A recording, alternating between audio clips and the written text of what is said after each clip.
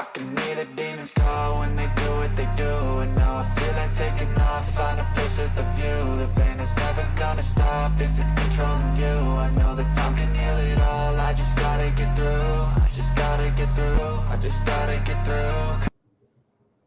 All right, what is up? I was about to say heathens and demons. Habits die hard. How are you beautiful people? We are going to be looking at some disturbing stuff today, trigger warnings.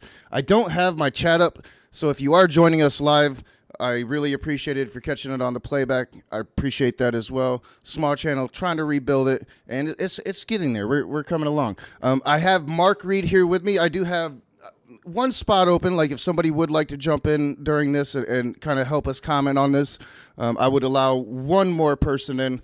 I was hoping to have somebody, but both of the people that I was talking to couldn't make it at this time tonight. So we do have Mark Reed here. His channel link is in the description. If you haven't subbed to Mark, you should sub to Mark. Mark, go ahead and introduce yourself and or Mark, you can't hear me. Mark, go ahead and introduce yourself. I can hear you now. All right. I'm just waiting here to hear your wonderful voice, and it just wasn't happening. But I do hear you now. I forgot I muted that other button too. So. That's all right. It happens. No worries. Thank you so much for having me on. I'm Mark Reed. I do debate, discussion, no drama, hopefully. And I've got a YouTube channel. This was picked up from when I originally did a story about a fringe element of Christians that sort of watched their child die. And I wanted to come and talk about it with Nock because it's a very, very serious issue. And I think it needs to be brought out into the open. There's nothing these sort of fringe elements of religiosity would like more than for it to remain untalked about and unspoken. I think it needs to air. So that's why I'm here, and it's great to be with you, Nock. Thanks so much for having me on, mate. Oh, yeah, I appreciate you being on. I need to get with you. You taking off? All right, have a good night. Make sure you got everything. My daughter's taking off. I need to get with you and reschedule so I can come on, your channel because I hate that I missed ours due to a power issue. But, yeah, I think that these are some of the more important things that, we can talk about in this community, I think. Sure. I love getting into personal conversations with people, one-on-one conversations with theists, but it's hard to talk to people in the fringe elements. I have I have with Matt Powell somewhat pseudo famously, but usually it's really hard to get these people. I know that there's a cult in the town next to me that I've been trying to get an interview with for 2 years, and at some points they're like yes, and at other points they're like no, because they know who I am, they know that I've covered them, and they pretty much know how I feel about them. I don't try to hide it, but they don't want those outsiders coming in and disturbing whatever it is that they got going on. Right. I mean, I still remember the documentary about the offshore. I can't remember what the name of it was. It was about an offshore sort of Christ camp that the girl did, and she was a believer, but she sort of saw all of the heinous things that was going on there. And I think that basically they think they're doing the right thing, but they think that outsiders won't understand, so they kind of prevent them from looking at them. But they still think they're doing the right thing, which is that sort of how would you describe it? That kind of cognitive dissonance is really strange. Like, I'm doing the right thing, but I can't let anybody know I'm doing it is kind of really weird.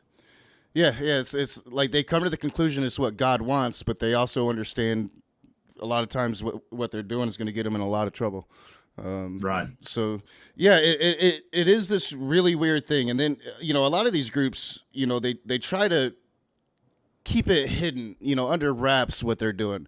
And that's the group that we're looking at today. That's kind of their MO. They try to, they board up their windows in their church. They don't want anybody to see inside. They don't want outsiders coming inside.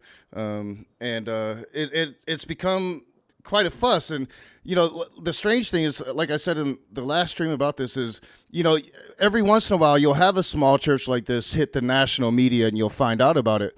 But, you have to wonder just how many of these churches are there that nobody even talks about or knows about. Like I said, like Right. we have the town next over, and I've had several people approach me like they think their child has been kidnapped by this cult, and yet like everybody around here they just accept it. It's like, you know, you see them in town every once in a while and they're dressed like it's the 1820s, but you know, like people just accept it. It is the way that it is, and it's like, to me, I'm sitting there and I'm like, they possibly have kidnapped people. You know, like why isn't anybody doing anything about that? But nobody does. Nobody ever does. So, yeah, I thought I'd start it, and hopefully everything's going to work. You should be able to hear it. The audience should be able to hear it. I thought I'd start it with just a couple minutes from the Dr. Phil show to kind of give you the parents' perspective, and then we'll jump into this will hopefully kind of catch us up on the story of it. This happened, I think it became national news in 2016, I believe. Right. And so it's a buckle up time, right? This is going to be pretty. Yeah, I know. Yeah. So warning to everybody out there: this is not your casual. Let's laugh at, you know, silly Christians kind of. This is serious stuff. Yeah. Sorry, no. Go ahead, mate. Definitely nothing. This is definitely not one of my lighthearted. I'm just gonna make fun of. Some the silliness of ideology. No, this is definitely some serious stuff, and you know, it's going to raise a lot of serious questions, I think, through the course of it. You know, I just realized I can see my chat at moments, so if anybody does want to come in, kind of scream at me, and I should be able to see it on my OBS here. But we'll get it started, and we'll just kind of check out just a little bit of this Dr. Phil that's going to kind of give us, you know, his spin on it, but it's the parents' take as opposed to Catherine's take, which is what we're going to hear mainly tonight. Catherine's parents, Andy and Patty, claim that over the years, Catherine has tried to escape 4 different times. They claim the Church of Wells is a cult. They say that they have brainwashed their once vibrant daughter and left her a scared and lifeless zombie. Catherine went missing 4.5 years ago. Catherine was 26. She was in nursing school. We were certain she must be hanging out with some friends for the holiday weekend. Catherine called. She said, I'm in Wells, Texas. And she said, I'm with a group of friends. We got to Wells. We saw a pickup with a group of teenagers. They said, oh my, you're looking for your daughter. And I said, how do you know? They said, many families come to Wells looking for their kids. You need to find her today or she will disappear. And they pointed down the street. She said, likely Catherine is in that house. So we knocked on the... All right, so like real quick, you can see like the top level, all the windows are boarded up. Yeah. And it's been reported that they keep the women up there, and they deprive them of sleep, and they do indoctrinations up there, and they don't want people seeing in. But again, that's speculation. That's reported because people don't get inside, and we don't really understand what goes on inside of there. But yeah, we'll let this play for. Go ahead. It looks like a murder house. It looks like a murder house. Basically, let's be real here. That looks Yeah, Texas Chainsaw Massacre type vibes. Right, yeah. the door, and 2 young men in their 20s came out and stood in front of us. They said, we have evidence, Mr. Grove, that you've tried to murder your daughter. Hattie and I are thinking, this is the craziest conversation I've ever had.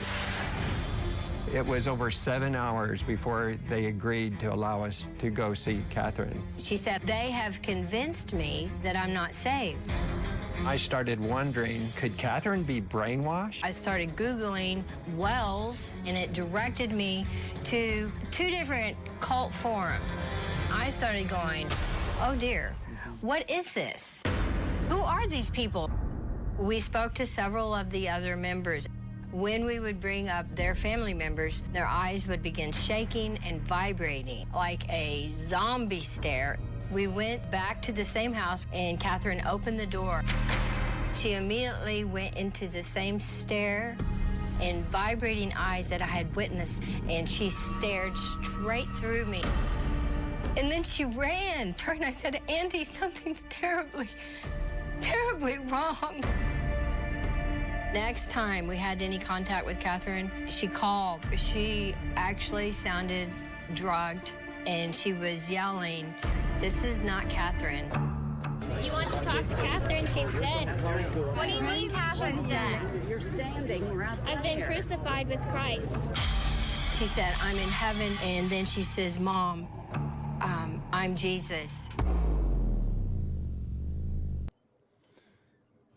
All right, so some really weird stuff going on, and you know, you kind of they kind of refer to it. A lot of parents come there looking for their children. This seems to be commonplace in a lot of these cults, like the one that I mentioned. Yeah, I've covered the 12 tribes several times on my old channel, huge videos back in the day when YouTube used to like me, and I would get all of these different. Have you seen this person? Have you seen this person? Pictures of all these different people that are missing, and they think they're at that compound of the 12 tribes. It seems to be a common thing that a lot of these cults do. Is they'll either indoctrinate you over the internet, or they'll indoctrinate you at like a music festival or some big, some big public gathering, and they'll get you into their van, and it's said that they drug the water, and then you're not seen again, and they'll move you from compound to compound until making it virtually impossible for anybody to ever find you. Do you think they're singling out people that do have problems with their family, or perhaps are sort of in a place where they want to run away, kind of thing? I think that there's a bit of that going on, and I think, like, especially with this group, it's they're looking for people that are fundamental, that take the religion seriously, so they can start kind of going at them about how their preachers are wrong and doing it wrong, and how they're not saved. Because that seems to be another like really common theme is they will get these Christians, people who believe in Jesus and who think they're saved, to start thinking that they're not saved, and this particular group is the one that's going to be able to get them there. Right. So people that maybe are doubting their faith but are fundamentalists, right? So you want them to be fundamentalists in the way that their critical thinking isn't that great. They will believe things, but ones that maybe have a bit of doubt. So you can say, hey, your faith isn't working, but this particular denomination is the real deal, kind of thing. Yeah. And then a lot of times, like I said, with the 12 tribes, I heard it more than Church of Wells, but I've heard some similar things with Church of Wells. Is a lot of times they'll look kind of hippie. They'll all have the thick beards, but sometimes they'll grow their hair out long, and they'll really fit into like these really hippie music festivals where people are getting drugged out, and there's a lot of taking advantage of inebriated people, getting them in their van, and waking up from whatever trip they're on in a completely different place. So there's been a lot of stories and conjecture like that as well. But yeah, it's a predator ground basically. Yeah, well, I was reading something apparently some guy in Austin, Texas, was approached by these two people who sort of gave him these bottles of water, and maybe that's just something you're going sort of into now, but they're basically drugging and kidnapping people, which is just insane that that's happening in this day and age. I was going to show the clip of him because he was on the Dr. Phil show too, and he's done several interviews. I did mention it in the last stream. I don't have it pulled up, but he's actually when he came out of the cult, he tested positive for 2 drugs. I can't remember what they were, and he said he wasn't on them before he went on the compound. And then he brought out a bottle of water with him and had it tested, and they found those same 2 drugs in the water. So yeah, it does appear like they are drugging people and kidnapping them. And this guy, I know he told a story about how they were basically abusing a child right in front of him, and he was like, "There's no way I would have accepted that unless I'd been drugged." So it's like he didn't really know that he was drugged, but he thinks that he was drugged. He didn't feel it in the moment. He didn't understand it in the moment, but looking back on it now, he's like, no, I would have reacted much differently than that if I'd have been my normal self, and the water he brought tested positive for drugs. Yep. That's objective without sort of saying, hey, that's his subjective opinion, he thought he was on drugs. No, that's objective. But the problem is then if he brought out the water, how do you establish a chain of custody to prosecute them, for instance? Like that's sort of improperly collected evidence kind of thing, right? That they won't accept that in a court of law, that's there. So how do you then sort of get a warrant to go in and test this water or arrest these people? Yeah, and that's the other part of the story, because supposedly the FBI has, or they've been involved. I don't know if they've actually went in and saw the inside or tested them, but I know like the FBI were involved in some manner, and nothing really happened. But I think that a lot could be surrounding that. Like I've spoken on it oftentimes. Like these churches and these cults, they thrive here in America, especially. I'm sure under constitutions in other countries as well. But our freedom of religion makes it really hard for authorities to start encroaching unless they have just solid evidence of wrongdoing. Mm-hmm. You start encroaching constitutional rights, then you're not going to get a conviction. You're just going to get sued. Right. So I think that there's a lot of ground that they have to be really careful about. I think it's why Koresh was able to do what he did right up until the very end. It's why a lot of these cult groups are able to get away with it. Ted Bundy was more political, but I think that there was religious elements in that as well, and it kind of explains why a lot of times, not Ted Bundy, but the Bundy crew that took over the Oregon thing. I think a lot of time it explains why, especially like national authorities, seem to be very, very hesitant when it comes to a group like this. Yeah. So no, that's understandable, but at the same time, holy crap, like how can they just be doing this in open and hiding behind religious protection? It just seems insane. Well, and it definitely seems like it's the more it happens, and it seems to be happening more and more, that we're going to have a serious conversation in our country about what does freedom of religion mean? Does it mean that you have the freedom to abuse people? And then we're going to get into some complicated questions in this because Catherine Grove, she's an adult woman. She's 26 years old, capable of making her own decisions. So it's like, where do you draw the line? It's going to get really, really hard, I think, during the course of this to start drawing the line. But the one line that I will be able to keep drawing is that these people are clearly in the wrong. Because it seems, well, I don't want to get ahead of myself, but it definitely seems like she's gonna give a narrative here that she was given for a very specific reason, I think, but I don't want to jump ahead of myself. So we'll let Catherine start talking. So we heard from her parents. Sure.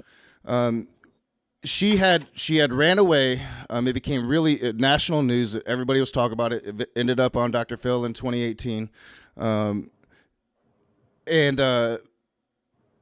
She chose to go back. Her parents got her, took her back to Arkansas for 6 days, and she chose to go back to the cult. So we're going to hear her talking about that experience in that was this video. 2015, I believe. So she left the compound January 4th of 2016. So and this video, it doesn't really give me a date, but 7 years ago. So yeah, so 2014 probably. So yeah, all right. So maybe I don't know. Maybe I have my dates wrong. All right. So yeah, we'll start this, but then I have some other things to look at once we get to a certain point. Yeah, sure.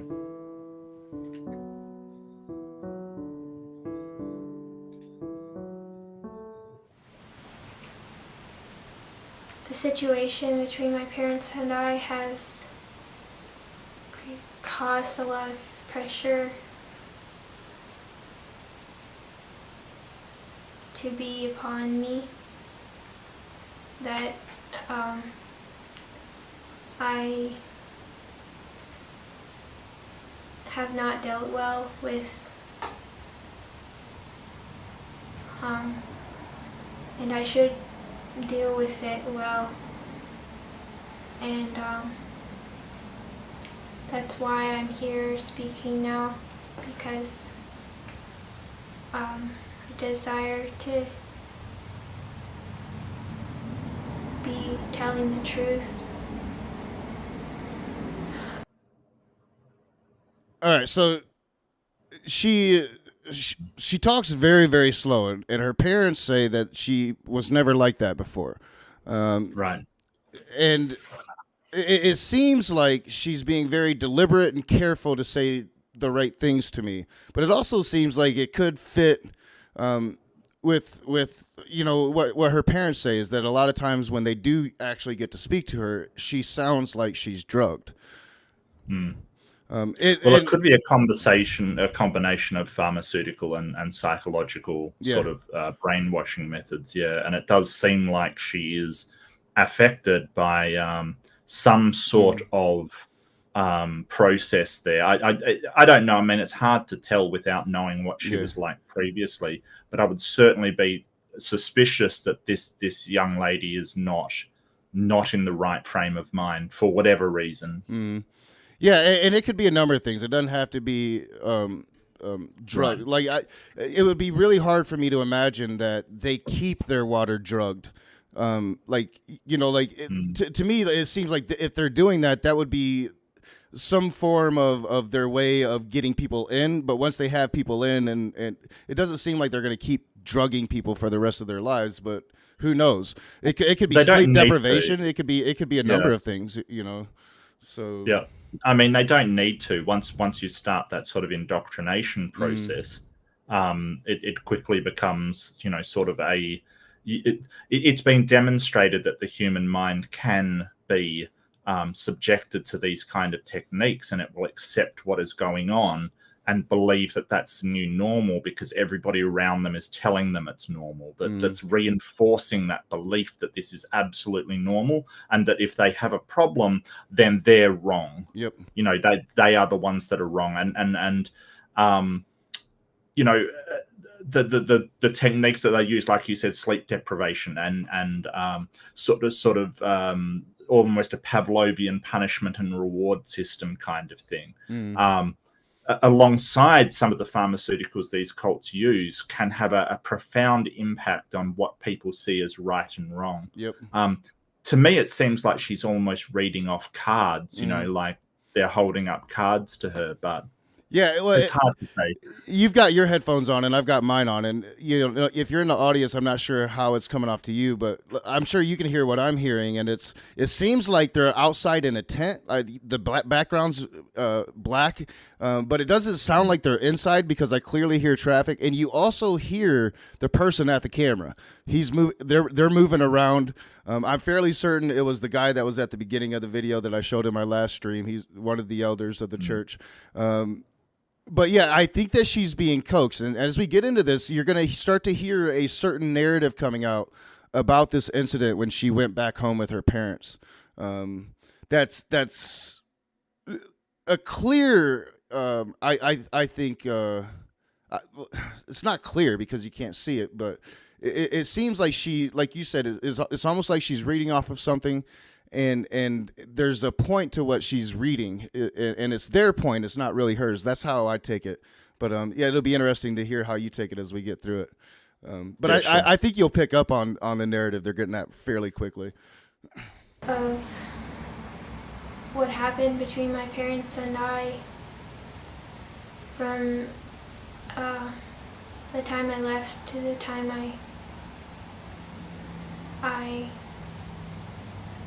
till the time I left them. Was talking with my fiance on April 2nd, and my parents were brought up in the conversation, and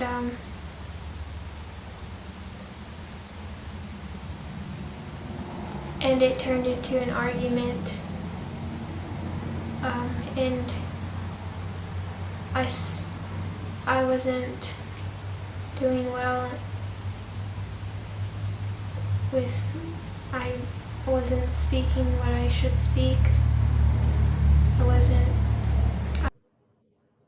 All right. Well, that is chilling. The Yeah. fiance is obviously part of the cult. Now, if you think about what she said, sorry, Knock, I go Oh, for no. it. I just No, wanna no, add something no. else. Please go ahead. Please continue. Okay, so she said what happened with her parents from the time she left them, right? So she hasn't had any contact with her parents after she left them until she, of course, left the cult in 2015. Well, So there was a couple phone calls, but brief phone calls that were like Yeah. they said she sounded drugged. but they say she said at the time talking to her fiance, she got into an argument and she wasn't doing well, but she was speaking what she shouldn't have been speaking. Mhm. Like this says volumes about sort of. So what happened with her parents was that she talked about her parents with her fiance, said things she wasn't supposed to say, and I would guess got into big trouble for it. Yeah, that's how it always came off to me. And Yeah. you're gonna notice as we continue, because she's gonna bring it up, this argument several times, that she blames herself for it. And like you said, she said she started saying things that she shouldn't have said, and she looks almost terrified.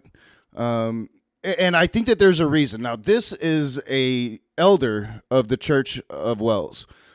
This is him preaching inside the church. It was recorded by somebody doing it covertly. This is only going to be a minute, but I think that you'll get maybe a reason why this young girl seems terrified, and why she is referring to this argument, and why I have always said, if anybody's in the side chat and they've watched me talk about this in the last stream, or you watched the video 4 years ago, why I've always said it appears to me like she is afraid of catching an ass whooping. I'll just play what the elder has to say. In this recording, you will hear His voice is going to be a bit low, so you'll have to listen. Ryan Ringnauld, one of the Church of Wells founding elders, describe a situation in which a female church member is being physically beaten by her husband. According to Ryan, this spousal abuse had been severe and ongoing, and had even resulted in the death of the woman's unborn child. While Ryan does condemn the violence, it is noteworthy that his focus is on the woman, her supposed sin, and how she deserved it. Please listen closely as Ryan says the unthinkable. And it's terrifying for her. She's beating her.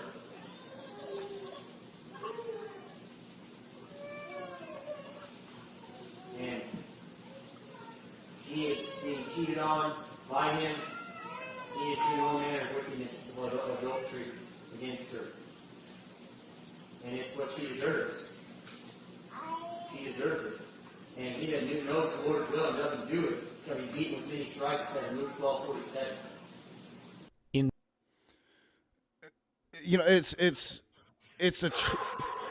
It's atrocious, and that is the guy. I'll go ahead and I'll go back here. He was at the beginning of this, kind of setting up Catherine coming on. So I'm at 8:37.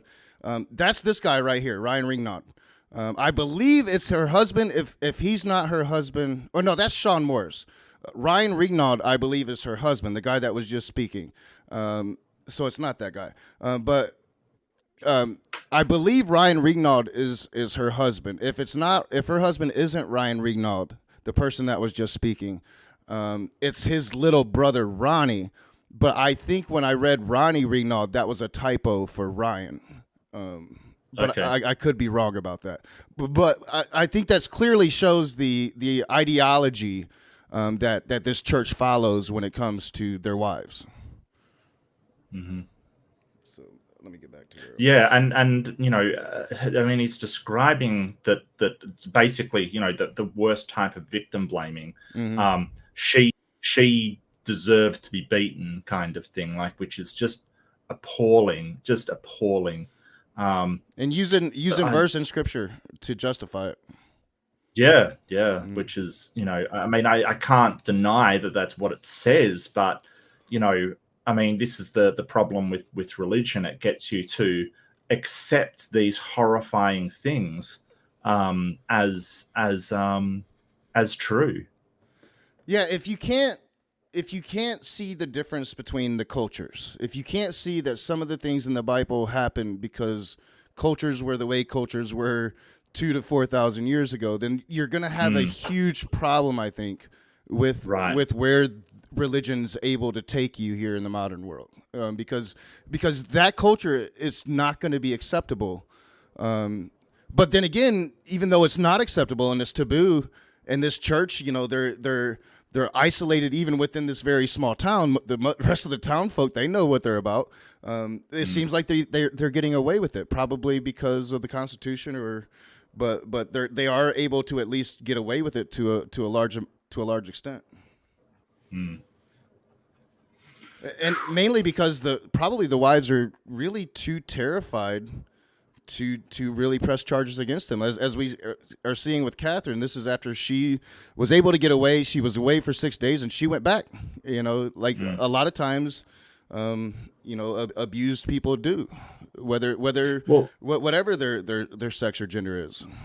Well, it's not only that, and it made like that is horrifying. Don't get me wrong, but it's also the way these cults work is that they instill such fear of a god punishing them as well. It's a psychological manipulation for those people that already believe in a god to sort of get them to believe fervently that if they do something wrong, that they will not only be punished by the Church of Wells, but they will also be punished by a vengeful god. North Korea does essentially the same thing where, you know, even if you think incorrectly, the glorious leader is going to, you know, punish you kind of thing, which may be true in reality, but it's also the concept that this sort of divine presence will know what you're thinking and punish you for that kind of thing. It's very similar tactics. And I think that's, you know, so even if they do leave, they still have that belief that God is going to punish them for leaving this cult. Yep. Yeah. So even in moments of clarity and rationality, those moments are going to go. They're gonna fade away, and that indoctrination is going to take over. And I think that's why. And this discussion is going to come up. A discussion about deprogramming will come up as a result of this, probably fairly soon.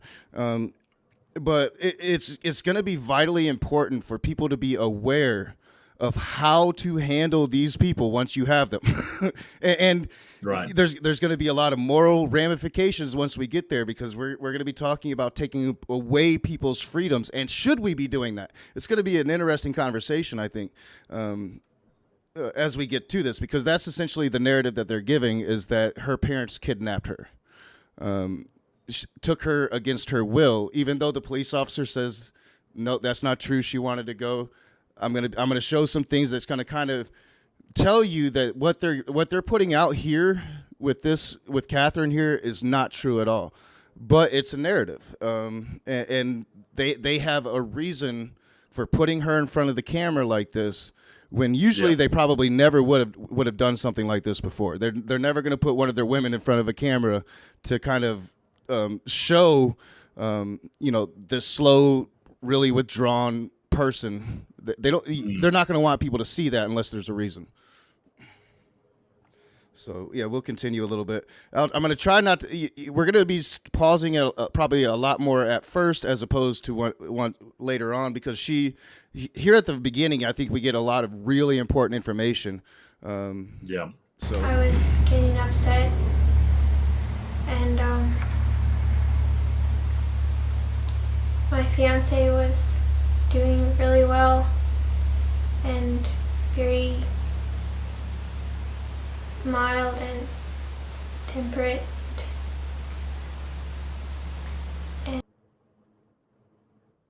Unmute that. And just real quick, and there it is again. It's like she's going out of her way to say, well, he was okay. I was in the wrong. I was the one that was in the wrong. He was mild. He was temperate. He was doing fine. It was my fault.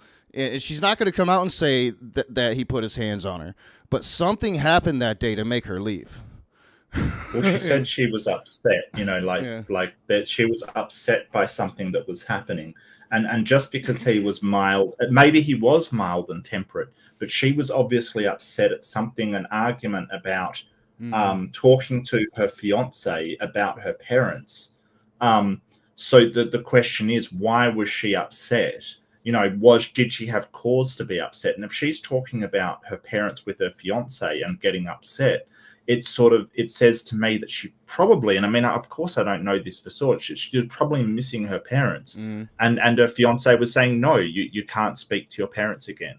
Oh yeah, they're unholy or you know, blasphemers or heretics or whatever the language is used, and you know, they will condemn you to hell kind of thing. It's that, you know, I think and don't get me wrong, the beatings are bad, but the psychological manipulation involved in these cults, especially to people that believe in God already, is horrendous. You know, it kind of, if you think about the fear people still have of hell, even though they're out of the religion and, you know, rational people, for years and years it follows them around.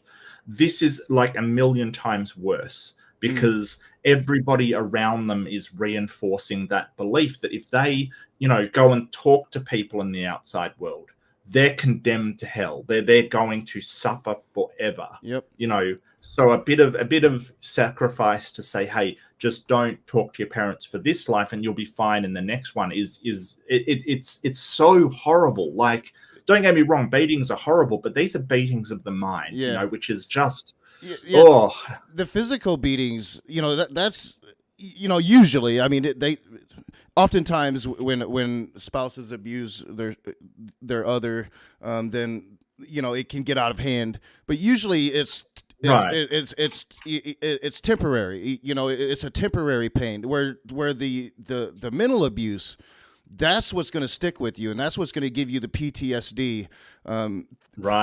5 years after you're gone. And then another thing, like when these people are coming out of these cults, I know I can never remember her first name, but Ramini, when she left Scientology, Leanna, I think. Oh yes. She talked a lot about this. It's a lot of times people know that you were in the cult, and so even though you might not be subconscious of it, you know, you're reacting, oh, that's that person that was in that cult, you know, and that's not helping these people stay away from the cult. It's alienating them, and once they feel alienated on the outside, a lot of times they're going to turn back to the cult where they're going to find their community again. You know, so it's how it's such a tricky thing that You've basically got to be aware of their mentality. You've basically need to be a psychologist or on that level to deal with a lot of these people coming out of these cults. And we're going to get into that because there's right ways to do it and there's wrong ways to do it, especially when you're talking about deprogramming. And for the longest time, people were doing it the wrong way. And it's still a huge debate. So we're going to get into it, but I don't want to jump the gun because she's going to start talking about it fairly soon. She's going to start talking about her parents taking her. And patient, he took off his whole day of work to help me, and I just kept on getting more frustrated about my parents. They had been for almost 2 years speaking against my church.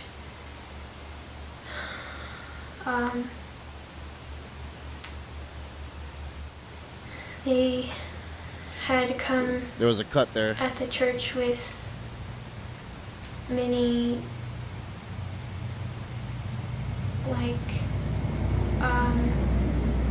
claims that the church abused me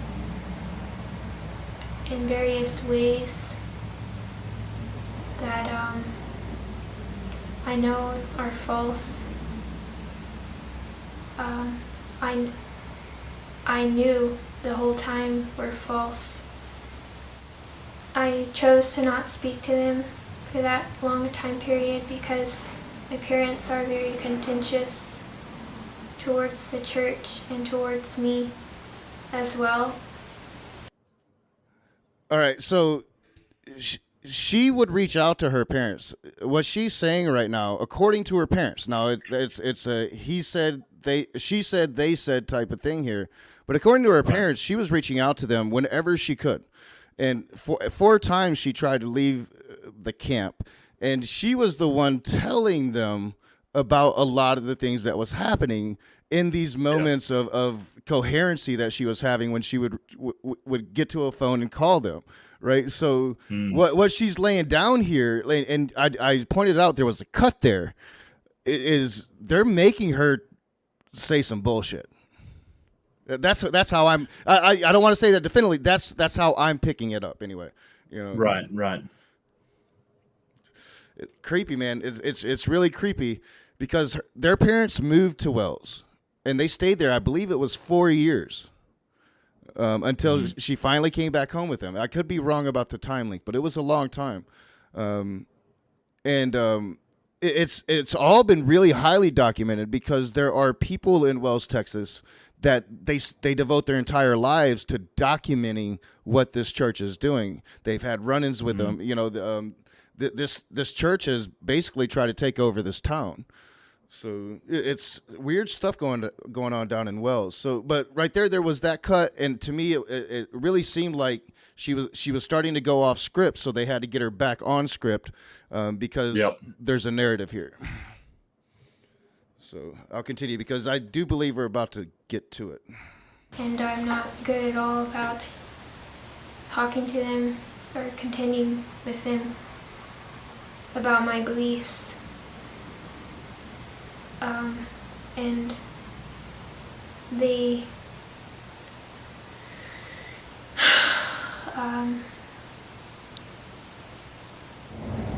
are so difficult to talk to and unreasonable to speak with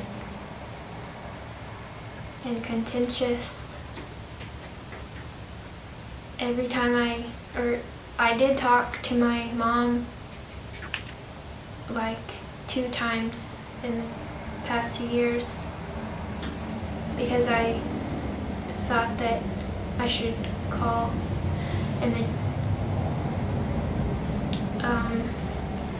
and so when I was trying to talk to her, she was very contentious and speaking over me and telling me all kinds of lies that she like thought these lies about the church that I knew weren't true. So I couldn't like convince her of the truth. I thought it's just I didn't know like how to convince her.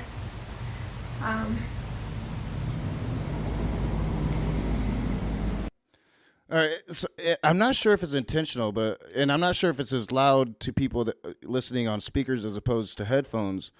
But it almost sounds like they have her right next to a damn highway, and at times you can barely hear what she's saying because the traffic behind her is so loud and picking up on their camera just clearly to me. But they're spending a lot of time here, Mark, on really talking about how the parents had been going around spreading lies about the church for a really long time. They're spending a lot of time on that when it seems like... And they were contentious. Contentious, which keeps using, So, but I do believe it's leading up to... because she's trying to justify why she left that day when it became national news. Right. You know, that... And... Because I do believe her parents ended up trying to put her in a psych ward, and she was able to get out and go back to the church. And when they came to Wells, I just as well chose to not speak to them. And though it was sin on my part that I didn't speak to them, because I should have dealt well with the situation of my parents. As a Christian, I should deal with it well, but I didn't. I wasn't dealing with it well, and it was just I didn't like to talk to them.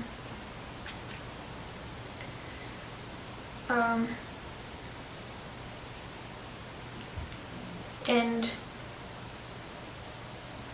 as well, whenever this situation with my parents comes up, I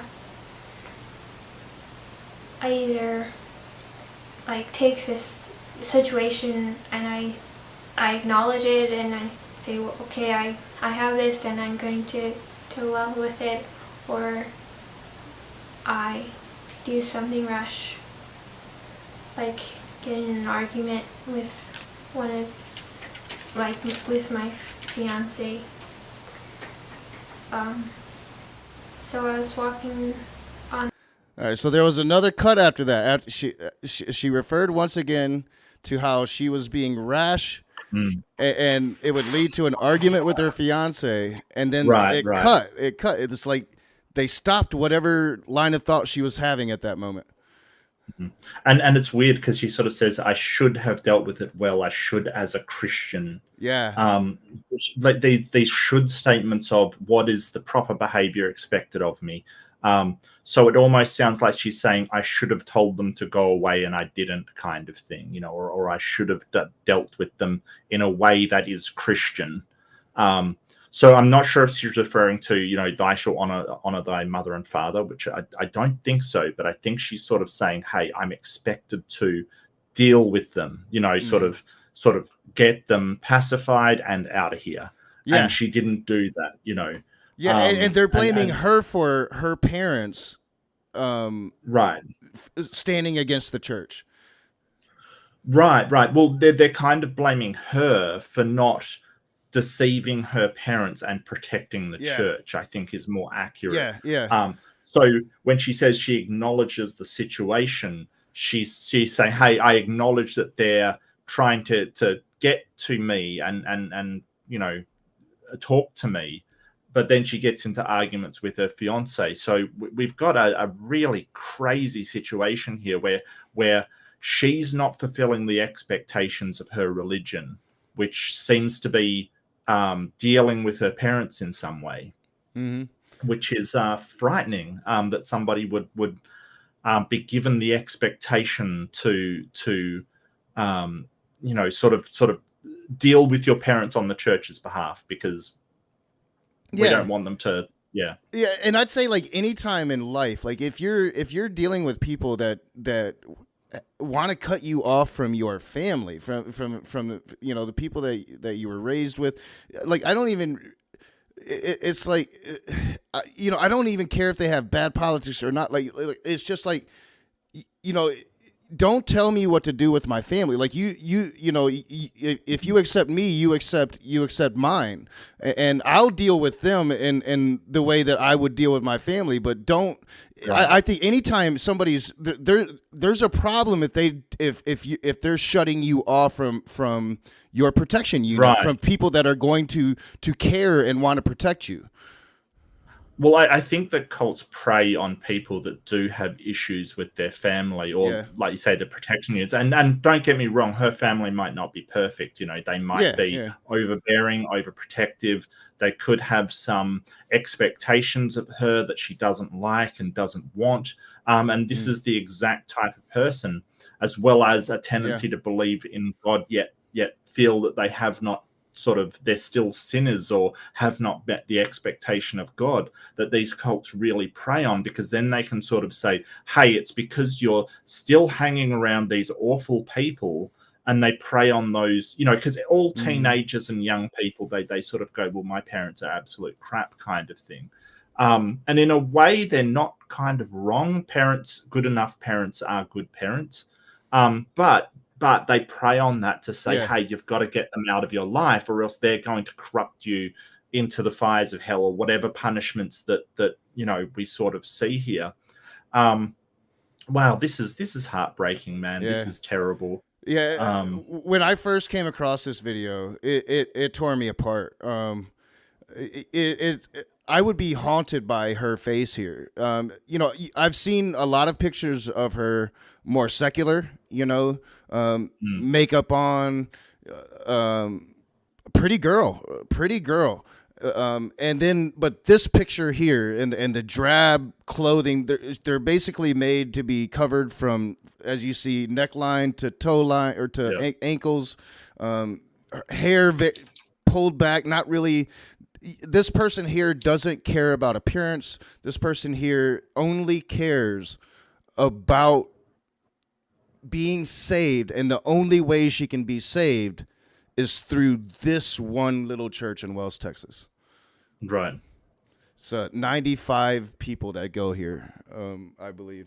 But it somehow grows. It's, it's slowly but surely. And that's how all of these cults, they some of them grow exponentially fast. I covered the family who started here in America, but really blew up. It was a sex cult that really blew up all across Europe. It had millions of followers. It's just, it's weird how, I think that they're really good at having this radar for these very particular types of people that have certain issues that's going to make it easy for them to be pulled in. All right. So there was that cut there. And now I do believe we're to the part, they just like, all right, let's stop talking about your husband. Let's start talking about your parents. So they're going to start talking about how she left with her dad that day, or why she left the compound that day. On the highway, and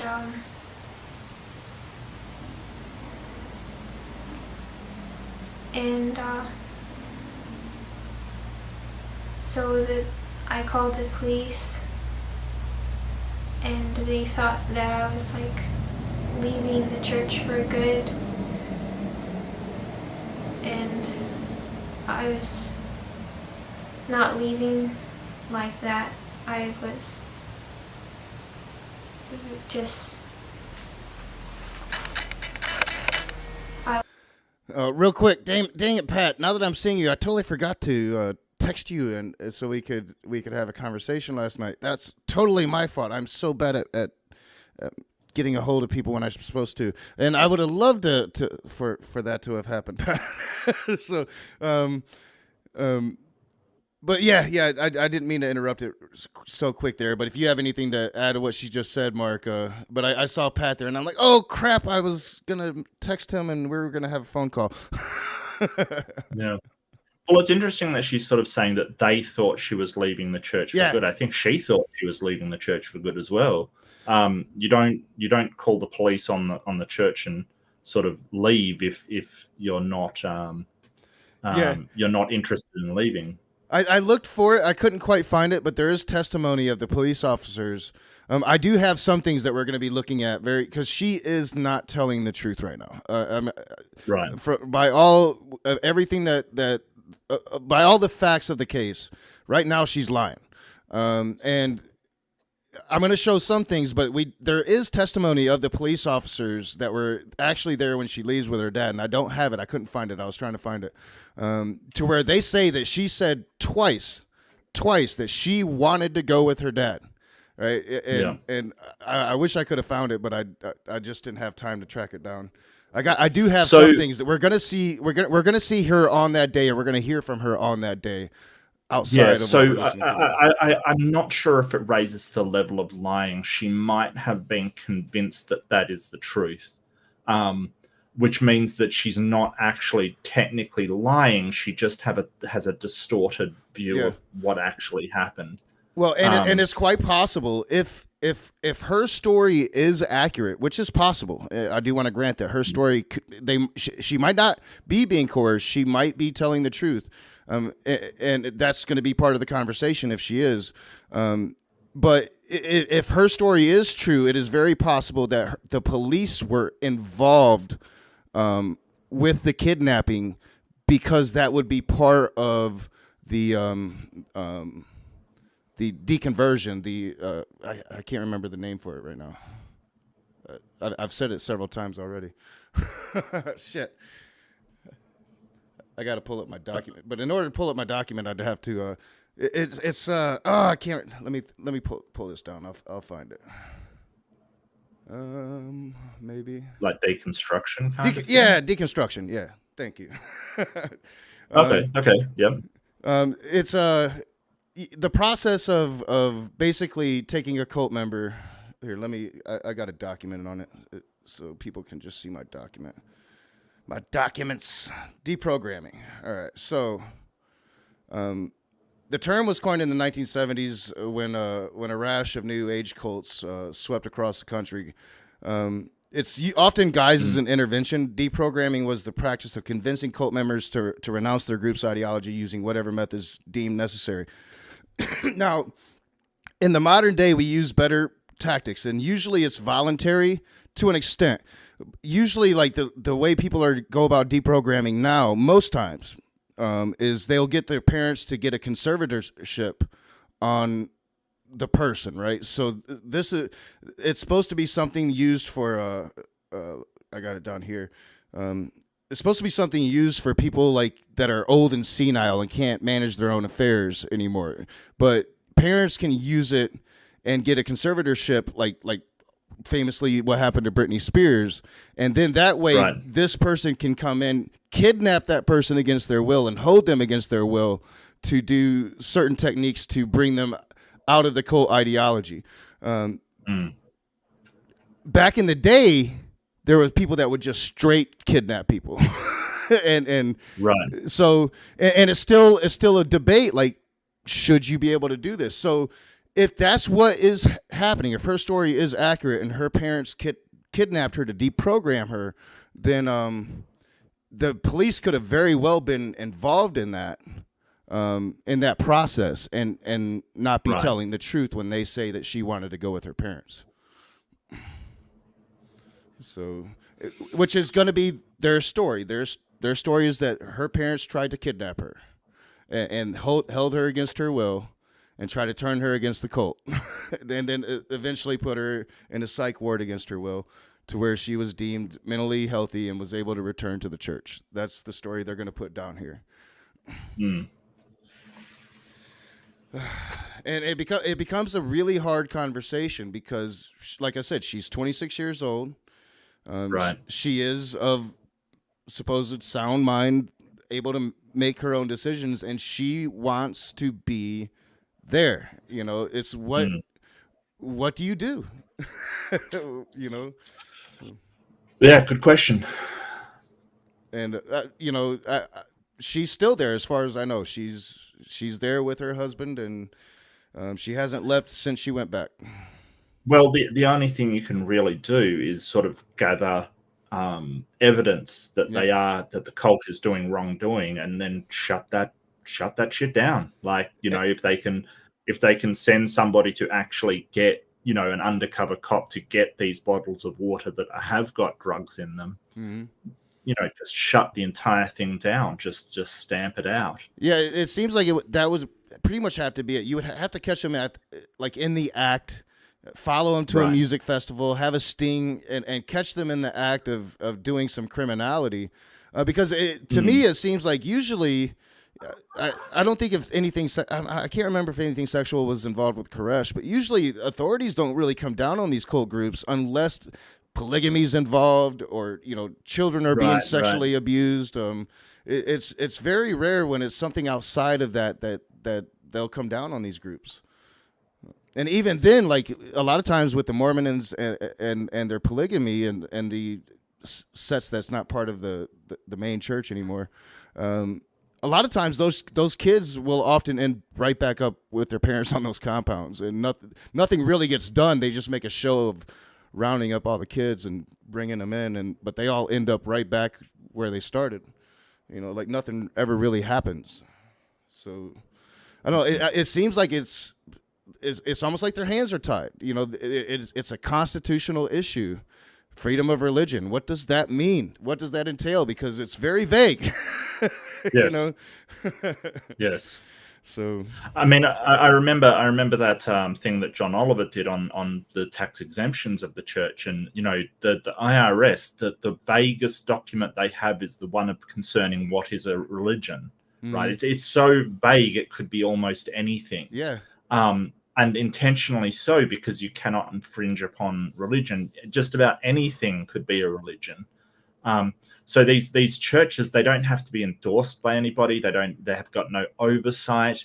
These compounds that you're talking about, they answer to nobody. And so, nobody being God that doesn't exist, there's nothing to stop them doing what they're doing. Yeah. So every single person that is on these, who is in charge of these compounds, feels like they are the lord of their domain. And in a way they are. It's like Hovind on his compound. He's sort of, whatever he says goes. Yep. And that level of power where there is no oversight, there is nobody to answer to, is so damn dangerous. Oh yeah. And the there, I believe there's 8 elders, and they were all like 25 when they made themselves elders. They weren't ordained elders by there was no process. They just decided, we're going to start a church, call ourselves elders. They're 35 now, but they do have like, they'll send out their people to harass other churches. They did it famously with Joel Osteen's church. They're doing it now with some Times Square church. I don't even know what it is, but I saw it on their webpage. They're going after that now. It's like, right. And like when people follow your orders and carry out your commands, that feeds the ego and whatever they were already working with that was messed up there, that it's just going to convolute it at all, and they're just going to get more and more bolder with their actions, and there's really no stopgap measure unless they just go crazy, and the national attention comes down on them, like happened with Catherine Grove here. Although that was probably just the diligence of a lot of parents. I mean, if you have a lot of parents going to a town looking for their children, I think that's probably going to draw attention, which that's what has to happen. But, if you take away the drugs, I think the complicated question is, all right, so say we had the ability to take somebody out of one of these cults. Morally, should we? Because like I said, she's a 26-year-old woman. She's making the choice to be there. So it becomes a really hard question. Like for me, I want to say yes, because I'm compassionate for her and I don't want her to be in this situation, especially if there's physical abuse involved. But at the same time, like morally, I'm for bodily autonomy. And that means that she should be able to do what she wants, as long as she's not harming other people. So, I don't know. It's a hell of a question, man.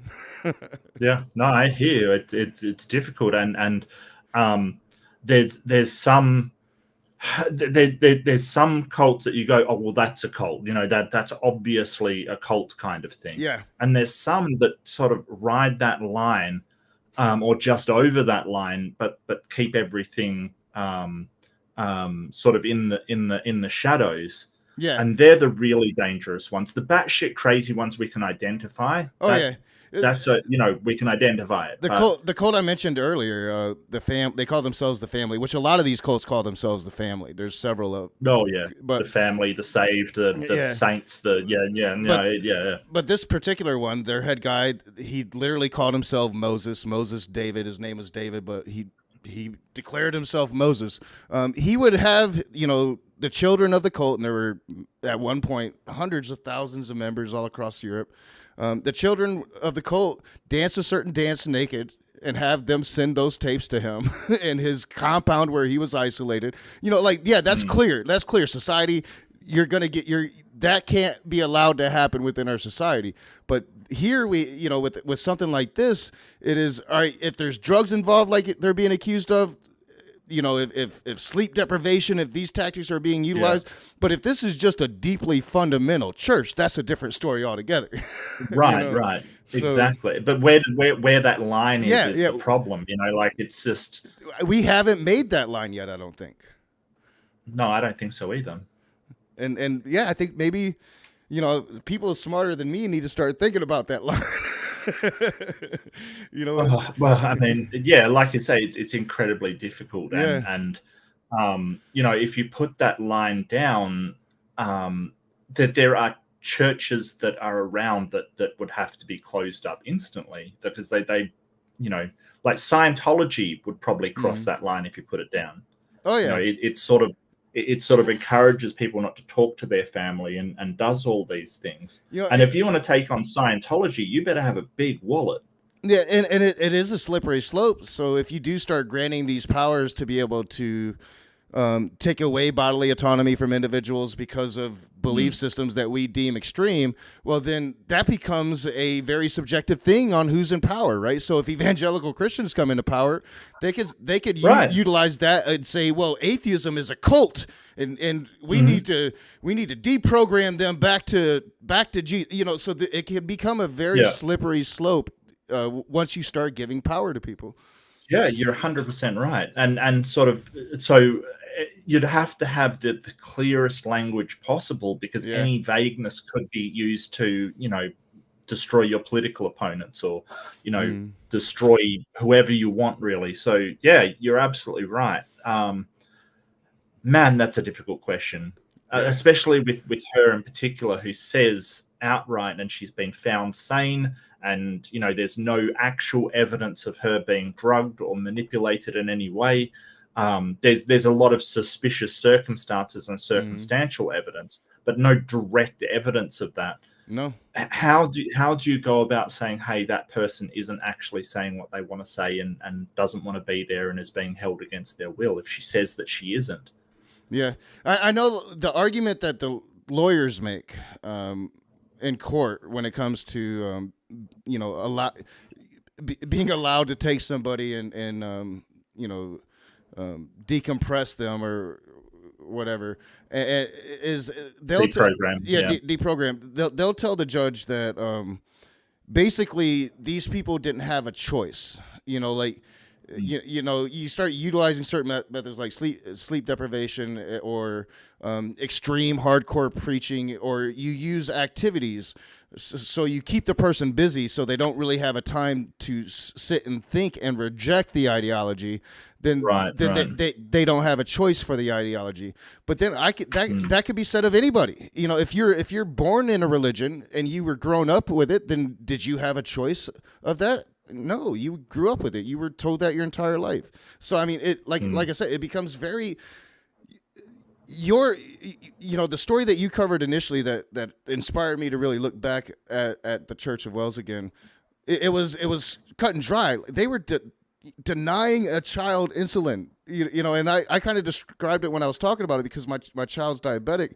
That's torturous. It's the worst kind of death. It's the most painful when they say like getting sick, like you're puking nonstop. You can't hold anything down.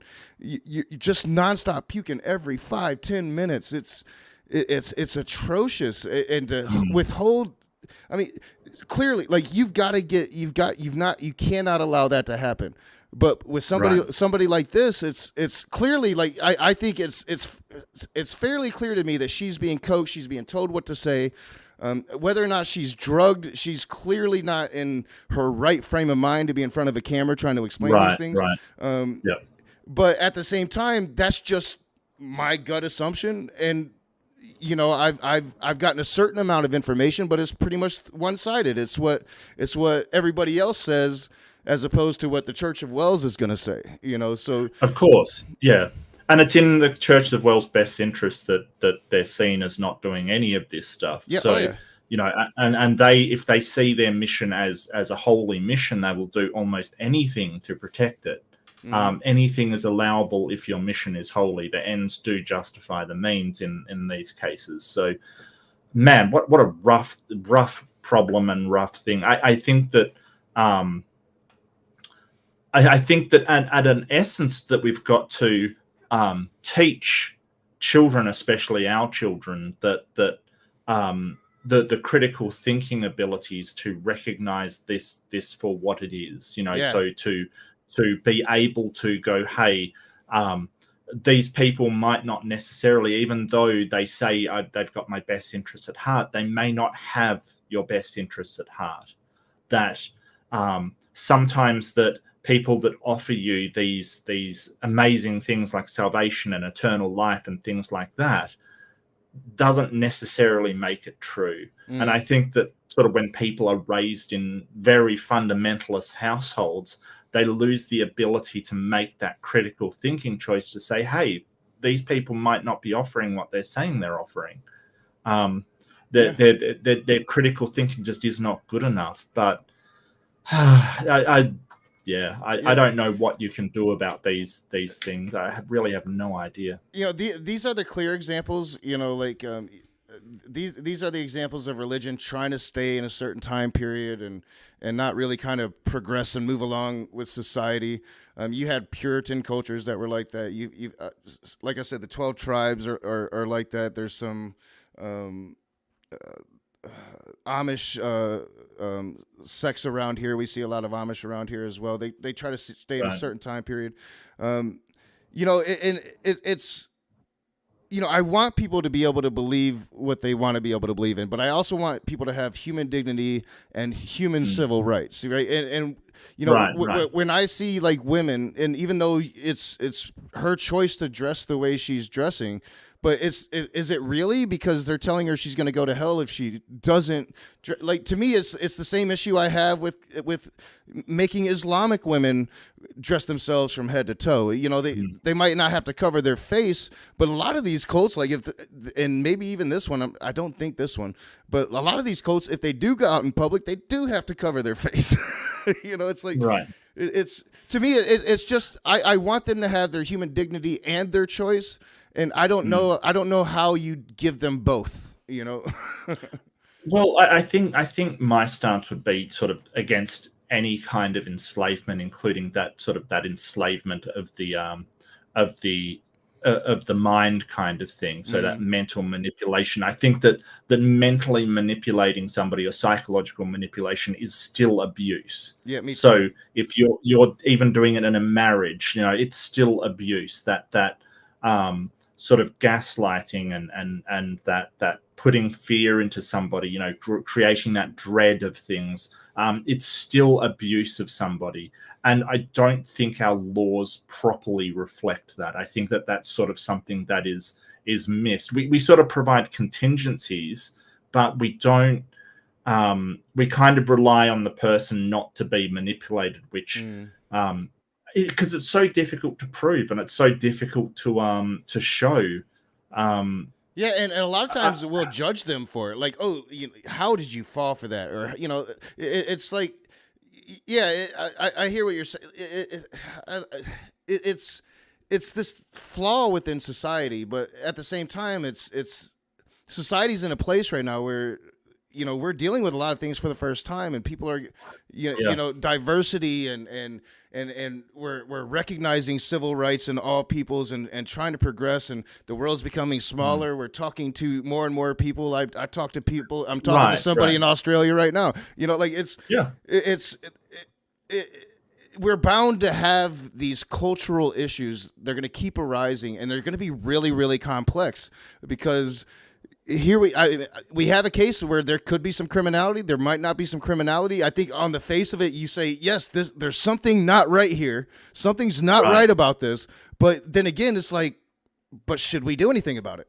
You know, I would argue that this kind of stuff, you would have a probable cause. You know what I mean? Like, I definitely, I think so too.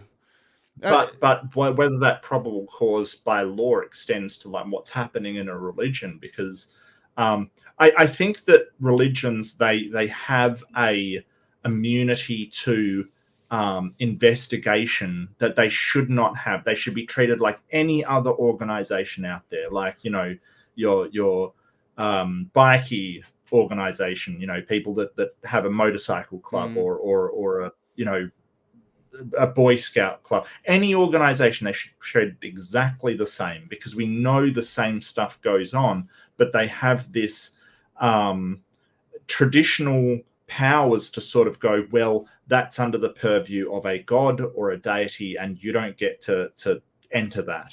And I think that's wrong. I think that any organization should be accountable, even financially, you know, even to see where their finances are going. Me too.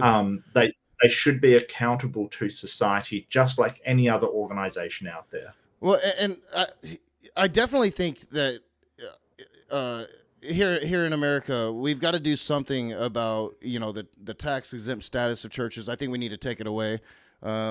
Completely. I think Oh yes.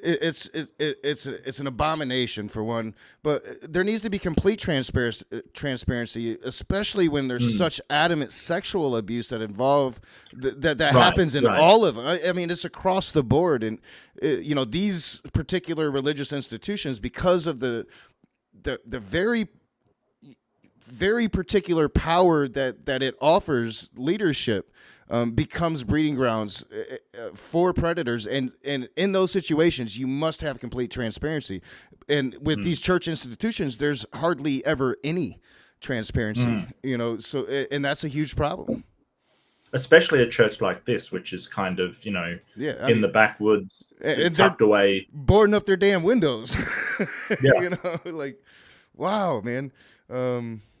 Yeah, it's an interesting question, because it's going to be, it's going to be something that we're going to have to tackle. We're going to have to figure it out, because we're going to have to,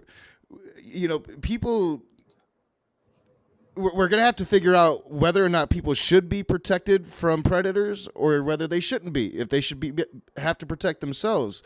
I think our country anyway could probably go either way at this point.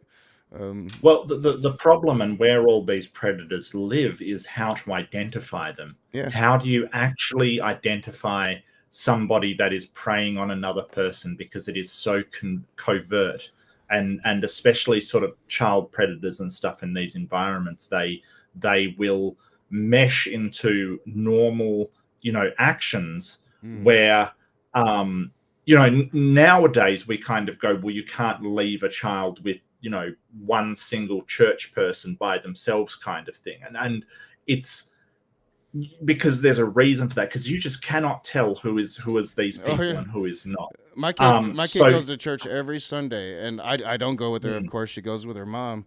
And I'm terrified the whole time she's there. I'm like, I hope her mom is watching her, but I know they have Sunday school, so the adults are in one part, the kids are in another part. It terrifies me. Yeah. Well, I think, but I sort of, the whole idea that this kind of stuff used to be so much more prevalent than it is today. Yeah. This used to be the standard way churches operated, kind of thing. This used to be normal. This sort of fire and brimstone fundamentalist used to be prevalent everywhere. So it does hearten me that we're moving into a more secular world, one that will not tolerate this behavior. So I have hope, because down the line, as we do sort of codify what is unacceptable and what is acceptable, and we do address these things, I do have a lot of hope that we will put down some clear rules regarding religion. And as religion sort of gets less and less powerful, it will have less influence on the laws and protections that it currently enjoys. So I think spreading the idea that we don't have to believe in this kind of stuff, we can be perfectly moral and have a society with justice and compassion is really important, because that's what's going to kill the churches, is better ideas, better systems of doing things, and a more compassionate way to deal with people. Yeah, and it does seem it kind of takes, I mean, I don't want to sit here and paint with a broad brush and say like every leader of a small little church, or I'm going to call this a cult, but like, a small little fundamental church like this, like every leader is some really bad person with bad intent. But I think that oftentimes with these small churches, or a cult like this, is it usually takes a very manipulative person who has an agenda. There's usually a leadership, whether it's one person or a very select few amount of people, that's gonna really benefit, and it usually takes a certain element of manipulation to get people into this now, to where, like you were saying before, this would have been rather common 40, 50, 60 years ago. Rather common. In 60s and 70s, it was a whole wave of it, Yeah, and I totally agree. I am totally agree that we cannot paint with a broad brush, but unfortunately, so when you have a problem in society, you have to tailor the laws to sort of the lowest common denominator. Yeah. So if you're having a problem with people speeding, you have to lower the speed limit to, or you're having a problem with people crashing at high speeds, you've got to lower the common denominator, the speed limit, to what is acceptable for the minority. So the whole idea that some of these we can't do oversight because we don't have enough resources and all the things like that. Part of it has to be, well, we've got this problem. We've got this problem with these cults. They do take people and change them psychologically. And, as we can see here, sometimes pharmaceutically. We've got to make laws sort of that prevent the worst of the worst. That's not assuming everybody is the worst, but just, that's what we've got to do. It's just, that's how our laws work. We kind of have to tailor our laws to the worst case scenario. Yeah, we have to be able to protect people from the Church of Wells, from the Matt Powells of the world. There's going to come a point where we're going to have to really start asking is when are we going to start thinking about regulating ideology that goes against blatant law, right? Like that promotes violence against individuals because they're this and they're not that. It's right now. We have this really broad freedom of religion, and a lot of people can get away with a lot of things just by playing the religion card. So I think it's going to become, like you said, churches are losing power, and when you're losing power and you're losing people in the pews, you're losing influence. So gradually over time, I think it'll work itself out. But there are people that the Catherine Groves of the world. We need to be able to protect Catherine Grove when she's sitting at home being indoctrinated by the Church of Wells, so she's not now sitting at the Church of Wells being beaten by a husband that she probably doesn't want to have. Yeah. But if she, like, you can't decide that she is the subject of cult behavior. That has to be psychologists and psychiatrists, and that they give her the clue, the clear, she is in a correct frame of mind. She can make decisions for herself. Infringing on that freedom becomes very difficult because it's so difficult to prove. I don't have that up, but no, you're exactly right, because I think that's where we mess up. A lot of the methods. His name is Rick Ross, I believe. He's one of the more successful people at this. He says that there's no therapy involved. It's just information. It's isolating a person and trying to get them to see how they were before they were in the cult, so they can have that aha moment, like, this is not who I am. But I think what you're saying is what's needed, and it's kind of the new thing. It's the new approach, and it needs to take on. It's a therapeutic approach. It's going to therapy. It's getting a person to talk about themselves and see themselves for what they really are, instead of forcing them to a place that you want them to be. Right. And because Rick Ross will tell you he's got a 75% success rate, but. And even if it's true, I don't believe it's true, but even if it is true, at what cost? Because morally, I think he becomes as reprehensible as they are with the tactics that he's using. Right. Well, I mean, the whole problem is that when you commit somebody, usually we only do it if you're a danger to yourself or others, so to protect society or the person.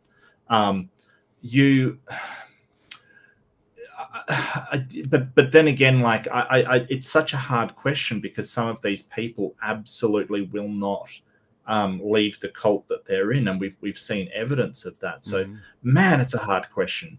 Do you commit these people against their will and violate their bodily autonomy, or do you allow the cult to go on committing that bodily autonomy, violating that bodily autonomy? It's such a difficult question. It has haunted me for 4 years since I first came across this particular case, the Church of Wells, and it becomes really easy, Mark. Like, if I were sitting here playing the preachers, if I were playing Sean Morris and the other elders, it would be easy. Yeah. It would be like, nope, case over.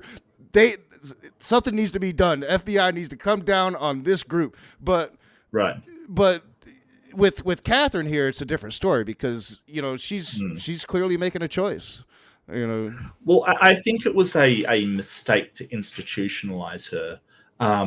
I have seen some of the better institutions in my country, and they're not pleasant places. I think that perhaps holding somebody at home until you can deprogram them, and doing it in a less confrontation, because institutionalizing somebody is a serious thing, because you're not only restraining them, you're also subjecting them to everybody else that is in that institution with all of their problems as well. So it is. I think that her parents probably made the wrong decision there, to be honest with you. And that I'm not sure if they actually did. Again, it's what she says. But right. She probably. I would assume they're not going to make that claim without having some evidence behind it. But I would assume so. Yeah. You never know. Yeah. But and that's what I was saying. Like, if her story here is true, then I definitely think her parents went about it the wrong way. Because it doesn't sound like, if they were deprogramming her, that they had a specialist involved at all, somebody that knew what they were doing, that they just kept her isolated. And then when that didn't work, just kind of, at least according to Catherine, pushed her into the psych ward. But yeah, I definitely, if that's true, then I think they went about it the wrong way. I just, and I'll show it as we hear it a little bit. I'll flip over after she really gets into it. And I'll show, why I think it's really clear that she's not telling the truth here. And it's because, like I said, it was national news. So there's, that we have police cams of police checking on her that day as she's walking away from this compound or from this church. We have her 911 call. And like I said, we have the police testimony that were there saying that she was wanting to go with her dad. She wanted to leave the church. She wanted to go with her dad. And she's saying something completely different here, so I think that they probably made a lot of mistakes and didn't understand how to go about it once they had her. Yeah. They were probably so obsessed trying to get her for all that time that once they had her, they didn't know what to do with her, and they made a lot of mistakes, I think. So you probably definitely at least want to reach out to somebody that knows how to handle this situation. I talked a little bit of smack about Rick Ross there, but that would be somebody that would really understand how to handle this situation, or better yet, somebody that goes the therapeutic route. All right. So we'll get into it, because it's not, once she gets into her dad taking her, she's going to blatantly say it was against her will. And then I'll kind of show what I got from that day. I was frustrated about this situation with my parents. And so they came to pick me up and took me to the police station. My dad and I were talking on the phone at the police station, and so he decided to come and pick me up because I told him that I wanted to talk to him, and I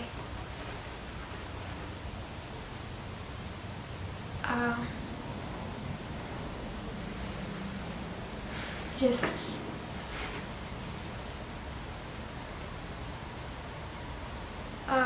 was in a situation that I didn't want to be in, so with my parents at all. I mean, I want to be here at the church. It's just that this situation between my parents and I has caused a lot of trouble.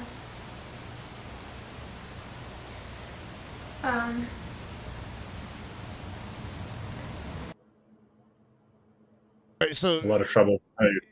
She's basically trying to justify that she left because she felt like she was the problem, that she was causing trouble for the church because her parents were out there talking about her. Mm-hmm. And that could be true. Maybe that could be true. I like I said, there's definitely no indication like her husband hit her that day when she left. As I'm going to show, you're going to see her face clearly. Like there's no markings anyway.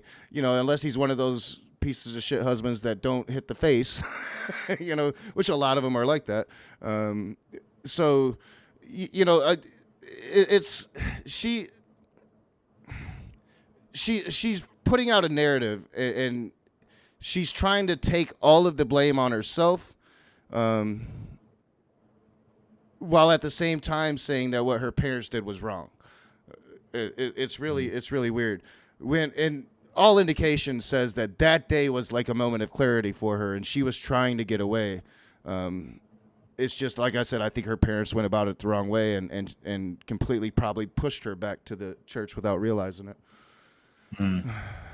So it's a tragedy, man. It's like I said, this thing has haunted me. It's haunted me. And they've made up all kinds of accusations that aren't true against the church.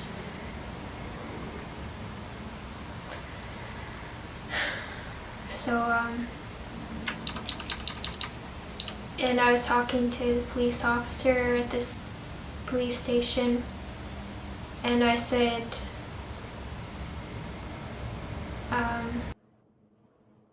real quick.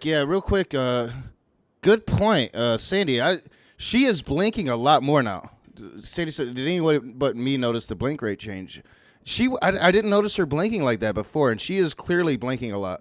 I'm not a body scientist. I don't know how to tell when somebody's lying, but I think it's definitely an indication that there's a change happening within her body as she's giving us this part of the story. the statement that was in the newspaper about him and his daughter. And it was a rash statement.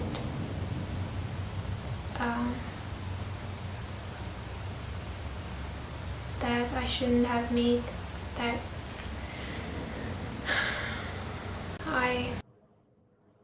What she's talking about here, you're gonna see it when I go to the police cam of the first police interaction with her that day.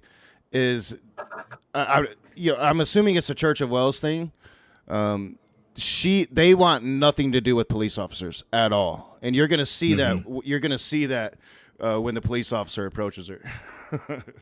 And so, yeah, what she's saying there is, I think, definitely legitimate. I'm sorry I said that. Please forgive me. So me and my dad got in the car, and I was hoping just to talk to him at the police station, but he wouldn't listen to me. And then in the car, he wouldn't listen to me either. And I told him to stop at a hotel, and he wouldn't listen to me. And I wasn't leaving the church. I just wanted to talk to my dad. We arrived at my parents' house on Friday morning, April 3rd. It was like wanting to talk to them, but they wouldn't listen to me again. They had many accusations against the church. I tried to tell them that they're false and they shouldn't be. All right, so she's clearly saying that he took her against her will. She wanted him to stop. She wanted him to stop at a hotel. She only wanted to talk at the police station. Although, like I said, and it's quite possible the police officers could have been involved, but the police officers say that she was very clear she wanted to leave with her father at the police station. So yeah, she's basically saying to me, this is a narrative of deprogramming as it was in the 90s, or from the 70s up to the 90s, I should say. And they're trying to paint an example that the parents are the bad guys, the church are the good guys, and they basically kidnapped her against her will. Right. And apparently, I'm reading in sort of a news article here that apparently somebody photographed her arguing with a church member before she took off. Yeah, I believe it was her husband that she was arguing with before she left, and her husband spent the day. I think I have. Let me see. I think I have. I might not have kept it to watch tonight. No, I have Catherine. I didn't keep the other one. I have another one of a citizen of Church of Wells calling the police, talking about a man standing at the end of his driveway, and it's her husband, the person that she had gotten in a fight with. This is the police cam footage that I was telling you about. So the cop, she shows up to these people's house, wanting them to give her a ride away from the Church of Wells. My name is Deputy Driver. Today is January 4th, 2016. 225 Cherokee. I'm at 119 County Road 2637 in reference to it. All right, and I'm see now because 2014, I think she got to the camp on 2014, and I think it was 2016 that this happened. So yeah, I think I got mixed up on my dates. Female subject asking for a ride. Go ahead. Speed 95, 10 miles to the county courthouse.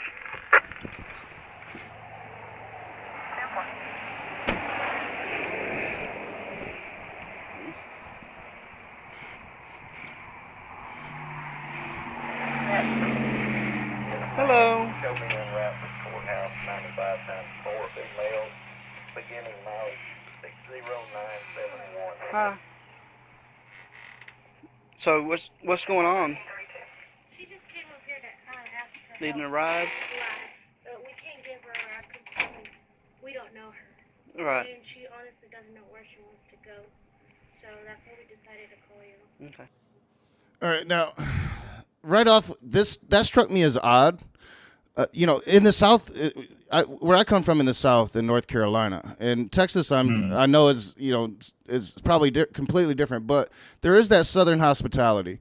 And if you're walking down the side of the road, somebody will often stop and just give you a ride. It's, to me, like, this is like, they know she's Church of Wells, obviously, probably by the way she's dressed and the way she's acting.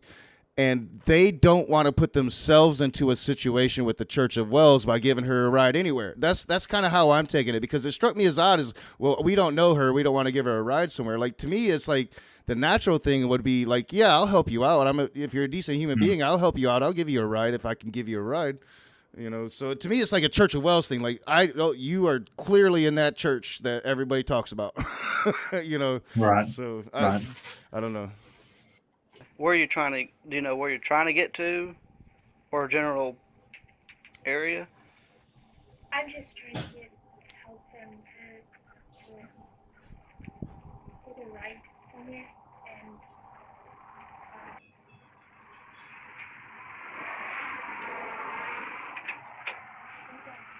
Where to? Where are you trying to get to?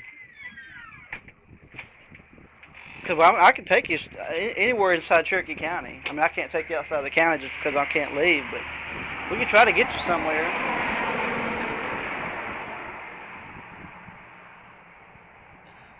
You want to come over here and talk to me about the truck? Like, she wants nothing at all to do with him. And there's a good reason for that. Oh yeah, that's probably like instilled to her. That's probably been instilled in her like since she got to that church. The article that I sort of read says that that she was that this is Lenderman, the deputy. She met Captain Alton Lenderman of the Angelina County Sheriff's Office, who says she was meek and very afraid to speak. But sort of when her father was reunited with her, She seemed initially reluctant to leave. At this point, Lenderman stepped in with a personal appeal and said, "I just met your father, but I look at my 38-year-old daughter the same way he looks at you." Lenderman said, "A father's love is hard to explain, but to him, you're still the little girl playing with dolls at his feet. All he wants to do is protect you. Family is more important than anything." That seemed to reach her, and she agreed to go home with her dad. As Lenderman was walking to the car, he noticed her face had finally lost the blank expression she had worn since they met, shifting to a smile. But when he remarked on this development, the smile melted away. "She just looked at me and said, 'I wish I could help you, but I can't. You're demon-possessed, your daughter's demon-possessed, and you'll never know God.'" Wow. Speech in that vein is frequently deployed by the members of the church when interacting with outsiders, which suggests that Catherine still has a lot to work through. Yeah, that'll be the second interaction she has with him. There is some footage of that. Oh, okay. But it's there's very little video footage of it. There, like I said, there is the police testimony. So I'm glad that you found that. This is the first one. He's gonna, he's not gonna really be able to do anything except for get her along her way. I guess my point is, I think she thinks that everybody outside of her church is demon possessed. Yeah. They are a demon to her. And I thought it was really odd. Like, a lot of the thing when her mom was talking at the very beginning during the Dr. Phil thing, a lot of it is like, I hear that. I cover a lot of cults, so I hear that from a lot of cults. But the thing that struck me as odd is when she said that she was Jesus. Like that struck out to me. To me, that's not something that, like the mom is saying to hype up the Dr. Phil show. That's something that really was really odd and stuck out to the mom that she wanted to express, like, this is not right, So and then to hear that you're possessed by demons, it doesn't. They are teaching something inside the walls of that church that and there's writings about it. Sean Morris has writings about it. It's a very wrathful God. It's a hate-filled God. It's a God of hatred. There's no love here in the God that they're preaching. Wow, that doesn't surprise me. Yeah, that's what I was trying to find. I couldn't find the article that you found, and I was trying to find the footage of her sitting outside the front of the police station that night before she went with her dad, because you see her leave with her dad on her own volition, and I couldn't find it. I'll paste the article in the private chat here. I can do it in like the normal chat if anyone wants to see it, but this is the article that I've found. Cool. So, do you know how many times she did try to leave? Her parents said 4 times. 4 times. So this could be another time, but I think it just. So the reason why I brought up just speaks to her why she's not looking at him or trying to interact with him at all. I think she's absolutely scared that he's a demon, basically. Yeah, that could very well be it. And they're probably told that police officers are demons because these cult, police officers would be the enemy to the leadership of a cult like this. Right. They're gonna use every tactic they can to keep the police away. And to be as isolated as I can. As far as I understand, it's the church itself is fairly isolated, even compared to the town. The town is a small town. People are generally isolated to begin with. The church itself is fairly isolated, but you'll see them all. They walk. They all appear to be quiverful because they're pumping out baby after baby after baby, and they'll walk through town, and it's kind of like an army of them. But they do they stay isolated, and oftentimes the men and the women stay isolated. So the women will walk through town, and it'll be a big group of women with their babies, and then the men will walk through town. It'll be a big group of men. It's really weird. I mean, something been going on.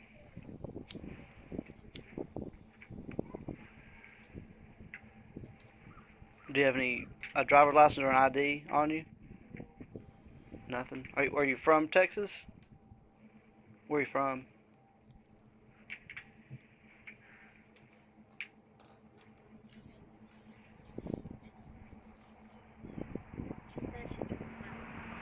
From Wales? Huh? Did you? It's up to you. I mean, I can. If you, I mean, if you want to ride somewhere, I can give you a ride. You don't? Okay. You just gonna walk? I mean, that's your choice. I can't make you go anywhere.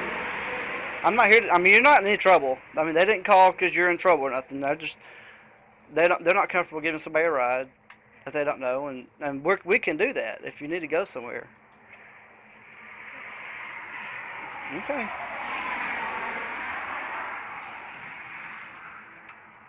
Be careful. To me, like, that's the make sure the all right, I got 2 mute buttons. That's the most heartbreaking thing about all of it for me. With all the information, with all the video clips that I've got, like, because I have all of this stuff saved somewhere, I just can't find it. It drives me nuts, so I have to re-find it. I do that. I hide stuff from myself in my own computer. I don't know why I do it, but it's because I got so much shit from 5 years of research. But this was the most heartbreaking thing to me. Was she was so close there, like, and she would eventually get away, and her parents would you know, do, whatever happened, and she came back happened. I don't want to inject that her parents did anything wrong. I don't know, but. When she walks away here, it's like, it makes me think of all the cult members that get just to that moment and they just can't do it. They can't do it. It's something like, you know, like you said, it could be she thinks he's a demon, but she had left. She had come here for a reason. She's trying to get away from the damn church, and somebody's offering her, you know, like, here, I will take you as far as I can take you. And she's not willing to take it, and it's heartbreaking to me. And it's like, I think of all the cult members that have probably been at that moment, and they just don't do it. And it's, man, it's nothing you can do about that. You know, it's nothing you can do about that. Right. And you know, we just don't know what she's been told about the outside world. I've spoken to. I know one person that was an ex-cult member, and her evaluation of the world, even years after having left, was still slightly distorted, kind of thing. Like, she would run across the road even when there was no traffic because, you know, that's what she was told, kind of thing. And it just, this kind of the distorted image, we don't know what she's thinking, but she is obviously scared of this police officer who has, you know, done nothing but try to help her. And that's the heartbreaking thing. It's sort of, if you just tell him what happened to you, you know, you can get all the help that society can give you. And they make you afraid of society. Like, society are the ones that are going to manipulate and deceive and, you know, torture you and do all these horrible things to you. That's the most heinous thing, that they convince these people that it's the outside world that are the danger to them, and the cult is the one that's treating them right and will save them from the outside world. It's freaking horrible, man. Like, seriously, you know. Yeah, it's like, when I started doing this, well, not when I started, but when I first started, like, it had evolved eventually from just doing videos, kind of raging, to, like, talking to preachers. I talked to Matt Powell, and I was talking to the 12 tribes, trying to get, you know, over there and see what's going on. And I was getting, like, the videos that I was doing on these cults, I was having so many people in these particular cults reaching out to me, thanking me for the videos, you know, and it became like this major focus. Like, this is what I want to do. I want to try to help bring people out of these cults in the most positive way that I could. And then I got hung up on Smokey, and you know, things changed, and I haven't looked at this kind of stuff really in a long time. But I remember I ran into a lot of these same issues. You know, once you start thinking along moral lines, it's like you have to find places to draw these lines. And right now we don't really have these places to draw the lines at. We have clear examples of where the line's been crossed, but we don't know where these lines are. And this, to me, was always one of the most perfect examples of that. Just like, I don't know. This seems like it should be across that line, but is it? You know, Sure. if How drugs, isn't it? Yeah. if drugs are involved, definitely, without a doubt. You know, but Yeah, absolutely. But even sort of the manipulation of these people, Oh, like yeah. you know, it seems to be blatantly obvious what they're doing. Yeah. And it's not like they're doing it out in the open, because obviously, you know, the house is boarded up and, you know, they're obviously doing it. But there's enough warning signs to say, hey, why can't we do anything Yeah. about these freaking cults that are just popping up, manipulating people? Like, why can't we do anything? Yeah, about how are it? they still there? I mean, 2022 now, they're still there doing the same thing. How- You know, How is Hovind still there Yeah, and still yeah. doing his shtick in the back of, you know, Alabama somewhere? You great know, like example. Yeah, great example. yeah. I mean, he's been put in prison once. He's had, you know, sort of child molesters on the property. An incident happened there. Kids have died at his thing. How is that man still allowed to run anything, much less a you know, theme park / cult for family members? You know, how is this allowed to happen? Yeah, definitely. Without, it blows my mind. And like I said, you know, the family cult that I was talking about earlier, they got away with it for so long, and then even once, all right, finally Interpol over in Europe were like, all right, dude, you're definitely you know, dealing in prostitution, and a lot of times prostitution of children. You know, even he was able to stay protected by his followers, and they hid him and kept him away from authorities for like 15 years. I mean, you have Interpol looking for you, and you're still your followers are willing to protect you no matter what, because the indoctrination is so severe. They must protect you. You know, Which one was that? Was that the Keep Sweet one? I saw that thing on Netflix about Keep Sweet and no, his name was his name was David something or another. I can look on my old channel real quick and find it.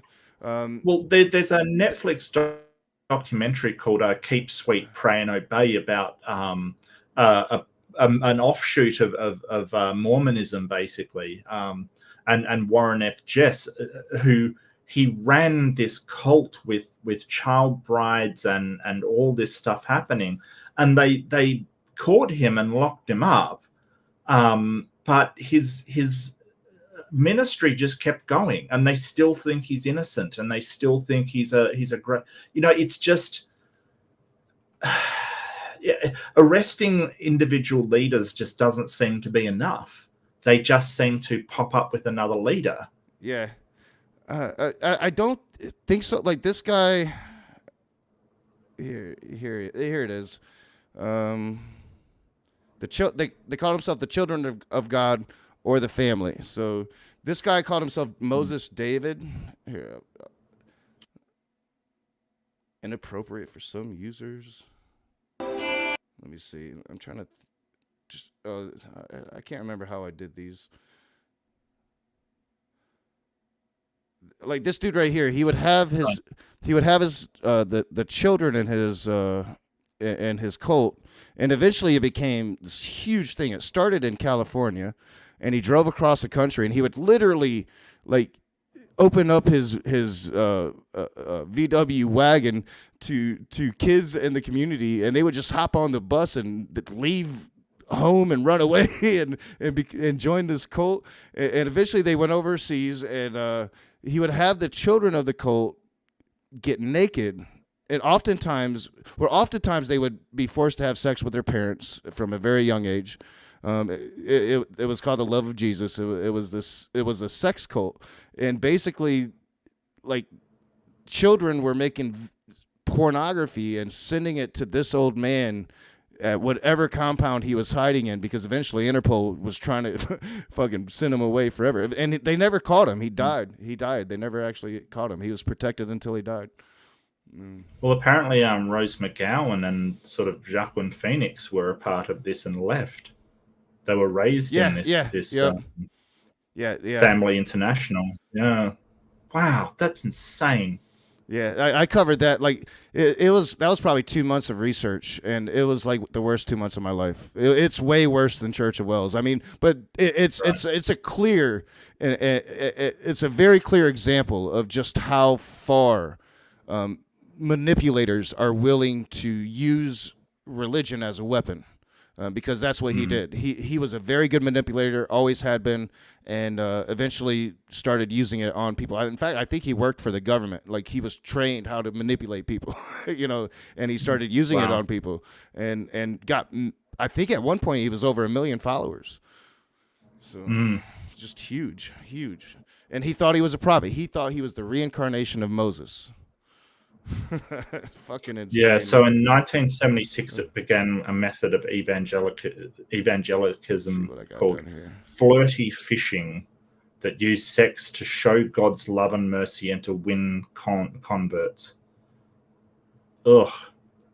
Yeah, I saw somebody in the side chat saying I should open it up. I am willing to open it up. I only got 4 spots, but if people do want to come on and talk, because we are pretty much near. Like, I could watch the whole thing, but then we'd be here for hours. We pretty much seen what we needed to see from the video. There's another thing that I would like to add about this church. It also had apparently June 2022, Texas Monthly reported that one of the church's side business, a sawmill, was responsible for 25% of all reported sawmill accidents in the entire state. Right, so the entire state of Texas, it was responsible for a quarter of the accidents, along with allegations of child labor law violations and unreported accidents. I talked about that slightly in my last stream. But that's a phenomenal 25%. Your little church is responsible for their sawmill, but 25% of an entire state's like, that's insane. That's insanity. Well, yeah, and it's not just that. I just want to sort of go through a couple of these incidents. Miles Robinson, who was 25, bumped into a part of the scrag mill that was unguarded, and he fractured bones in his right hand. He said the supervisor told him he would lose his job if he missed work. He returned to the next day in a cast. In a 2022 interview, so this year, he said he might pursue legal action against the mill. He was told by a supervisor that the injury was God's wrath, so it wouldn't hold up in court. Right, so this is the kind of shit that they do. When he mentions, hey, I might take legal action for being injured at work, he's told that, hey, it's God's wrath. You won't get anywhere, kind of thing. And a lot of these injuries are, he was told unreported. Another person had a injury that his left hand got, this is Raymond Poole, his left hand got caught and sucked under a belt. He fell back and shrieked in pain, but no one could hear him over the roar of the machine, which actually happens a lot in industrial accidents. No one can actually hear an injury happen. He threw a rock at a co-worker standing nearby, which is a smart guy. Once church members at the workstation realized he was injured, they fell to their knees and started praying. He said, I believe in Jesus and shit, but you need to take me to the hospital. And he ended up with rod and screws in his nose. But that's the whole thing. Like, this is the craziness of it. Some person gets injured at work, and you pray to God to solve the problem. There's also an incident, Mark, that a baby died, and they didn't take the baby to the hospital. They tried to pray it away, and didn't let anybody know that the baby died for 15 hours after the baby died. Yeah, and that ties in with what I was talking about with the place in Australia where instead of medical treatment, they want to pray and but the problem is that this sawmill is obviously making a killing. It's making a lot of money. And have you been to the Church of Wells website at all? Yeah. That's where I found some of their poetry. I was going to do a stream. I got to go through it because, it is cray. Yeah. But I want to do a stream just on their poetry. They've got a manifesto. Yeah. And it starts out as, I'll just read the first sentence.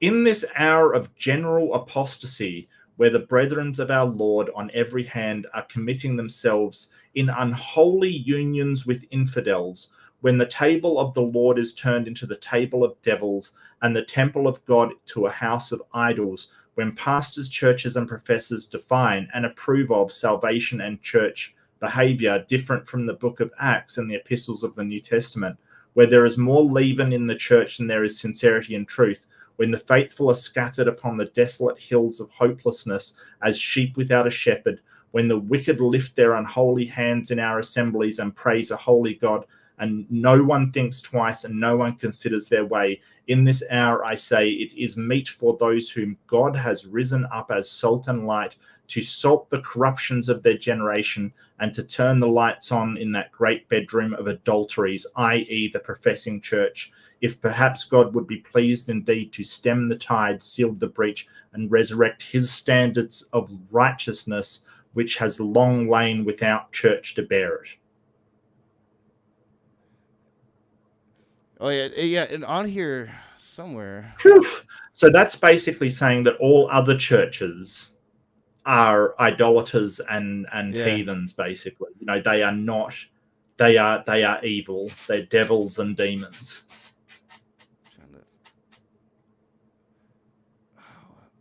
Maybe Sean's blog. Yeah, we'll try Sean's blog. That is some scary stuff. Like, really. Well, it won't let me to their blogs anymore, so some of this shit's not working. Sermons, like there's on this part, Sean Moore, somewhere on this page, Sean Morris has his writings on what their version of Yahweh is, and it's absolutely terrifying. I'd really have to get into it and find where it's at, though. It's absolutely terrifying. And Sean Morris is the guy like that started this whole thing. It's probably knowing God, maybe. I don't know. Jeez, there's a lot of them. But this is the problem. Like, they've got missions, and one's in Australia, one's in my country. It's like, holy shit. I didn't know that they were over here. You think of, just from my perspective, I think of this, they're in the backwoods of Texas. No, they're in the city of Adelaide as well. Yeah. That's crazy. I didn't really notice that missions part until now. But Africa, India, Peru, and Australia. Mm-hmm. Wow. Yeah. It's not just this little church. They're definitely trying to spread the message. They want people to understand that God hates everybody. Except them. Yeah. The Church of Adelaide. Voice crying in the... What? See, and then you get all of this stuff. Every time you pull up anything. And you get little glimpses. But the actual preachers are terrifying. So let me find this. Their response to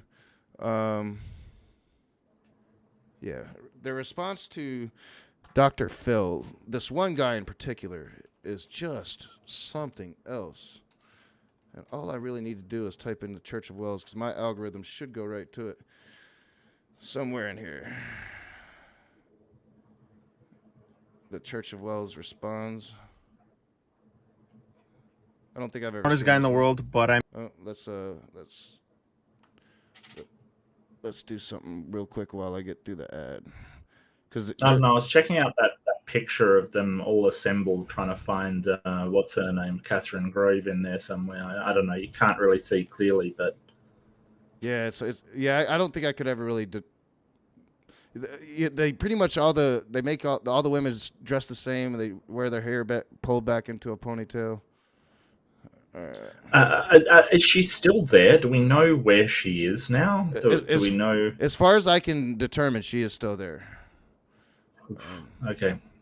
Yeah, I've not seen. I've not been able to find anything, and it seems like, I don't know. I haven't seen anything new from her parents, so maybe their parents have given up at this point. No. Let me see. Where is it at? All right. Yeah, we'll check out just a little bit of this. I did put a link if anybody does want to come in. If not, then we'll watch a little bit of this, and then we'll call it a night, because it's fascinating stuff. Where's my screen at? Right there it is. All right, so let me. Who do I have in here? All right. We'll find out eventually, but this will give you a little. It's loud to me, really loud to me. This is how. I mean, this is their propaganda. Like they. I don't know. It seems like they seem really intent, at least at one point, to put out a lot of propaganda. Shall say, Lord, who is like unto thee, which deliverest the poor from him that is too strong for him? Yea, the poor and the needy from him that spoileth. All right, let's get to it. All right, they all kind of talk like that. It's weird. So this, I can't remember his name, but that might be Sean Morris. No, it's not Sean Morris, but he's like the second in charge. Sean Morris is the first in charge. And this dude right here, that's Ryan Ringnaud. I think that's Catherine's husband, but I'm not positive. But I think that's Catherine's husband. Where we're going to seek to do that very thing. We're going to seek to respond. The dude on the right is the dude from earlier that was like, saying she deserved it when the woman was beaten by her husband. Yeah. Specifically to a series of videos which were produced by Tony Miano of Cross Encounters Ministries alongside of Andrew Rappaport of Striving for Eternity Ministries and Matt Slick with CARM. And we desire to respond to these certain videos that were made against us, and we will in the following pages. And just below this video you'll see links. I don't think this isn't what I thought it was. Let's go back, because they're responding directly to Dr. Phil. It should have went right to it. I might have to. Church of Wells responds to Dr. Phil. It should have went right to it because I'm not on the Raging Atheist. That's why my algorithm isn't like it should be over here. The Church of Wells responds to Dr. Phil. Yeah, on the Raging Atheist, it would have came right up. All right. A sad day. Right here it is. All right. Once again. One of these days, I'm going to figure out how to get an ad blocker. People try to tell me, but I'm dumb. All right, here we are. This dude, man, I dislike this guy the most. And that is because, let's go back a little bit. History, whether it be of this nation or of the nations of the earth, we find that there is a pervasive and universal assault upon the truth. And the wrestle of the people of every generation is to ascertain and to clearly interpret what that truth is. And where this matter of the truth is especially pernicious is when it pertains to those spiritual truths which immediately affect the eternal and never dying souls of men and women. Hey, Bree. Hey, Bree, how you doing? Not too bad. Saw you guys were covering some cult stuff and thought I'd pop in and tell you guys I had a stream with Christopher Mowdy about group psychology a few weeks back. It was really good stuff. I think it correlates a lot with a lot of what you all have talked about tonight with the what do you call it, conditioning. Programming, the programming that goes into this programming. So I mean, you can cause your biological responses to external stimuli. We talked about this too when we were talking about Gaia with the red fruit triggering us to stop and pick it. Yeah. Anyway, don't let me steamroll everything. Where were you guys headed? Oh no! Right now I'm just kind of showing the leadership's response to the Dr. Phil show, covering the Catherine Grove thing and other things. They covered the guy that came out with drugs in his system and in a bottle of water. They covered, I think, a couple preachers in Wells that kind of stand against him. In fact, one of the guys I've been in contact with, he was going to come on my show and it never worked out. I think he went on. I think it's called Apologia instead. But a couple preachers that kind of stand against the Church of Wells right down there in Wells. So yeah, we're just looking at some of the leadership's response. But no, I think you're exactly right. Mahdi would have been I didn't think about reaching out to Marty. I've never had him on my channel. This would have been a good topic to have Marty I on the think come channel. on if you talk about this type of stuff again. He had a lot of insight into group psychology that's really interesting. How it kind of self-validating to keep you in a self-validating community where everybody believes all the same things. What we call on YouTube an echo chamber, and derisively so. And I think that it is a fair assessment, but people underestimate how dangerous echo chambers can really be. Look at the on the scale like the MAGA movement. Look at that, how easily you can isolate yourself to one source of information, one source of exposure to what's going on in the world. And these cult cases are just taken to the extreme. Someone learned how to manipulate those parts of the human psyche and is using it in the most repulsive ways possible.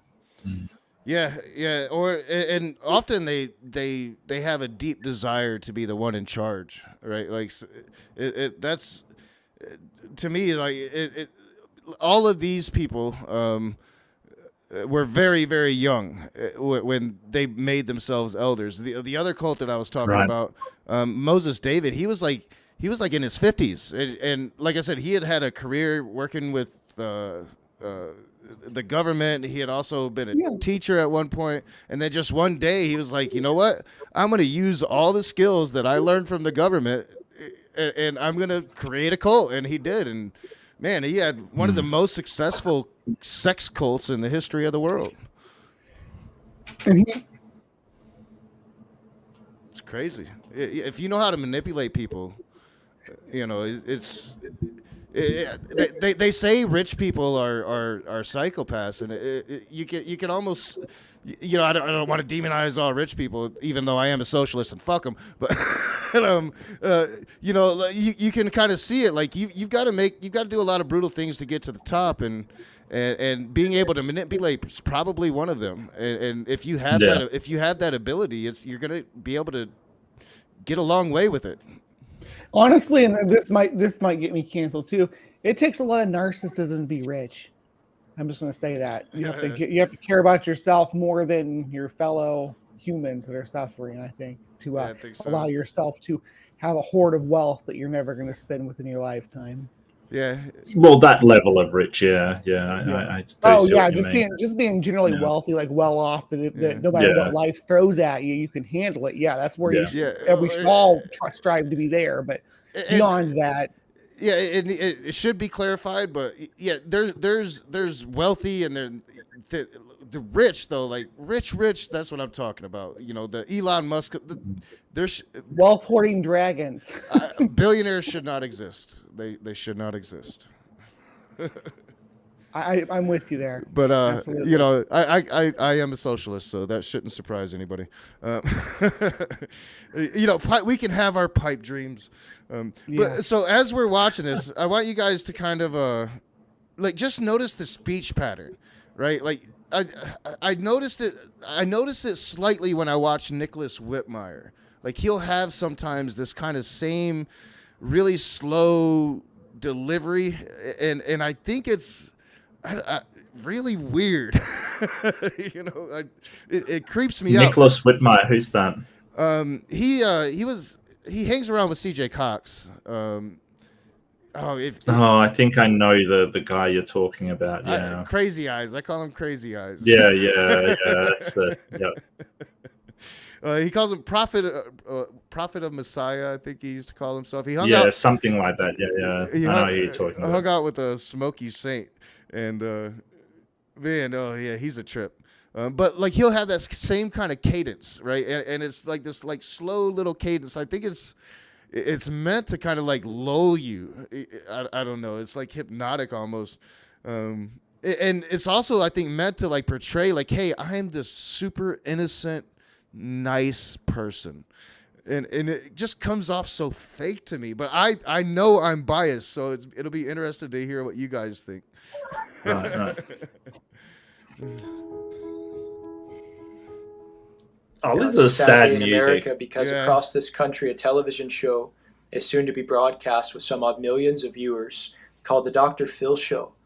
Now, I remember when Dr. Phil first began to air in the early 2000s, and I remember Jerry Springer, Ricky Lake, Montel Williams, Maury Povich, and the like. And I remember that Dr. Phil was always just one among that number. Now, he's a psychologist, a sociologist, a therapist, but those in his respective fields of study and research, his fellows, do not consider him a reputable or respectable source. And that is because, sad to say, he is an entertainer. He is. I'm going to agree showman. with him there. Dr. Phil is not a good doctor. Oh yeah, he's not registered as a doctor either. Like he actually gave up his registration as a psychologist in order to do the Dr. Phil show. Yeah, and I used to watch Dr. Phil because my mom used to make me, but I haven't really watched him since my mom died. But I think there's been like a lot of controversy with Dr. Phil, like him, like I don't know, making stuff up or getting people to say certain things, or like this one kid, like he pretty much abandoned, like he doesn't talk to anymore. I don't know. There's some definite issues with Dr. Phil, but I'll go out on a limb and I'll say like Dr. Phil, when it came to this one, probably got it right. Yeah, but just because Dr. Phil is primarily an entertainer, he may tell lies to his the people on his show in order to get them to increase the drama or have something happen. But that doesn't mean he's wrong in all cases. Yeah, exactly. Just he can still be right. The bottom line is Dr. Phil is not a good citation. That's about it. You can't say I saw this on the Dr. Phil show and be like, oh, okay, well then it must be legit, because Dr. Phil's show is full of, just like Dr. Oz, full of plenty of woo and a lot of lack of subtlety. You cannot psychoanalyze people in a live studio audience within an hour. Right. It just, and what I noticed happens. What I noticed about Dr. Phil is he uses a lot of truisms, like sort of things that sound true, but they don't mean anything, or sort of trivial in nature kind of thing. Like these phrases that he uses, which are like, it's true, but not really helpful. Like it just doesn't. In his repertoire. Deepities, yeah, a lot of those as well. Yeah, absolutely. Yeah, and like definitely, if it was just Dr. Phil saying it, I would say take it with a grain of salt. But it's the parents and the other people of Wells, and like to me, if you have to start out by I don't know, slandering the source of the information, it seems like you would start out just immediately trying to express your innocence instead of like spending time. Well, he's not a real doctor.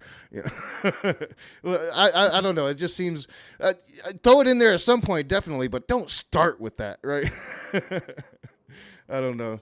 But yeah, we'll keep going. This guy, this is the one I dislike him the worst, and I don't know why.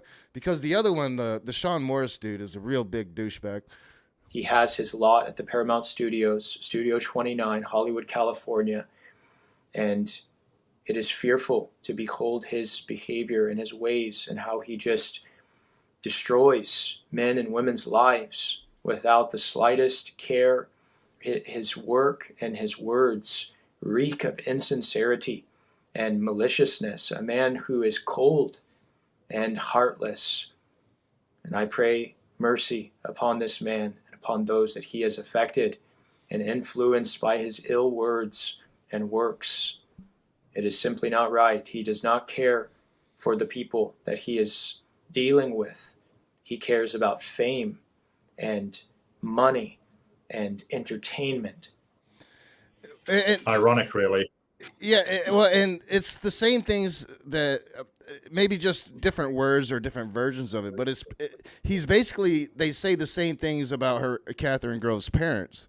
And I'm just realizing I got to adjust my screen now that I've actually pulled it up. And just to be clear about what he's doing here, because we're a couple, I don't know, what are we, a minute into him talking here, and all he's done is what's called poisoning the well. Oh yeah, right. That's what you do, where you lay a preamble out, discrediting. It's like what a good example of it I always think about too is when is Hovind saying that AJ was a 5'1" bisexual makeup artist. Yes. That was that's just Poisoning the well. Uh, Look at the source that you're getting this information from. Hovind said that about Atheist Jr. Yeah. Yes. Holy shit, man. Yeah, that was during a debate as well. That was the worst part about it. Like, you're having a debate against someone. The first thing you do is pull up a slide on their height, sexuality, and one of their personal sort of hobbies kind of thing, and start it's not really to his job. It's just something he enjoys doing, right? Right, it is something that he enjoys doing, and who cares? Like, it's got nothing to do with the debate. Was on evolution. It's like, what the hell are you doing? He's freaking amazing at it too. He's giving me makeup tips for months. So AJ is nice. Wow, yeah, I don't watch Kate Hovind debates anymore, so I missed it. Well, it depends on who he's debating. Yeah. If it's one of my friends, I'll watch it. I will usually, like, if Mark debates him, though, I'll watch it on Mark's channel. I won't watch it I on won't TV. debate him anymore. Yeah, I'm done with Hovind. Yeah, I don't blame you. He asked me to debate him once, and I'm good. I'll debate him when it comes to. Oh, sorry. I said I was still trying to get Powell to debate me, and he won't. So Yeah, he Powell doesn't- definitely won't now that I'm Powell doesn't debate anymore. He doesn't answer to anybody's things. I challenged him myself. He didn't respond. So yeah.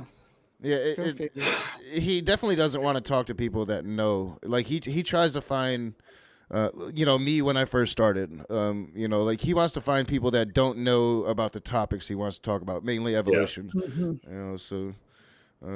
But like with Hovind, he wanted to debate me. I would debate Hovind on like his actual beliefs. I don't care about what you think. He won't evolution. debate that. Yeah. Oh yeah. He won't debate his beliefs. He's never taken me up on it. He'll debate evolution. He won't debate his own worldview. He will not. He won't even, like I've said to Standing for Truth before, like, I'll debate him creationism versus evolution. He still won't take that debate. Like, he will not debate that. Yeah. Because he put out a video saying he'd beat me in a debate with one hand tied behind his back, and I'm like, well, I don't want to debate you on evolution. I'll debate you on your conversation with Steven Anderson and how you have NIFB beliefs. And yeah, he doesn't want to do that. I did try to debate him about evolution. I wanted to debate him about the biodiversity of New Zealand. I wanted him to explain some of the things about the fossil record in New Zealand to me, but there is no fossil record. It's fake. And Well, I mean, even once you educate him, Bree, he just won't pretend like he never did. He'll just forget it. Yeah, I mean, I want to debate about the Grand Canyon. I'm like, if you want to isolate it down to a location, we're going to talk about New Zealand, because I prefer to discuss evolution where we can see it. Right. Well, I mean, I'm going back on there to do Age of the Earth with T-Rock next week, kind of thing. So there's that upcoming, which should be fun, because T-Rock's just a budget Hovind, basically. So I don't even know who that is. You going to Stand for Truth? Yeah, one of Standing for Truth's little people. I've debated him before. He's shockingly uninformed, unfortunately. So. Yeah, Standing for Truth caught me. Like Matt Powell caught me because I didn't, really understand evolution. I'm just a person. I accept evolution because it seems like there's at least some evidence of it. But I'm like, Sure. I don't know. I don't know anything about it. So Matt Powell found me, but SFT found me. Like, I had no idea what SFT was. I had some idea of what Matt Powell might bring up, right? So I was able to look at it a little bit. But with SFT, he approached me. He was approaching me months before I ever started live streaming, and I had no idea who he was. And just this dude in my emails saying, you need to have a conversation. So when I finally started going live, he was the first person I reached out to, and I think he was the first person I ever talked to. Had no idea what I was stepping into, and it was probably the worst atheist against a creationist thing ever, because I was just like, yeah, fuck you, dude, you suck. I don't even understand what you're talking about. I had no idea what I was walking into. It was a train wreck. Yeah. One of these days I might show it just to like cringe at myself. Oh, that would be hilarious. Oh yeah, I would love that. I'd love to Yeah. do a commentary with you enough on that. Yeah. Correct. But hey, we all start not knowing what we're getting into. That's a given. But Oh, I came into the community with all my evolution, not all of it, but most of my knowledge in check because of different communities I was part of. So when I showed up, I didn't bring any fancy credentials or anything, and people, they think they're gonna rain down on me because I'm this new person on the scene. It's like, oh, evolution. Let's talk about that. So there was a guy that came up to me and I was like, what about evolution of crocodiles and not changing for billions or for millions, hundreds of millions of years? I'm like, oh, let's unpack that. How did we even get on this conversation now? I don't know. I think it was Colts, Hovind, Matt Powell. Well, no, Colts, Matt Powell, Hovind, evolution, stupidity. I started messing with my OBS and messed everything up. So, all right, cool. We're good now. I'm like, what am I doing? I'm being stupid. All right, now I should. You're right. OBS, like I don't have it set up like I want to have it set up, but it'll work. It'll work. I don't know, that clip you showed, the guy just had dead eyes. I don't know what about his eyes, but they were just almost glazed. It just is. Yeah, I'm actually looking at him right now in a still shot, and it's like. Oh, that's what it was. We were talking about poisoning the well. That's what it was. Yeah, poisoning the well. Yeah. Yeah. Okay. Yeah. Dead eyes. Yeah, I don't know. Like,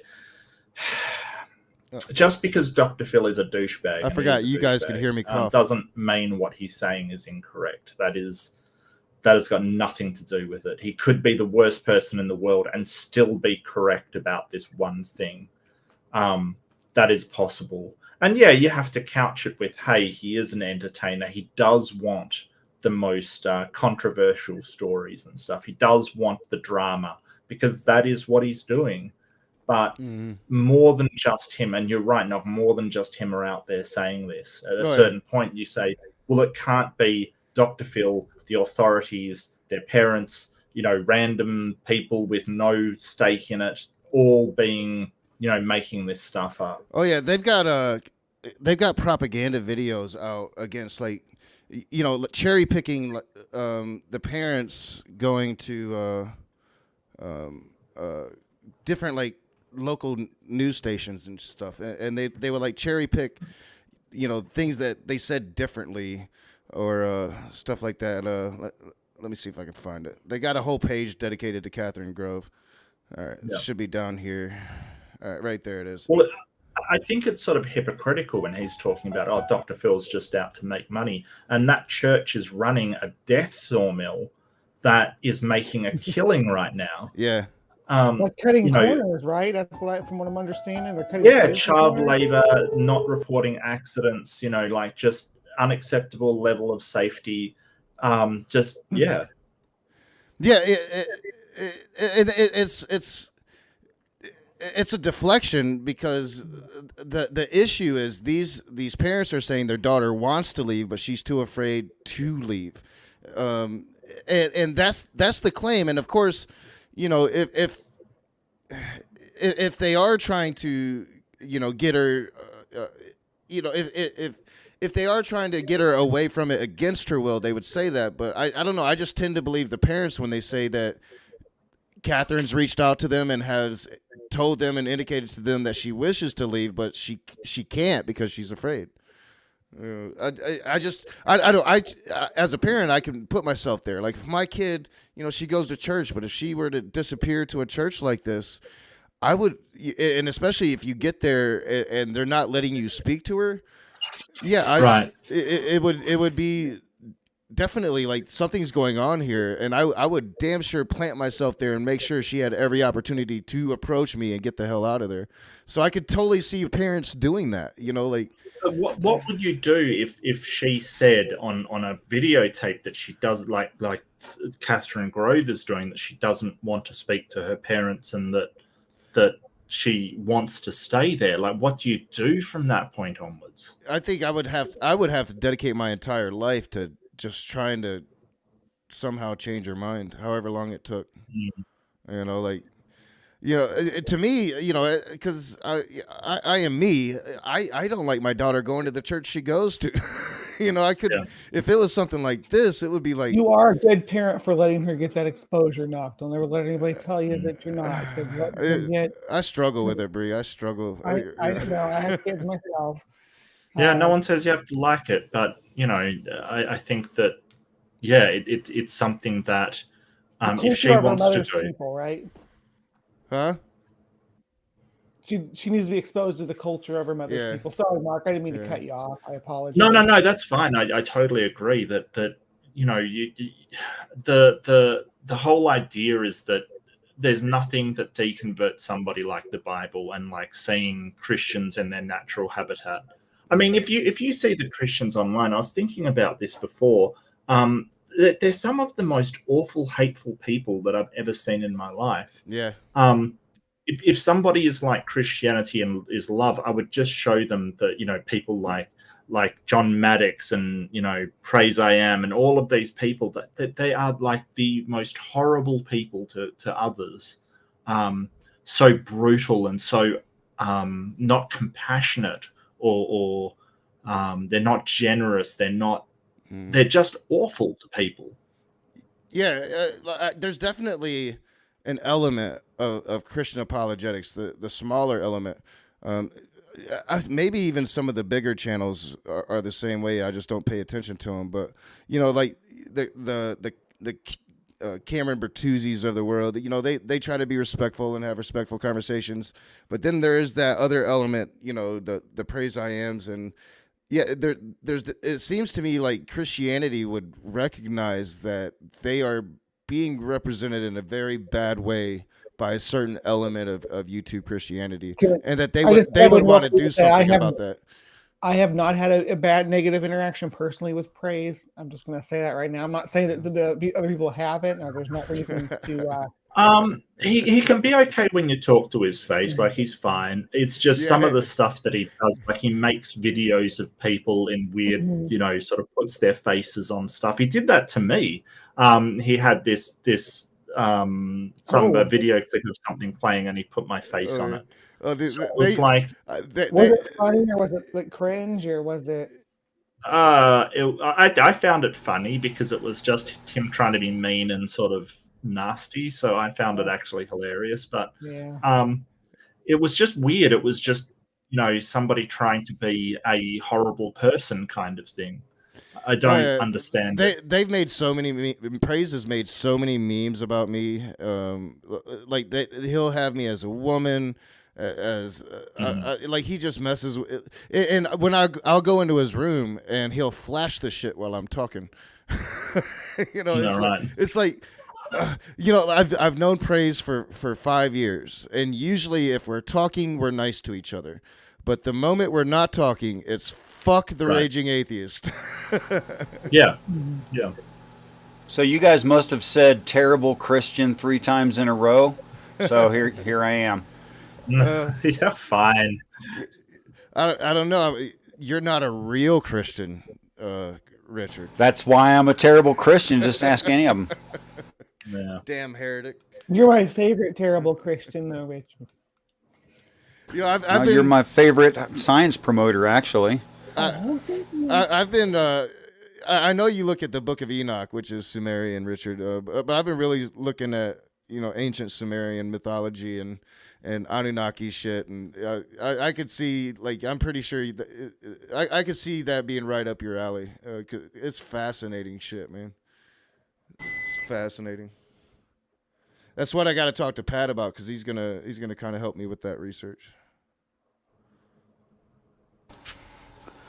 Yeah, I think all of it's very interesting, and it's only Christian pride on average that makes them say something like, "These stories didn't exist before the Abrahamic religions." They obviously did. They're spread all over the planet. I mean, I don't know what the problem is. We found tens of thousands. Like, we have a deluge myth from Samaria. It's the story. They just left out parts they didn't like. So yeah, it's been fascinating. But, like, you know, I'm really worried about the blurred lines between the ancient astronaut theory narrative and the history that you know, people are digging up out of the ground. You know, I want to know the history. I don't want to know the fantasy. On this video you've been reviewing, I'm getting a horrible echo, and I never do. Yeah. Maybe. I'm not sure. Maybe I should refresh or something. Yeah, you definitely are. I'm muting. I'm not sure. I'm muted. I don't know what's going on. Usually if the echo is me. I'll just put up with it. might- if I'm the only one that can hear it. It might be because I had. No, I can hear it. I'm going to refresh because I thought it was really No, it's something gone now. interesting about It's the gone video. now. Yeah, I think it was. it's gone now. It's I think fine. it was because I was sharing the screen. That happens sometimes on StreamYard. Weird. Yeah, So weird. I found on YouTube these 4 human behavior body language experts, and they call themselves the Behavior Panel. And I mean, I'm no expert like they are, but I've been watching their videos and learning things about how humans express themselves for the last couple of years. Yeah. And I would really love for them to analyze this film footage of these two. Unfortunately, the only way that there's a baseline is their interaction with police. Yeah. And that's not very long. Yeah, it's I would. There are groups that kind of are there dedicated to capture what they can on tape. So there is like a couple channels dedicated to it, but they seem to keep her pretty protected, pretty isolated.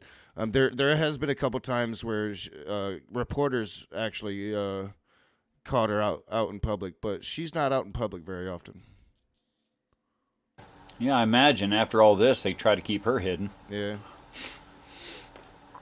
And yeah, as of like lately, I would be shocked if she's in public at all anymore. I'd be shocked if they're not keeping like close eyes on her. You know, people may say I'm wrong, but I don't see a whole lot of difference in the indoctrination of this as, you know, compared to Catholicism or, you know, standard whatever Baptist church or whatever. I don't see a real big difference, actually. Jehovah's Witness, I don't see a big difference. Really? I honestly, I don't either. A lot of it's very similar to what, you know, I heard as a kid. No, I have to object. I mean, Catholicism, yeah, it does have indoctrination, but this is sort of cutting all ties with your family, even if they're you know, close to you or what have you. As if they're not in the church, then you're supposed to shun all of them. I'm really sorry, but other churches don't Okay, the go that isolation. far. Yeah, the isolation, you're right, is different. Well, no, like it is. What? Yeah, I'm not sure about Catholics, but like what they say about God, it goes a little farther than what I heard in church growing up as a kid, growing up Southern Baptist, which I'm not sure. They might be Baptist. I have no idea. But it is really like that fire and brimstone God is just it's taken to the extreme with these guys compared to what I grew up with. But yeah, when it comes to isolation, like the church I grew up in, they were big about family. Like that, you know, there's no way that they would have kept you away from family, even from like an atheist or something. They wouldn't do that.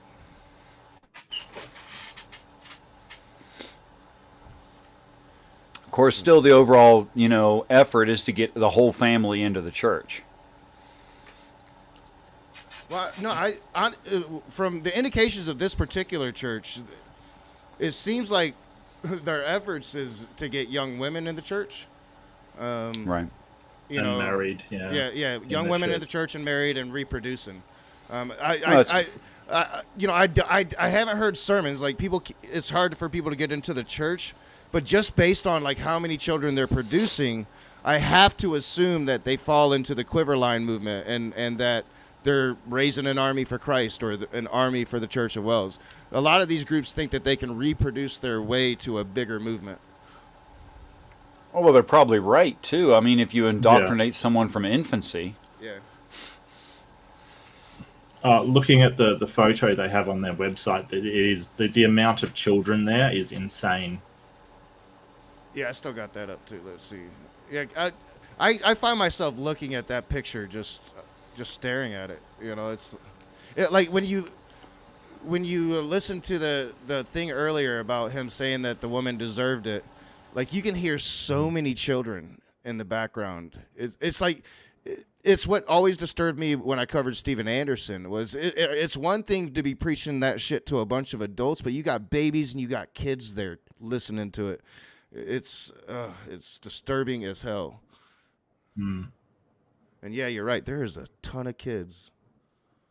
Holy shit, they're everywhere. Yeah, I mean, Quiverful, definitely, without a doubt. And if anybody in the audience don't understand what Quiverful is, it is a evangelical movement.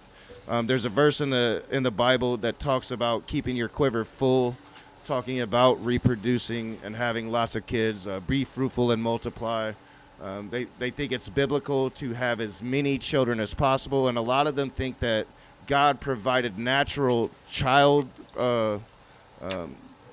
natural. I can't think of the word, but pretty much like God provided a system for a woman to be safe from being pregnant right after giving a child. So it's really disgusting shit. They also think that you're supposed to start having kids or that you're supposed to start reproducing as soon as you're able. Yeah, like yeah. no wasted years. So Yeah, they marry their kids off at like 15, 16 years old.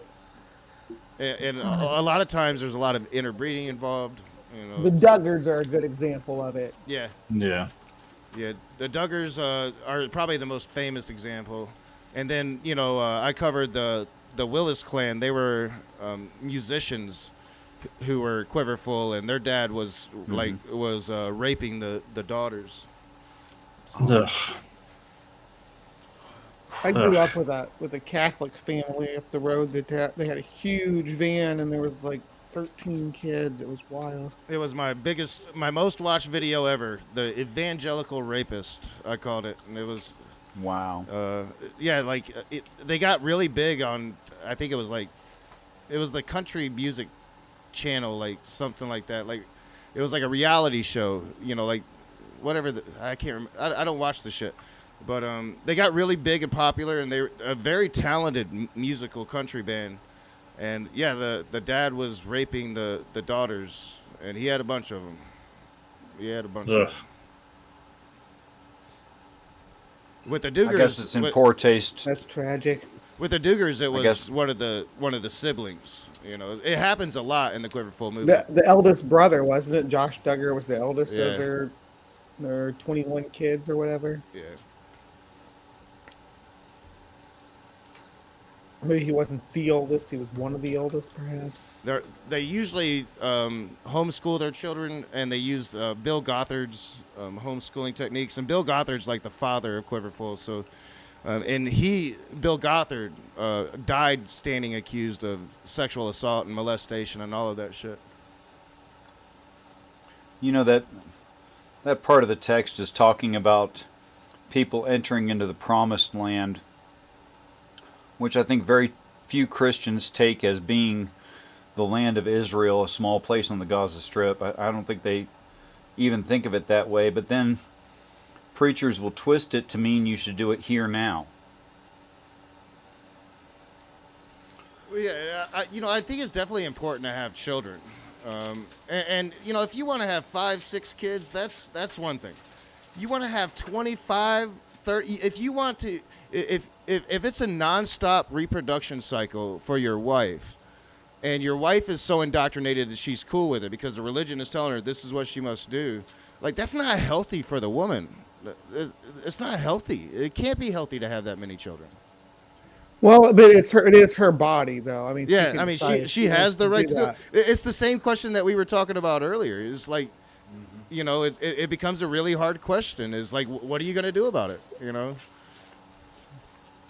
That's exactly it. I mean, does she want to, and she genuinely wants to because of the indoctrination? Or does she feel like she has no choice but to... Right. Yeah, and a lot of times it's when they actually get away from the situation, they all say they had no choice. But when they're in the situation, they say something different. It's a culture where there's no such thing as marital rape, right? Yeah. Right. Yeah. So, but I mean, if you indoctrinate somebody to their duty to God is to produce children, and that's your one goal in life, then they don't have to. That's just, you know, it's sort of that mental or the psychological manipulation into doing it, which I suppose, you know, you could consider to be a form of rape. But how do you prove that? Yeah. Well, you know, thankfully, the Willis dad was arrested. He got 40 years. So, you know, if that bastard lives to get out, he ain't gonna be doing it no more. Yeah, he could be old. So, because he was in his 40s, probably 50s when he went. So, he's done. He's pretty much done. He can do it in prison, I guess. No, start a cult from prison. That's scary. Well, yeah, and like a lot of them, the whole point of it is not only to have a bunch of kids, but then it's to indoctrinate them, and not just into this fundamental religion, but into different aspects of secular society. So with the Duggars, it was like politics mainly. They had their TV show, but like their family were political lobbyists forever. And Josh Duggar himself, the rapist, the offending party. Yeah, he was a political lobbyist, one of the biggest in Washington for a very long time. Others like the Willis clan, and there's a lot of them, will raise them to be musicians, and they'll start at a very young age, and it's torturous. They have no choice, and they are forced to learn all these instruments and how to sing and how to perform, and it's Tiger Woods' dad to an extreme. It's and they put him insanity. in this, Partridge Family like depictions on the public face of it, but behind the scenes, the whole point is to infiltrate secular society through pop culture and politics to create a theocracy in America. That is the point of it. An army of Christ. They literally call it that. And they're succeeding in a lot of ways. They're like the fucking evangelicals. Now that they're mixed with the crazies, this country is a very dangerous place right now. Well, but I think a lot of people are turning away from it as well. So, you know, I mean, this is the argument that I've heard. Like, they're like, well, you know, we're going to outbreed you because atheists have less children and stuff. And it's like, yeah, but if that's the only way atheists were created, that's fine. But that's not how we get atheists. Like, usually it's people leaving religion. Yeah, and then the harder they push these kids like this, the more likely they are. Like, look at what's the dude from Westboro Baptist. Yeah, his kids that are like anti hate cult promoters now because they grew up in his hate cult. So yeah, your kids aren't necessarily going to turn out in your favor because you expose them to this kind of toxic lifestyle. Oh yeah, I mean, a lot of these cults, I mean, the kids are leaving them. It's definitely, I don't think, a very good idea to torture your children. Because eventually they're going to grow up and rebel against it, I think. Well, hold on. But okay? not always. It doesn't. Let me not lay down always. a scenario, okay? My son was about 8 years old, and he had just watched Stephen King's It, and he was in the bath, and I had a clown mask, so I did maybe I did torture him. That's different. That's different. I'm gonna scare the hell out of my kid. No, there's specific ways to torture your kids, I guess. No, but like, I don't know. Like, I pretty much let her just be the person she is. You know, I'm not gonna force anything on her. I don't want, you know. You're not going to be a writer, or you're not going to be a YouTuber, or you know, you're going to be whatever you want, and that's pretty much. I mean, I kind of got that as a kid, not really. I think it's the correct way to go. I think if you force something on your children, and when I say torture, I mean like literally isolating them from the rest of society, not letting them hang around with any other kids at all. Yeah. But like I would. Fuck, if I can scare the shit out of her, it's good for her, man. It's gonna set you up for life. Life is scary. Now I don't show her horror movies. Although I'm sure when she goes over to her sister, she watches that shit. But I don't think showing kids like gruesome shit is probably a good idea. But that's just my own thing. I've never looked into it like psychologically. I did all when my kids were growing up. I did cosplay, so like dressing up and going to like Comic-Con things and like that. And I was always horror movie characters. I did like Freddy Krueger and stuff like that. So I was like really into doing the practical effects.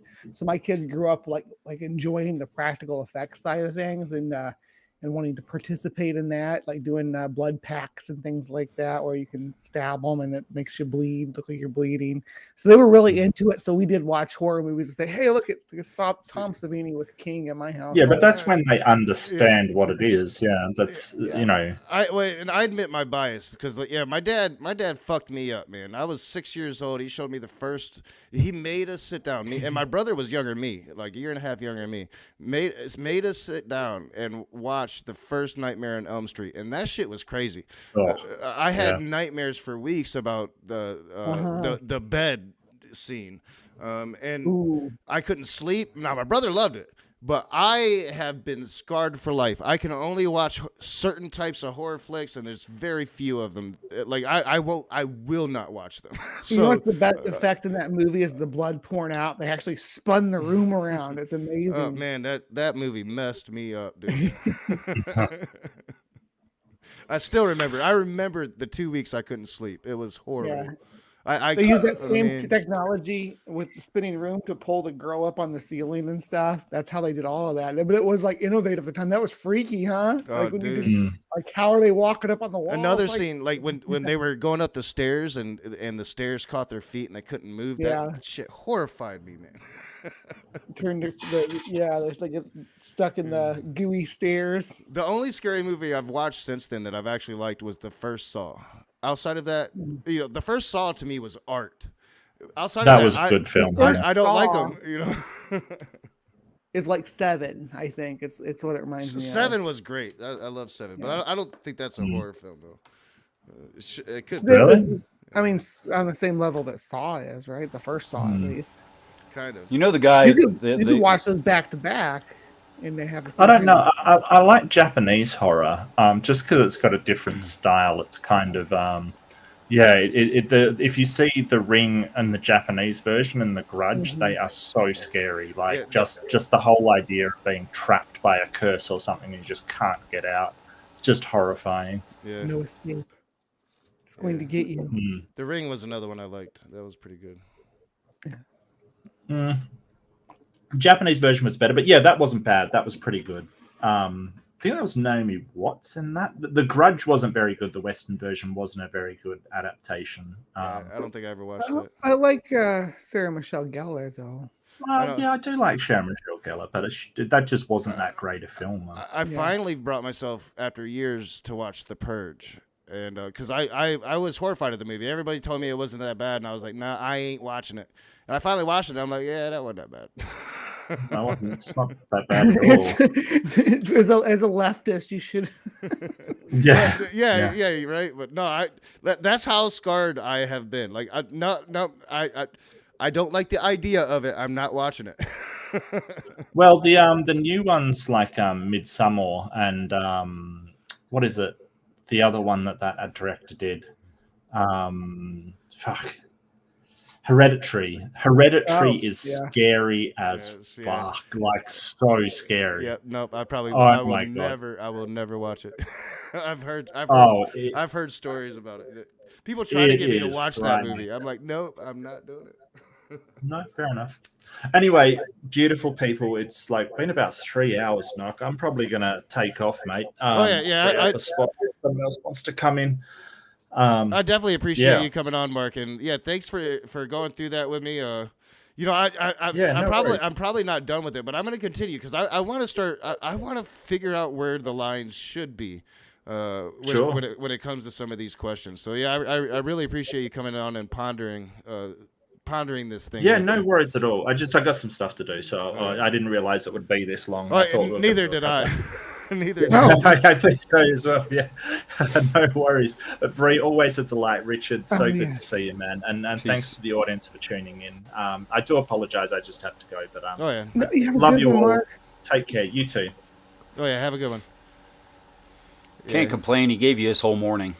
Yeah, man, that was great. That was awesome. I really dig Mark. He's a pretty cool dude. And man, he knows his shit, right? And yeah, I enjoyed that. That was fun, despite the heavy content of it all. Yeah.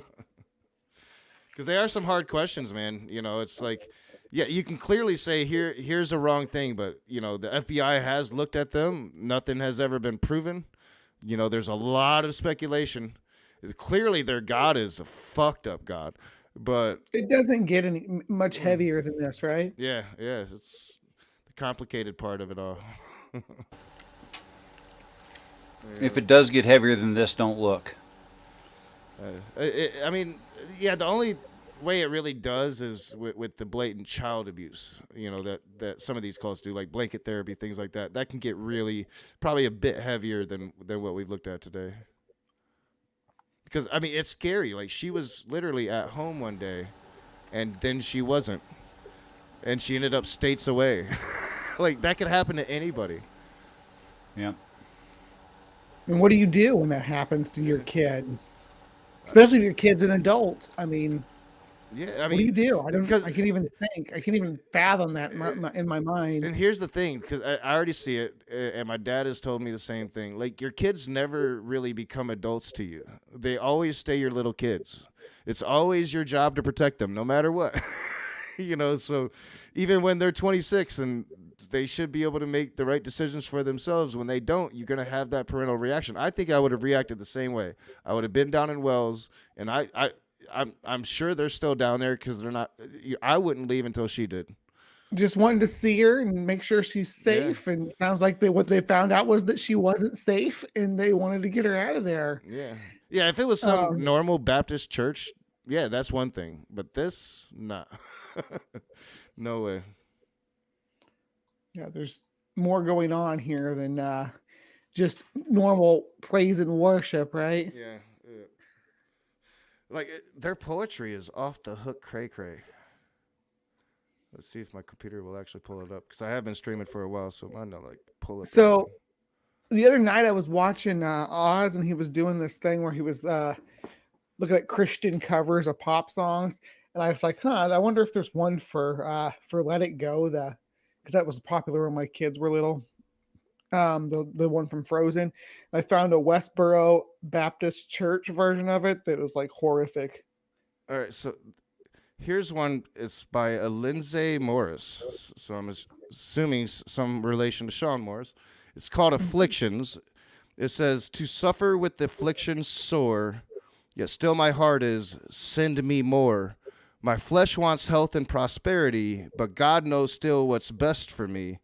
He knows how to wean and how to tame. Surely his rod will purge away my shame. Send affliction and send disease, just never let me backslide in ease. The ungodly have their best life now. It's portrayed as a golden ring in a sow. Their desires and lust are all fulfilled, but what hereafter when the book to them is sealed? Will torment the worth all the ease? Will they be happy when pain will cease? To suffer a little in this life now will help to make our proud hearts bow." Like, clearly, like, this shit is fucking crazy, man. Wow. It's nuts. You know, what's really crazy about that to me is there's a parable where everyone gets the same reward at the end of the day, and Christians like that can be so pissed they took a beating for nothing. Yeah, dude, that's scary shit, man.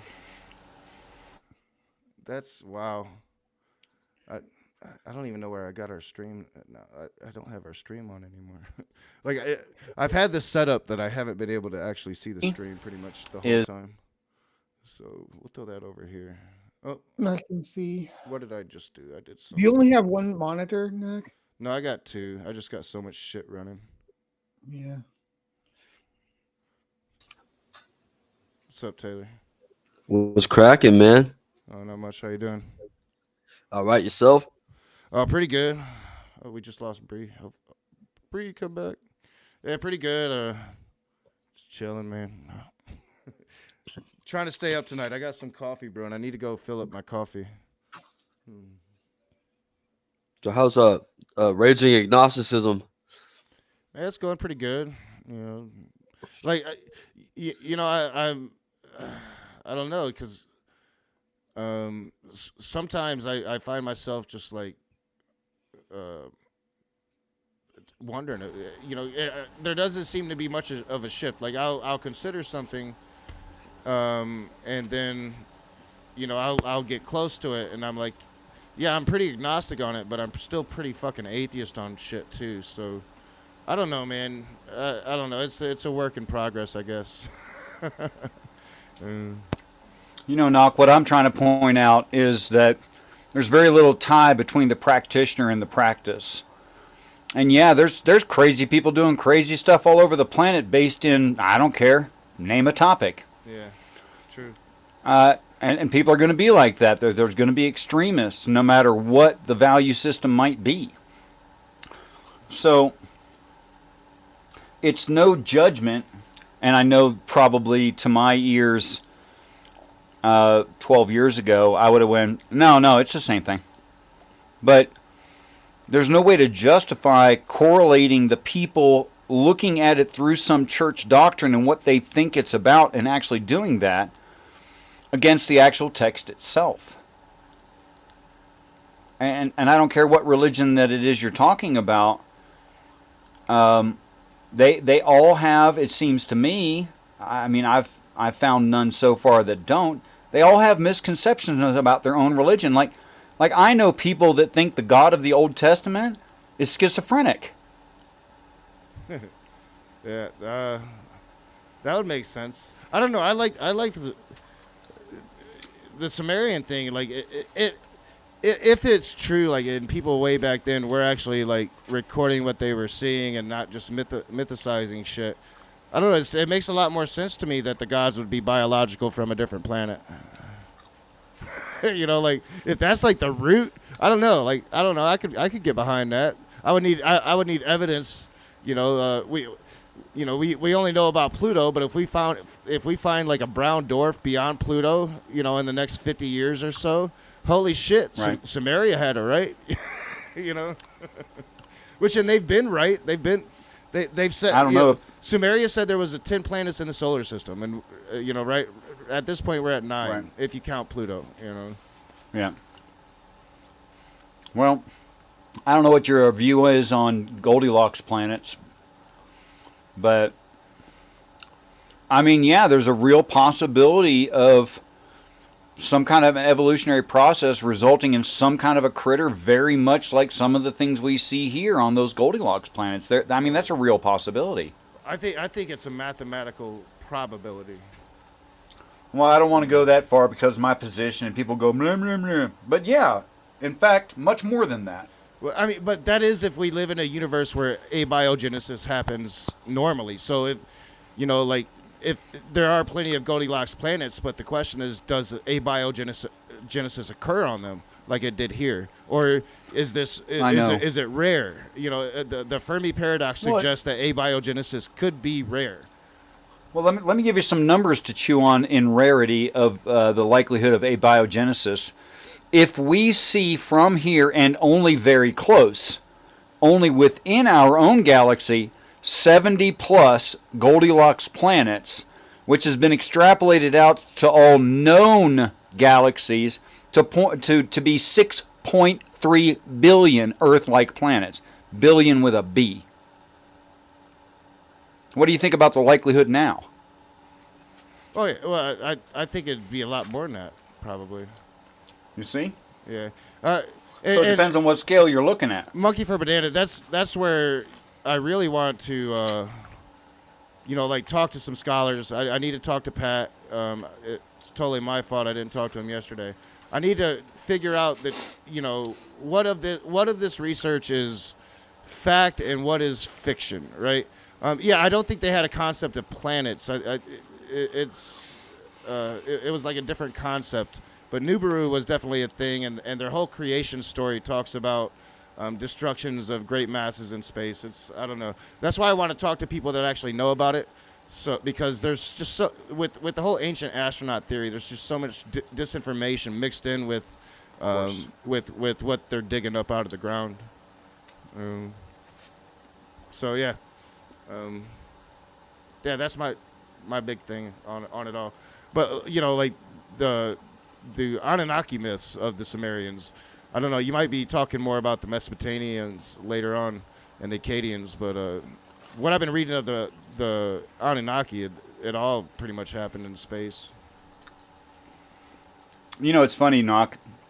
I can get, as long as I blindside them and they don't know what I'm talking about, I can get like any Christian of any denomination or Hindi or Islam or anybody to admit that their concept, whatever they name it, angel, demigod, whatever, is a being who's never lived on this planet in mass, although there's a bunch of them, and they're able to act on reality, and they have a level of awareness and consciousness that makes them very able. Yeah. And they'll all agree to it, and as soon as you put the label alien on that, they'll freak out and lose their minds.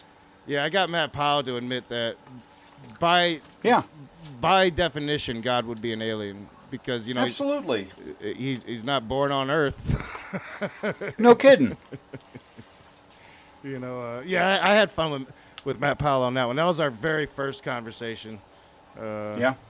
But man, yeah, I don't know. It's all fascinating to me. Buddhist concepts are fascinating still to me. You know, it's a work in progress, man. I'm still finding myself pretty much fucking agnostic on all of it, right? Like, good for you. Or atheist, honestly, is what I mean.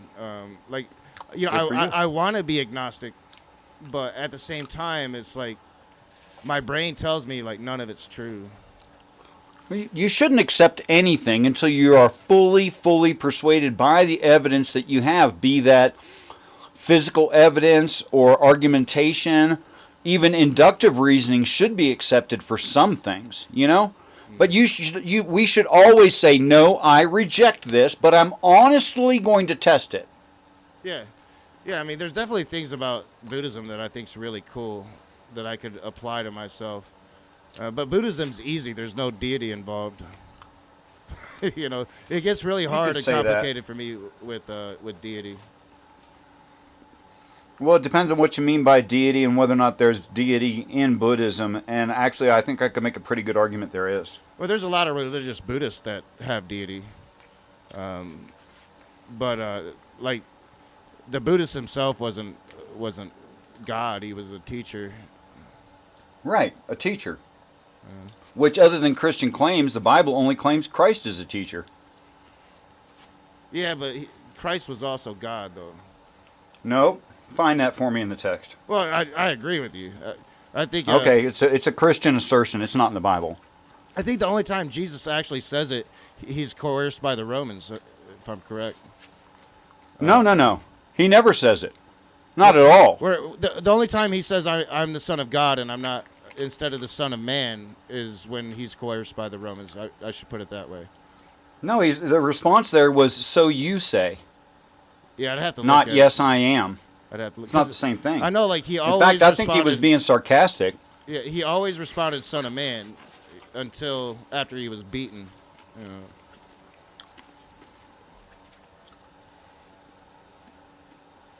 I need to look at it. It's been a while. I'm going to start reading the Bible again on my channel, I think. But I'm going to try not to do it like I did before, like, you know, just trying to be offensive as fuck. Like, really actually read it this time. I got to tell you, brother, and I call you brother with no flippancy whatsoever. If yours is the kind of brain that appreciates art, then you're probably built to be a Hindi. If you're the kind of brain that appreciates law, you probably should check into Judaism. If you're the kind of brain that appreciates logic, you should check into Islam. I mean, it's this simple. It's by different thought process type. That's what all these things are. I could see that. Maybe. I think it's more culture, though. But I think brain type does probably play a big role when you're talking like conversions or, you know, going from one to another. Because, yeah, I could see, like, Most Muslims I know, they're definitely more involved with logic than say most Yep. most Christians that I know, for sure. That's what got him. It was the logic. I mean, a lot of Christians try, but they're like me when I try. You know, Most Christians, I think Christianity is designed for the human personality type that needs a lot of reassurance. I think that's what it's designed to accommodate. You are popping a little bit, Richard. I'm just gonna turn you down a little bit. At least in my headphones, you are. But I don't know. All right. I might be popping too. No, I'm good. All right. It should be better, hopefully. Let's see. What kind of brain do you have? To me, I love art. you have a high. I was going to say you have a high percentage of artistic. Yeah, I look for the tendencies. art. I look for the art in anything. Right. Always kind of have. It's what I listen to music for. I don't listen for the music. I listen for the words. And are the words poetry? But I also think you're an unlearned natural philosopher as well. Though you don't know the terminology and you don't know all the shorthand, I think you naturally are a philosopher. Actually, I'm getting so better. I would think your two favorite religions would probably be Hindi and Buddhism. Well, Buddhism is always had it's probably been one of my favorites, just because, like I said, it can be non-theistic as fuck. Like, there are religious Buddhists, or deity worshiping Buddhists, without a doubt. Right. And a lot of Taoists, religious Taoists, make human beings gods all the time. Yeah. But I've always I've said it before, I'd say again, I believe, quote unquote, the Father that the Bible is referring to, by Christian standards, would be called an atheist. There's forms of Satanism that are appealing to me. Like the non-theistic forms of Satanism, I find very, very appealing. Well, that's just selfish humanitarianism. Yeah, it's secular humanism. Yeah. If it's my worldview. I wouldn't call it my religion. Yeah. I lost it along the way, though. So I'm trying to find it. All right.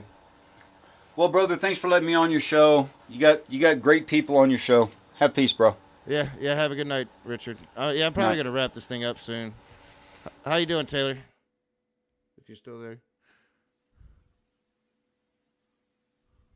You hear me? Testing 1, 2. Yeah, I hear you. All right, good. I'm good. I'm about to go live in an hour or so. Yeah, in 50 minutes. I'm starting a new channel. A new channel? Why are you starting a new channel? Because the John Spot, the crew's Ray's dead, and me and my sister in a fight. So I'm gonna start working on my own shit. So I gotta take yeah. So I'm in the same boat as you. Like I got 5,000 subscribers on John Spot, and I'm migrating over to my new channel. Damn. So that sucks. You guys aren't gonna be working together no more? We might. I don't know. The future's uncertain, but the John Spot's on hiatus for a while. Ray's dead, you know what I'm saying? So I'm gonna start it. I still have access to the channel, so starting from January 1st, it's just gonna play Ray's content 24 hours a day. Ray's dead. Yeah. When did he die? He died in September. Oh, I didn't September. Know that. I didn't know that. Yeah, he died. He got hit by a bus riding his bike to work, or a truck. Damn. Semi truck.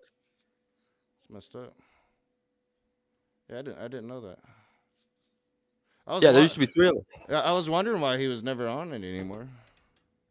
Yeah, you just can't. Come on. Damn. That would suck. Get hit by a bus. Damn. Or a truck, right? Yeah, he got hit on. He was riding his bike to work early ass in the morning. He got hit by a truck. That happened to me kind of when I was a kid, but I didn't get hit too hard.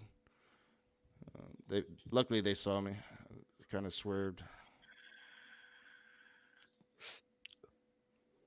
Yeah, he got hit by a semi truck. He was in a coma for a week and didn't come back. Holy shit. Yeah, it happened abruptly too. Cause I was tripping, man. Like I talk to this guy every fucking day, and a week went by. Like I messaged him, I didn't hear nothing back, and we went live, me and my sister and this other dude, and I was like, man, Ray must have got kidnapped by aliens or something. So it was like a week and a half. I didn't find out right away.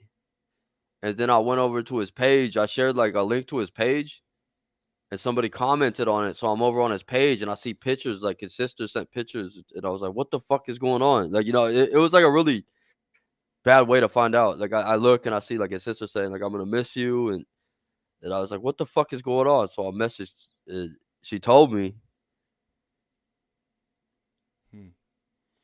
Yeah, that sucks, dude. Yeah, so I wasn't there and shit when he was like, I didn't know what happened. So like I didn't find out till after he was already gone. He's been on my Facebook forever. Who, Ray? Yeah. Yeah.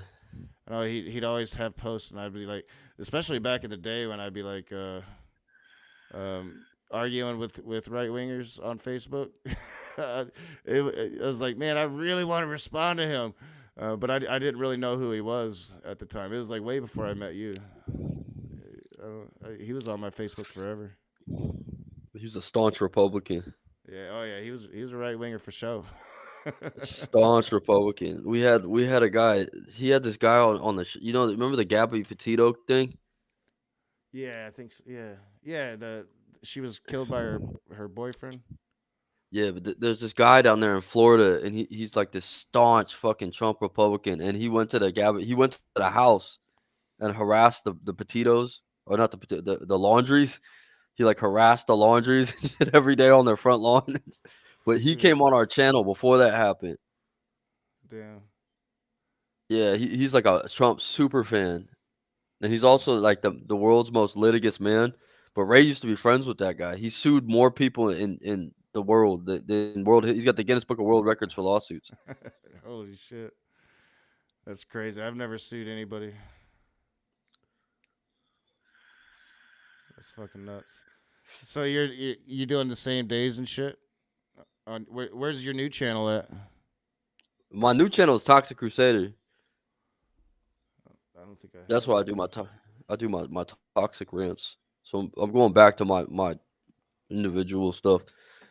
Is that but John Spot on the John Spot? Is there a link there? I'll put it up. I'm gonna announce my channel tonight. I have 40 subscribers already, and I got some content from TikTok. Because I'm a TikToker. I mainly do TikTok. But I've done YouTube forever, and like me and Ray started John Spot. Before it was John Spot, he used to go Debate the Facts, and we'd review debates. Yeah, I caught a couple streams back when you were Debate the Facts. Yeah, cause I'm apolitical. We covered you one time because you had a shit show where you threatened to strangle a guy, and Justin was there, and we reviewed that one. When did I threaten? When Khalil Allah was there, I threatened to strangle a dude. Yeah, Justin was there, but he didn't. He said something, and then he went. He just muted his mic and watched, and there was just like a whole shit show around him. There was a guy saying that he killed somebody in a DUI, and then there was this other guy say he was like white knighting someone else, and then you threatened to strangle him. There was like something. I don't even remember. I was probably. I have to go back and watch it. That's funny. Ray wanted to review that, and I said, "Okay, what is it?" He's like, "Justin sent me the link this morning. It was some shit show he was in." I was in I remember a stream where Justin came in and he said like one thing, and yeah, shit. I just don't remember the stream. I must have been drunk. Justin was good at that shit, man. He'll come in and stir the pot. Yeah, I don't think he started it. I don't even think it had anything to do with Justin. Justin came on because the night before you had Justin on there, and everyone was talking to Justin. But he came back for seconds, and I guess like he showed up at the wrong place at the wrong time. But it was like a shit show all around him, and he's just in the middle, not saying anything. Oh fuck, man! Yeah, I can't remember. I have to find it. I'm gonna start going through my old channel and finding like the best shit, the best rage moments. Make a montage.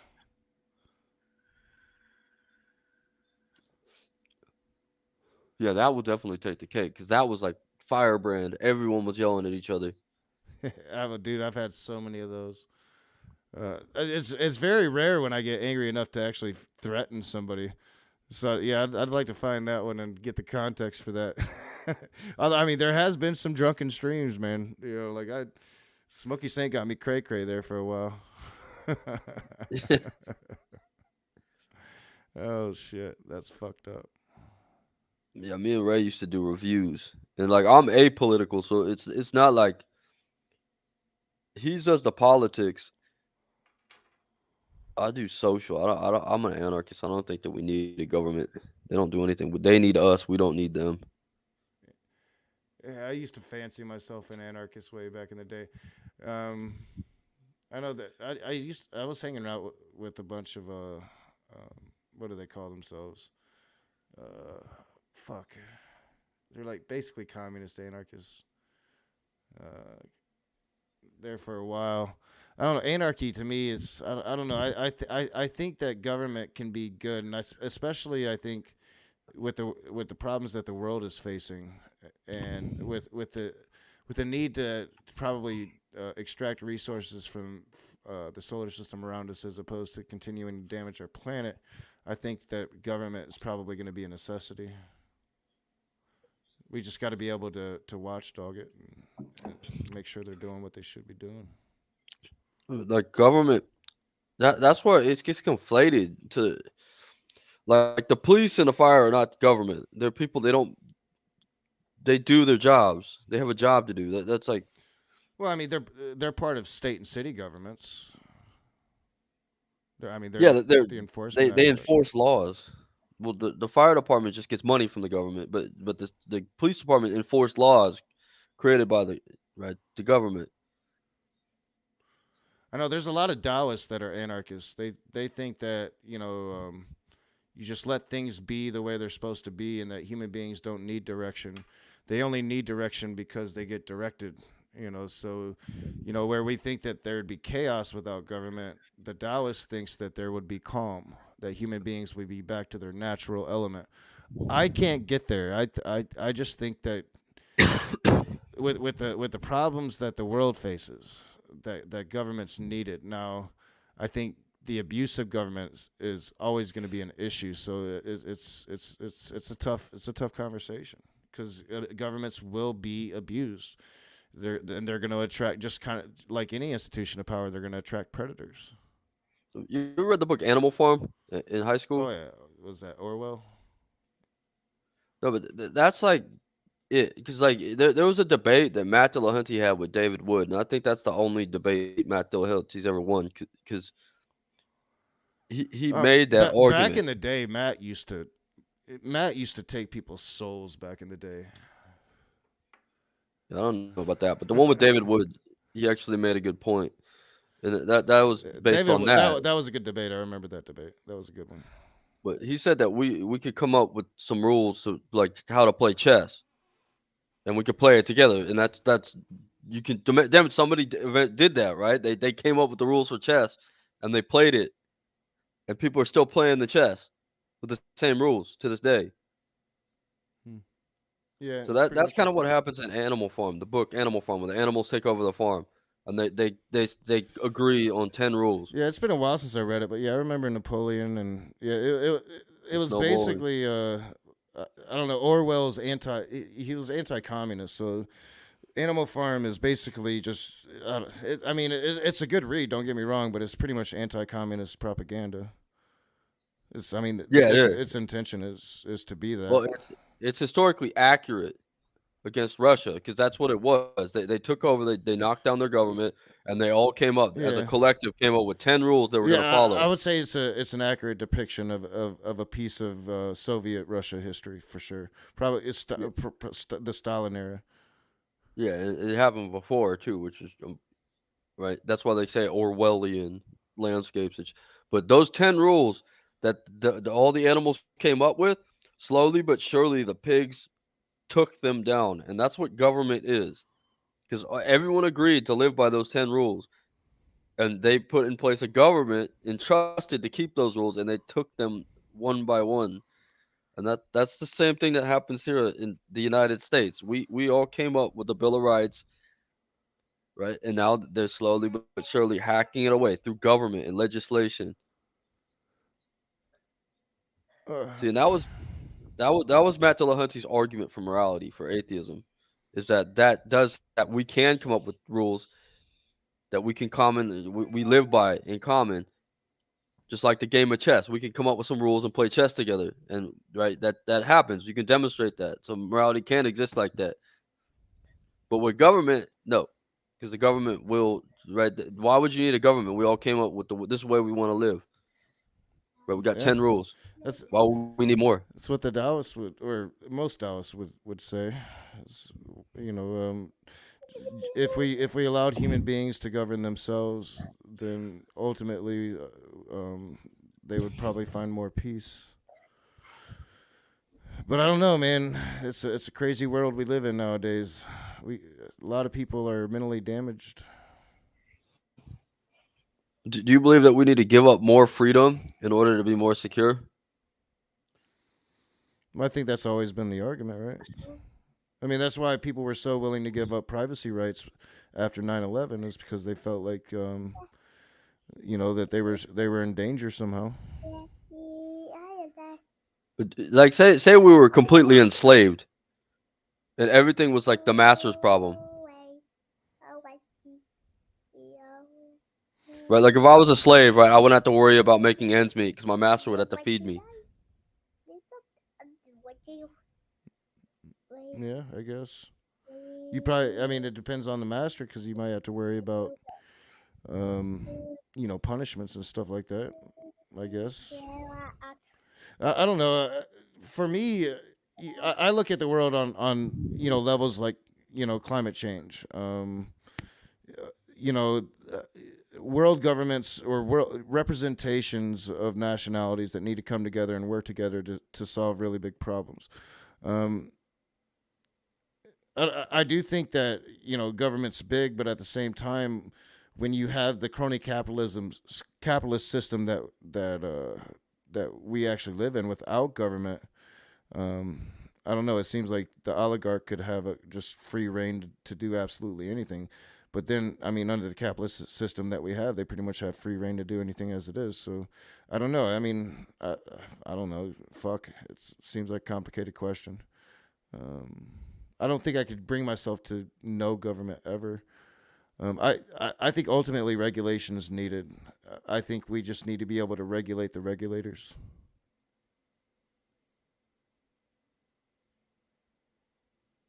If that makes any sense. Yeah, but how like the government I don't is wanna, the regulator. real quick, I didn't want to ignore the side chat earlier, because I saw, like, yeah, I don't know, man. I've been looking at a bunch of stuff, so it's hard to really specify it. And it's why I've not done a stream on it. It's why I keep doing a stream on it back, because it's really hard to determine fact and fiction when it comes to, like, Sumerian mythology. And it's why I definitely want to talk to Pat and start getting it pointed in the right direction of where I should be going. So yeah, don't let me put my feet in my mouth, and I don't believe in any of the bullshit anyway. I think it's all myth. So whether it's fantasy or true history, it's all myth to me. But yeah, I didn't want to, like, not respond, because I did see it. I just got involved with this conversation, so we can get back into this conversation.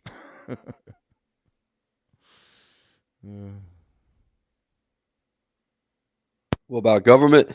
Yeah, I like conversations about government. So, like, I don't know. So you would still have, like, police forces, right? But without Yeah, of course. without a government to oversee them, wouldn't that be problematic? No. If there were 10 solid rules that everyone agreed on, the police enforced them. That was their job. 10 solid rules? You don't. Yeah, if the police break the rules, the police are arrested. There's no nuance.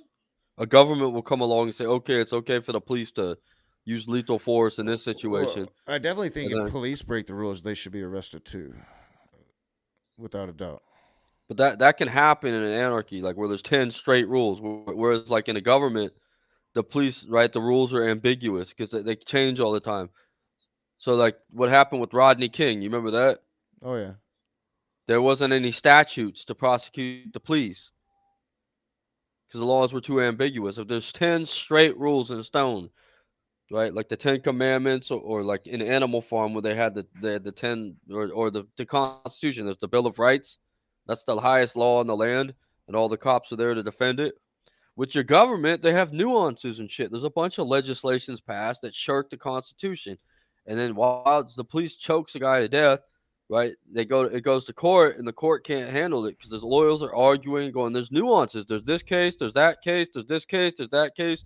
So it goes all the way up to the Supreme Court, and the Supreme Court decides, "Hey, there's nothing in the federal jurisdiction. This got to go back to the states." That's government, and that's what we pay billions and billions and billions of dollars for. Nothing.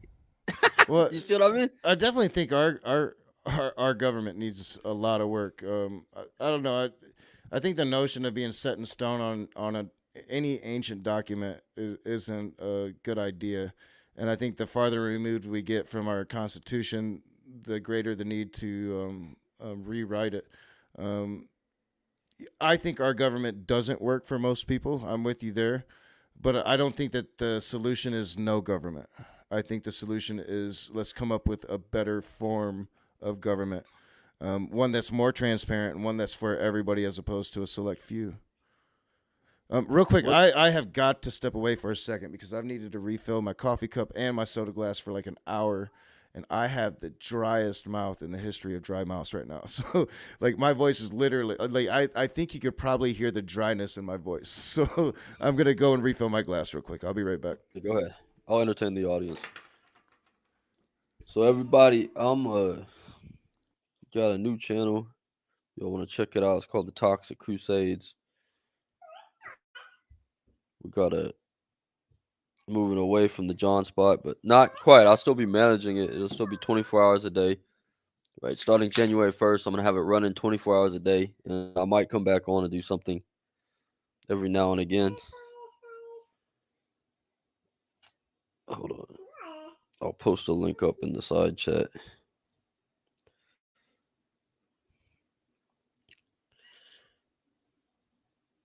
All rage is away.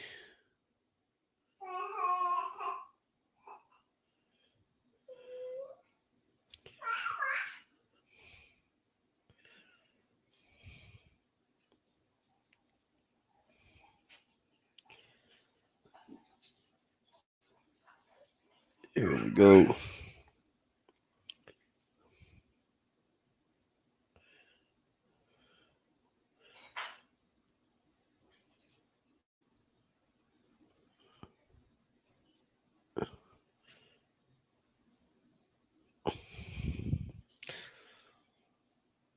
All right, so I'll post a link to my new channel up in the chat. Y'all more than welcome to come ring the bell on there. So I'll be moving away from John Spot. I'll be doing all my personal stuff there. I'm about to announce that shit on my channel in 30 minutes too.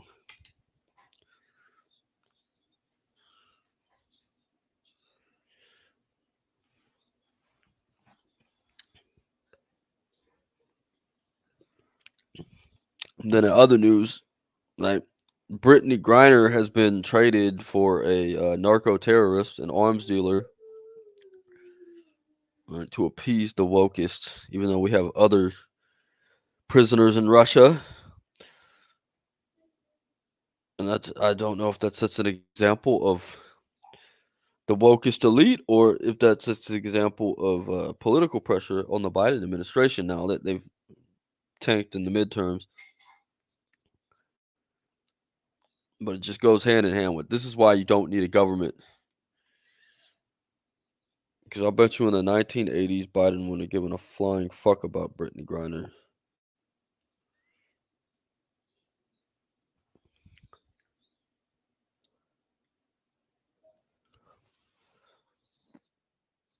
Over here, too. All right, sorry about that. I took the opportunity to use the restroom. Hey, Reg, what do you think about the Brittany Griner thing?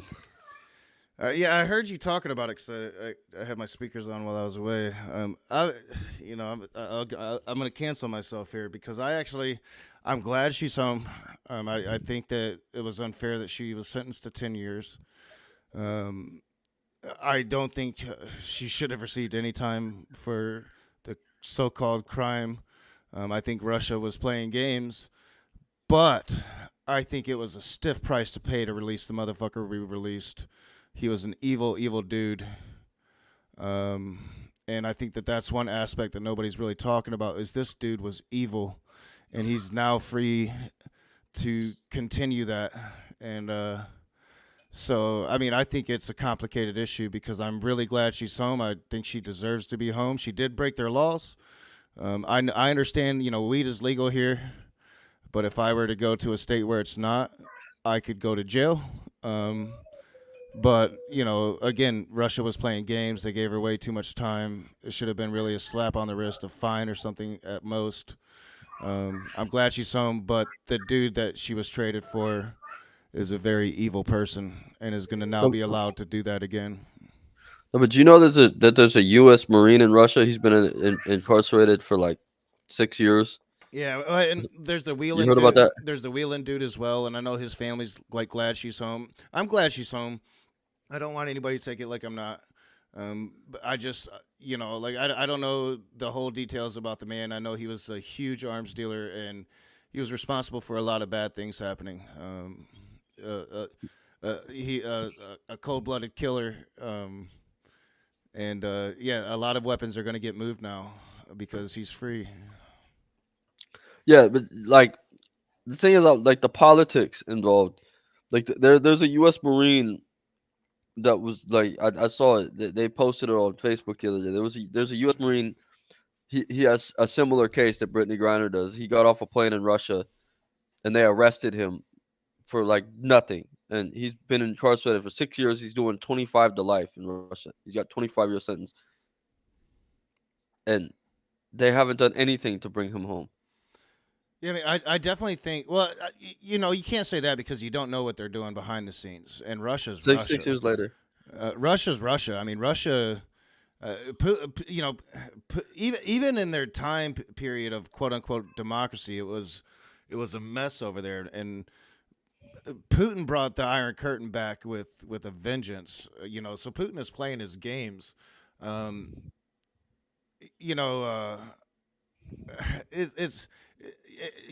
sure every administration is trying to get everybody that they can. I think that Brittany Griner did not deserve to be in prison. She didn't deserve to be in jail. It was like fucking vape, and it was like the thing wasn't even like full. Like there was hardly anything in it. It was. Maybe it wasn't a mistake, but it could have easily been a mistake. Like she shouldn't have been in jail, but at the same time, it's a stiff price, man. I definitely didn't want to see her doing 10 years in a penal colony. Fuck no, I wouldn't want to see anybody. I don't want to see the Marine do it. I don't want to see anybody do it that doesn't deserve to do it. So yeah, Russia's playing their games, but that's it's the world affairs, man, and. I don't know. I think I don't disagree. If Biden has a chance to get one American, and she's the one he has a chance to get, you got to grab her. It's a harsh. I don't think I could have paid that price myself personally. His name is Paul Whelan. Paul Whelan, U.S. Marine. I thought he was a reporter, but yeah, no. The Whelan family, they're really supportive and happy that Brittany Griner's home.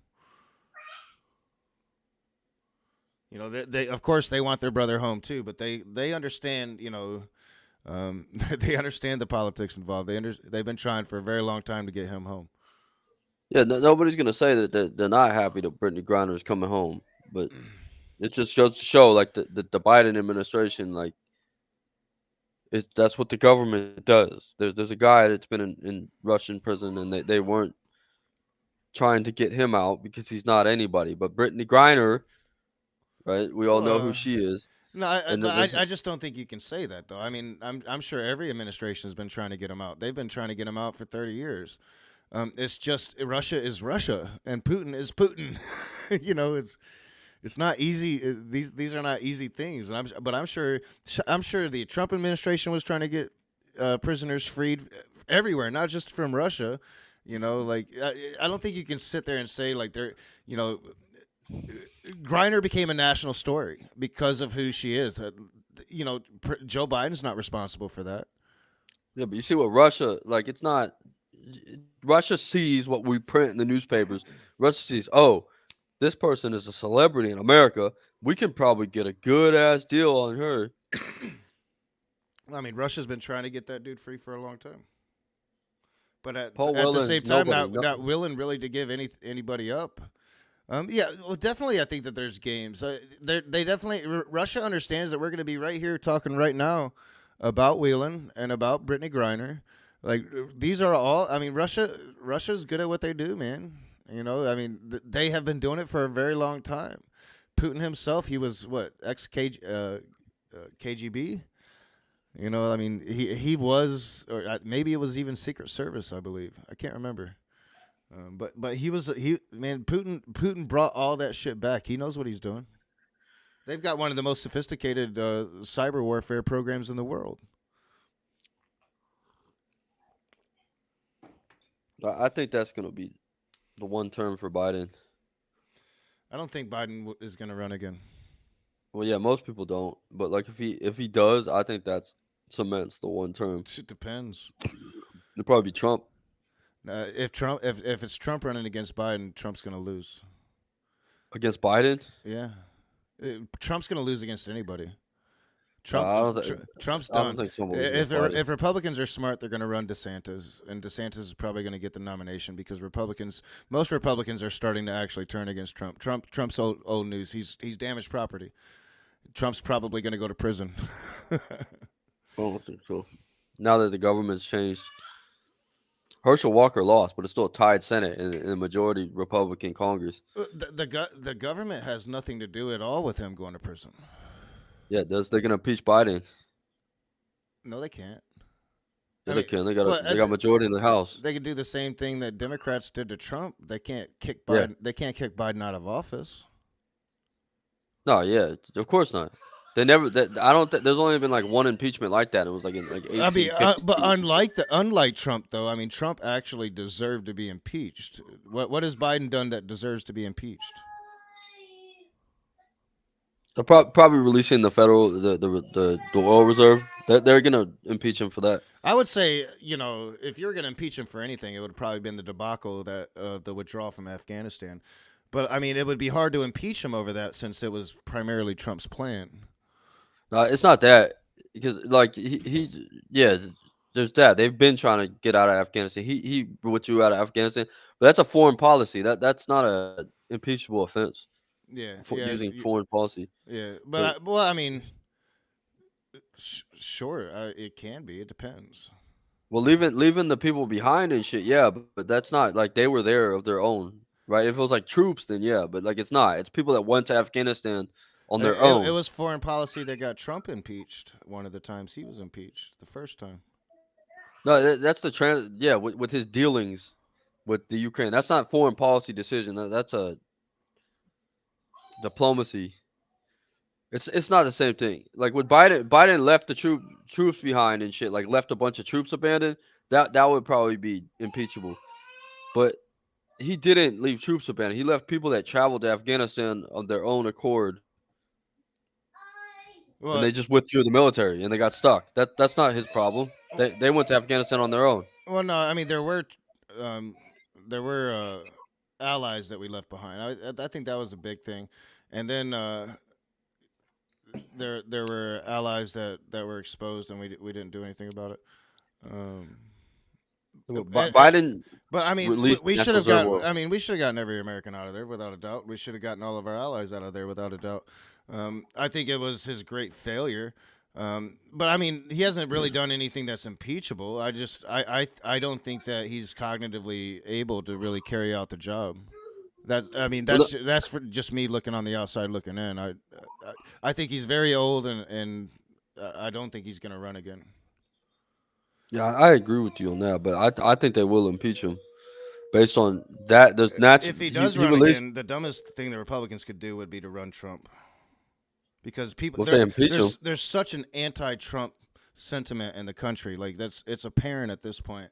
Like Trump, he's not going to win. DeSantis would win easily, easily.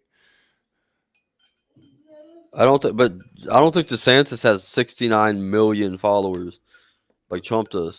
That's all conflated, and the Republican Party's turned against Trump, and a lot of Trumpers are turning against Trump. Like he's went too far. Like Herschel He's too Walker, old, though, man. Herschel Walker was a travesty. It wasn't just Herschel Walker. Like fucking Oz lost to he's basically like a really mild socialist. It's like Trump got walloped. Like Trump's people got walloped. The Republican Party, it wasn't the red wave they thought they would, but at least they took the House. But it wasn't due to Trump. The party's turning against him because, it's just too much. He's only going to have QAnon left. That's all he's going to have. So you think the MAGA's dying down? Oh yeah, without a doubt. DeSantis is taking over the party. Well, he's MAGA. He's pretty MAGA himself. He's the evolution of MAGA. Like I despise DeSantis, but if DeSantis runs against Biden, to me it's a sure thing for DeSantis. It's man, we would be dumb to run Biden against anybody but Trump. I think Biden's gonna get Bill Clinton impeached next year. I think Biden's gonna get Bill Clinton impeached next year. Bill Clinton. Yeah, like remember Bill Clinton got impeached at the end? Oh, yeah. He ended up. I think Biden's gonna get Bill Clinton impeached. It's not gonna be like Trump who got impeached twice, but he'll be Bill Clinton impeached. For what? Well, that's all I said. For one, he's got two. He released oil from the natural reserve. All right, even though that's like didn't do anything. How could he get impeached for releasing oil from the National Reserve? Because it's an abuse of power. You can't do that. That natural reserve is for us to like have and shit. Like if World War III happens, that's an abuse of power. That's in legislation right now, whether that's impeachable or not. And then the student loan. Now this is still new, but by the time it goes around, you're gonna find out that the president does not have control over debt collectors. Eventually, it was a pipe dream in political dynamite to say that you did, but it's going through the courts. You're going to find out that the president has absolutely no control over debts. Over what? That was just something. The president does not have control over debt. Like he can't tell your creditor to wipe your debt clean. You know that, right? We all know that. I have no doubt that the Republicans are going to vote to impeach Biden in the House, without a doubt. I have no doubt. That one's in its infancy.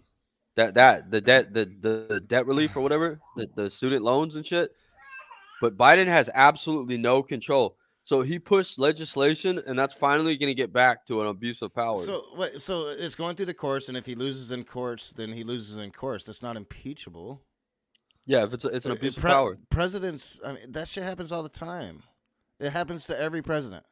Every president does shit. It goes to the courts, and the courts say, "Well, you can't do that," so they just don't do it.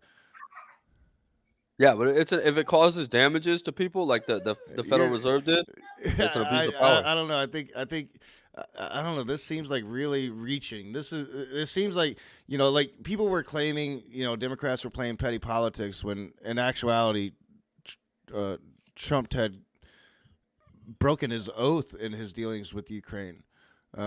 And there was real legality issues there, and even then it was still debatable on whether or not it was impeachable. The sad thing is the Republicans never gave us a real debate on it in the Senate. There was no debate. No, but remember what Romney broke when Romney broke party lines to vote for the impeachment? There's no real legitimacy to any impeachment that Republicans are going to offer against Joe Biden. It's just tit for tat. It's just tit for tat. You did it to Trump, so we're going to do it to you. It'll be for the same thing too, an abuse of power. That's what Romney did. When Romney voted, you remember that when Romney broke party lines and voted, said yes, they do have. I don't know where you're getting this stuff. Like, where are you getting this stuff from? Trump was impeached for abuse of power. Right? Like, what? I don't know. What are you watching to have this idea? I understand. Like, they've been saying, Marjorie Taylor Greene, she tried to get Biden impeached the moment that he was sworn in. They're gonna they're gonna do something that's not gonna matter. If the only reason Biden won't run again is because Joe Biden decides not to run again. It's not going to be because the Republicans stop him.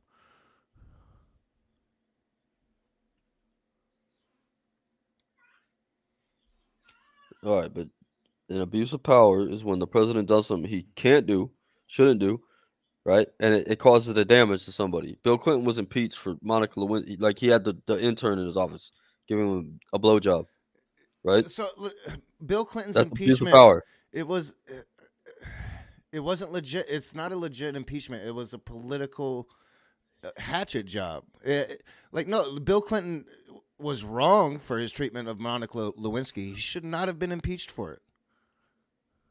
But he was, and it's based on He was power. impeached by a partisan House. He was not impeached. They voted to impeach, but the Senate did not impeach him. Like, he was not removed from office. No, an impeachment doesn't necessarily mean you're removed from office. It means that you're brought up on charges. I know. It's the same. As the standing president. It's the That's what same. impeachment It's is. the same thing that happened to Trump. The same thing that Trumpers go around saying is a partisan hack job that has no legitimacy at all. That's an impeachment does not. There's only one impeachment where a president was actually removed from office in the know. history of the United States. I know. But impeachment doesn't mean that. Impeachment means that a sitting president, is brought up on high crimes and misdemeanors. They're brought up on charges. That's what it means to be impeached. So you can be impeached and guilty and shit, right, and still be the president. Or you can be impeached and not guilty, and it just be a partisan hack job. Yeah, same thing. Which is what's going to happen here, right? Yeah, most likely, because like by the time an impeachment goes through, especially now that we've had 2 years of Biden. But that's the thing with what happened to Trump. I don't think that you can honestly say it was a partisan hack job. I think Democrats had with the Ukraine issue, but for definite sure after January 4th, there was a definite reason for the second impeachment, without a doubt. Right? Yeah, but if they come back with Biden's dealings with Ukraine and say, hey, Biden used our tax dollars to fund Ukraine, and now we got fucking Hunter Biden's laptop, and it shows how much interest they had in Ukraine and stuff. We're just over there. So do you think you can impeach Joe Biden for the deeds of Hunter Biden? They could probably impeach every single president, like all the way back to like past Reagan, for the same thing. And that's right. They all been doing it. Clinton's been doing it. Reagan did it, right? Nixon did it. Ford did it. I guarantee you, both Bushes did it. They have interest in these wars they start. Like, personally. So what I don't get is, why would you want to impeach like one of the more moderate presidents from the Democratic Party you're ever going to get? Who, Biden? Yeah. Biden's not moderate. He is moderate to his core. Biden's just old. He's just an old man. He doesn't know what's going on. Like, Mitch McConnell's like his bestie. They're like best friends. You don't get both old. You don't get more moderate than Joe Biden. No, he tries to placate to some of the left, but he doesn't mean it. He's just a politician. Yeah, that's my point, man. That's why I oppose the government, because of that. I mean, they're all like politicians. higher people than us. I mean, not really. I mean, if you get into politics, they're like everybody else, man. It's a shit game, and it's got shit people in it, just like any other industry. That's what's so surreal, because you're a socialist. I don't believe in socialism, but I have to tell you that there's a government, like our government, our people, they're like the bourgeoisie. They don't give a flying fuck about us. They're up there in their cloud, and they're like a higher society. No, you don't have to tell me that. I'm anti-American as fuck. I'm not pro-American government, but I am pro-government. I think there's a necessity for government. I think our government's fucked. I think our government. We definitely need to implement a hybrid socialist system. We need more transparency. I don't think rich people, corporations should not count as as people, and money should not count as speech. I think Glass-Steagall needs to be repealed, and I think that the government needs to be a representation of the people and not the 1%.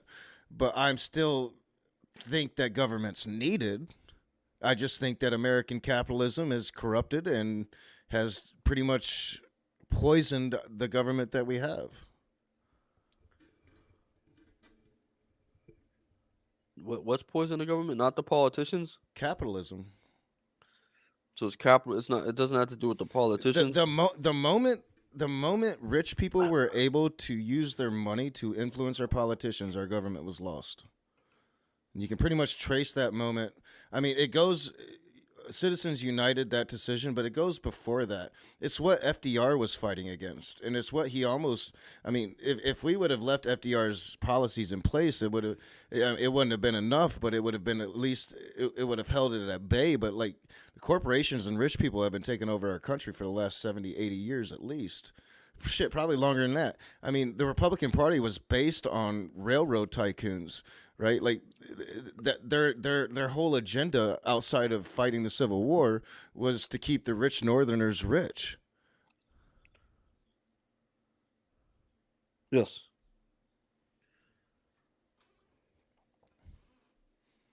You know, I mean, it's just our government's been polluted from the get. Doesn't mean that government itself is not needed. Like I said, the world is facing huge problems. And I mean, just when you talk about foreign policy and people like Kim Jong-un or Putin, when you have actors like this, you're going to need some kind of military. And in order to have military, you have to have government. And I'm anti-war as fuck, but it would not be logical to not have a government with the other actors involved in the world. No, as a socialist, you need a humongous government to go around and make sure people aren't fucking making too much money. Depends on the brand of socialism. So you're thinking of authoritarian dictatorship. I'm a market socialist. I'm not that kind of socialist. Well, say we're in a socialist, whatever kind of socialist, and I start selling things out of the back of my trunk, and I start making a lot more money than your average person. Right? Would I be arrested? Why? Because I was getting rich. I mean, under the government's nose. No, but I mean, are you breaking the law? Are you selling somebody's content that you shouldn't be? I mean, I don't know. Like, no, I don't. No, say I'm just selling things. I'm making a lot of money. I wouldn't have any issue with you making any kind of lots of money. I'm making a lot of money, but the rich people, there's like filthy rich people.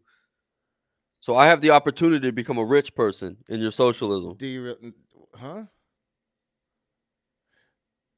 So. I'm a market socialist. I believe in freedom in the workplace. I think socialism needs to be brought to the workplace. I'm for labor unions. I'm for worker co-ops. I'm not for small little princedoms that get to tell human beings how to act, how to behave, and give them no profit motive to really be successful or motivated workers in their workforce. All right. That shit they already had in Germany in the 1800s. What?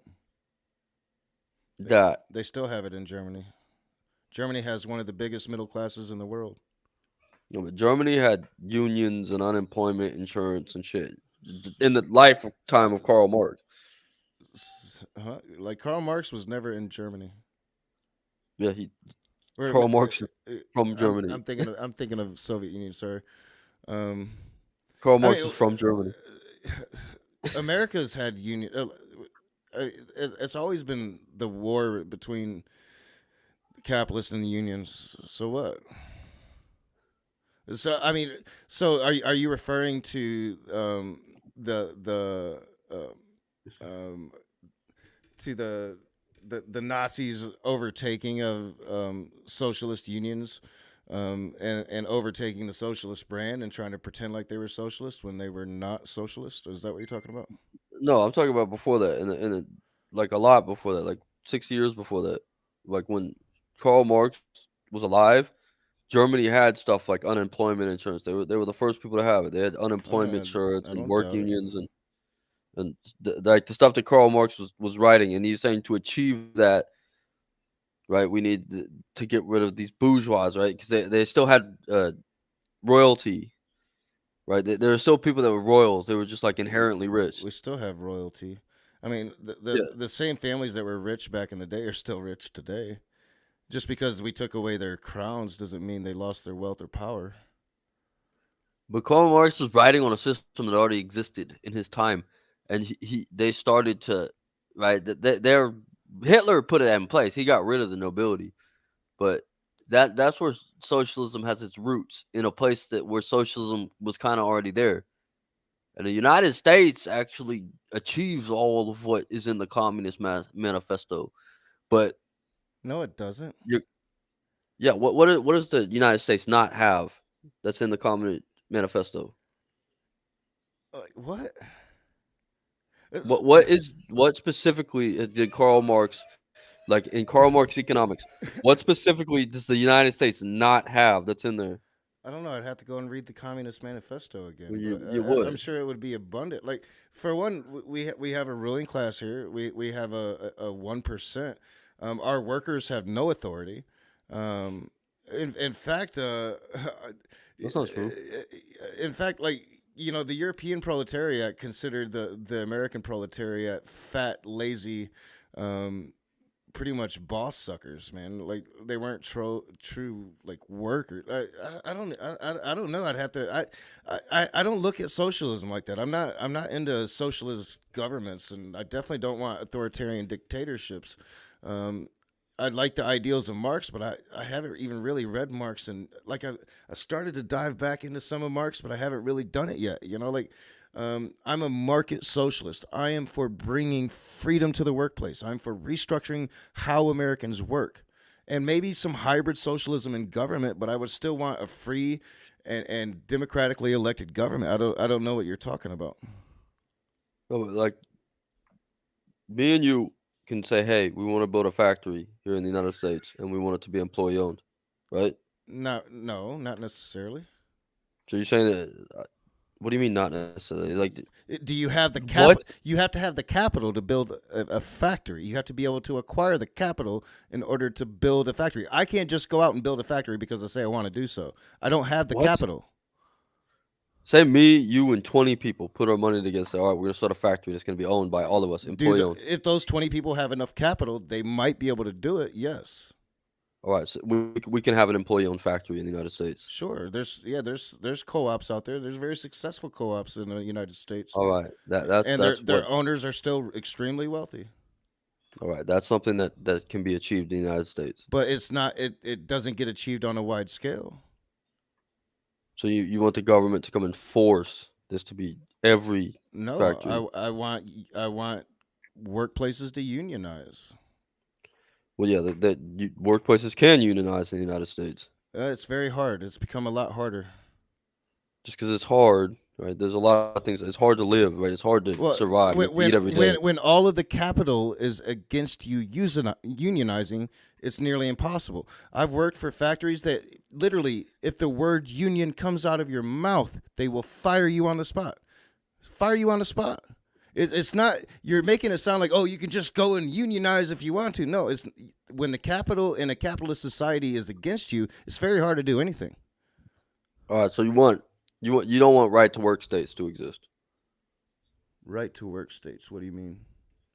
Well, that would be a right to work state where you get fired for saying you want to be in a union.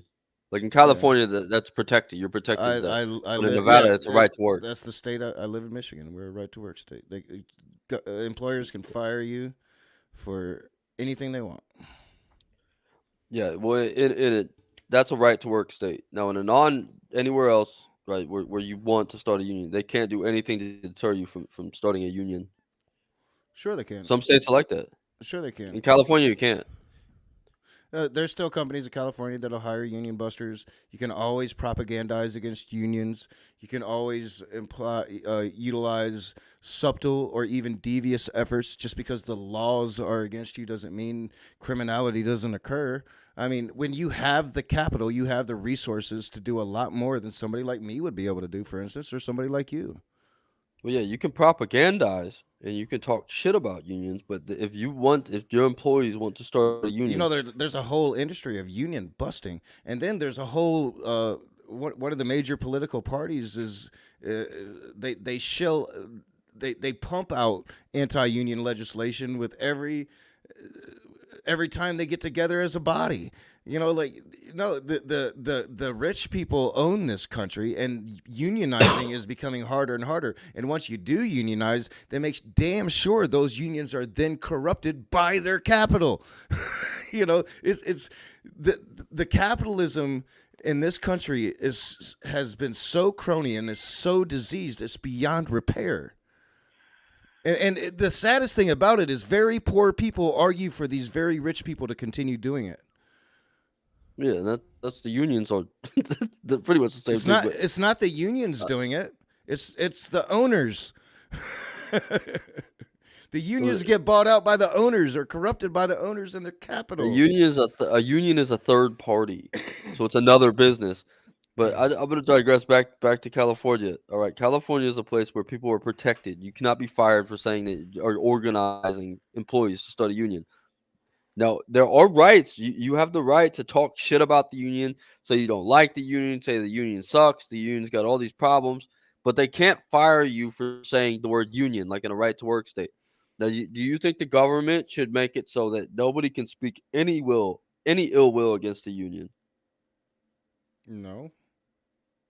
Then what were you saying there? Like they're union busters? Union busters are teams of ruffians that are hired up to bust strikes, or strike busters is the correct term. But yeah, it's just tactics. When you have capital to utilize at your disposal that the worker doesn't. It's the way that capitalism is set up and designed. Especially American crony capitalism. You think it should be illegal to have union busters? I think that should be up to the people. If the people want it to be illegal, it should be illegal. So if not, the people say, "Hey, let us have our unions. You can have your union." People are stupid, and like I said, when you have all the capital, you can propagandize, and people fall for propaganda. It's very easy to do. There's science behind it. People are sheeple generally. We will believe what we choose to believe. I don't know. Yeah, I mean, should rich people have all the capital? No. Should billionaires exist? Without a doubt, no. No, it's immoral for a billionaire to exist, in my opinion. It's immoral for a billionaire to exist? Yes. So you think the government should arrest him and take his money and give it to the rest of the people? I do not think one person should have that much wealth if there's a single person that can't afford to eat. All right, so you think the government should steal his money and give it to poor people? I think that, I think we should probably tax the fuck out of him. All right. So do you know how I think anything above $1 million a year should be taxed 99%. That's what I think. If you make above $1 million a year, anything beyond that should be taxed 99% by the government, and utilize. So if I make utilize for the social need.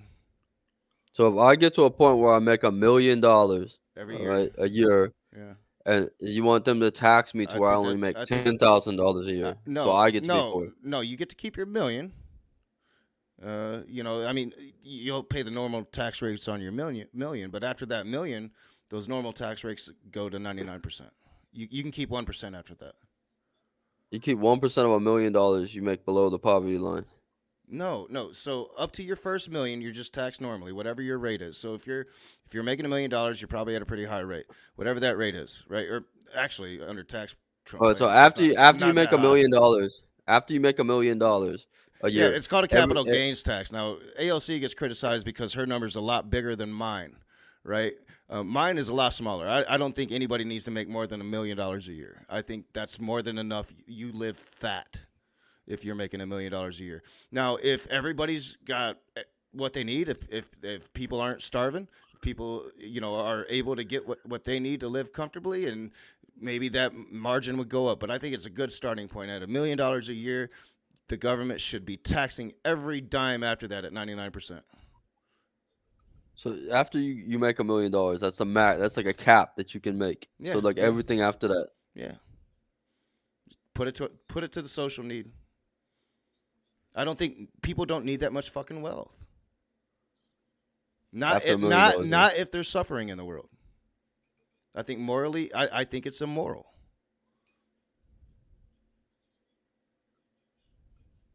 to have more than $1 million a year. Now AOC, you know, she gets lambasted. I think her number was like way bigger. It was either like 10 million or 100 million, something like that. And she got lambasted. I'm saying straight up, $1 million. I think it's too much fucking money.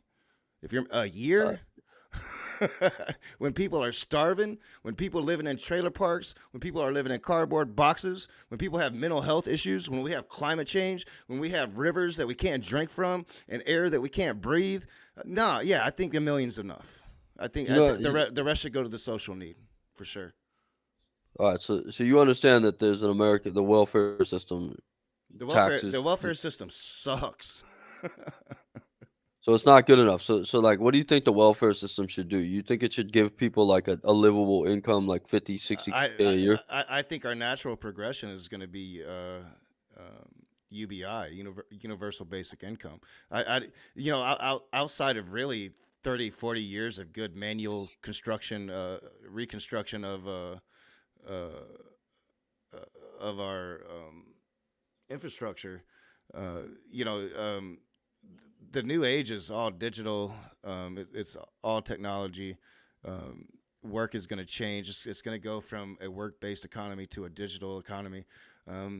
We need to start taxing these rich people so we can fix our infrastructure. It's going to require $30 trillion just to really dent what we need to do to American infrastructure that's crumbling. We can't even get our government to agree on $1 billion or on $1 trillion of it.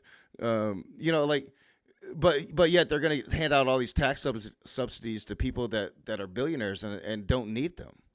Right? No. We've got things that we need to do, and the 1% keep enriching themselves, and we can't do shit. So yeah. After $1 million, I think fuck them, tax the fuck out of them. Yeah. So I think this is backwards, and I'll tell you why if you want to hear it. Why? Go ahead. Well, let's say back in 1830, let's say it was like the way you were, and people could only make $1 million, and the government take the rest. Do you think that people would have like jumped in wagons and went west and shit, risk getting like scalped by Indians to go find gold if they knew that, hey, I could just make $1 million back east and be good? Well, I don't think it was a good thing that they did go out west. No, they should have shit. I don't think this country should exist. But do you think those people would have risked it with the Indians and the starvation and dysentery and all that if all they could do was make $1 million? They were making a lot less. Like they were doing it to go out and make nothing and be destitute Yeah, right. and not have nothing, and to be The slaughtered. average I don't strike. get your point. The average strike is today's equivalent of $1 million. They made like $10 million, $30 million on a gold claim. Not back then, of course, because the money was different. But like to today's equivalent, that's how much these guys made. Huh? Yeah. See now like gold dust.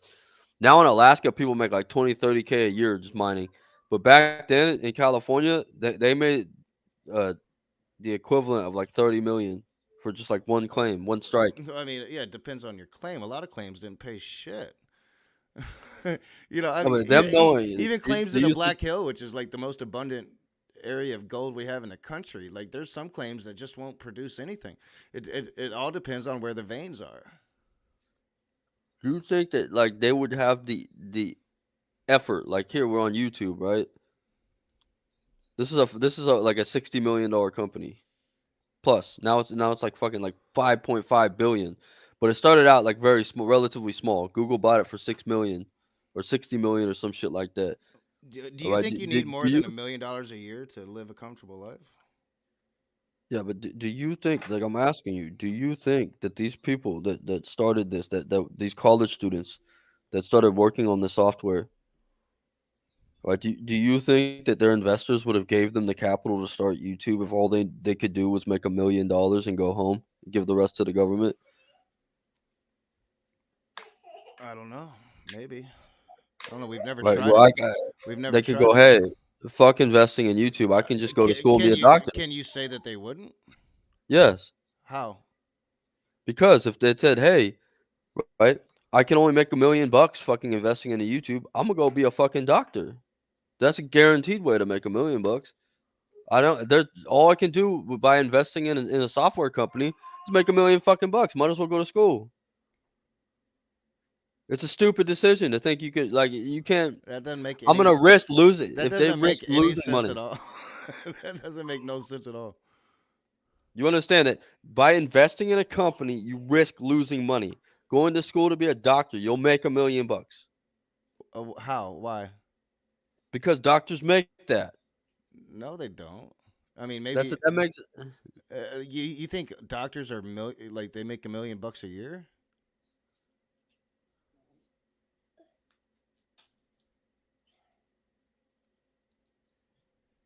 They don't make $1 million a year. I mean, maybe if you're a Hollywood doctor, you know, like maybe if you're treating the rich and famous, maybe.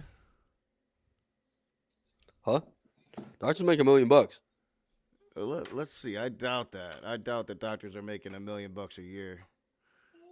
You can whatever job you can get that makes $1 million a year. You can just go do that.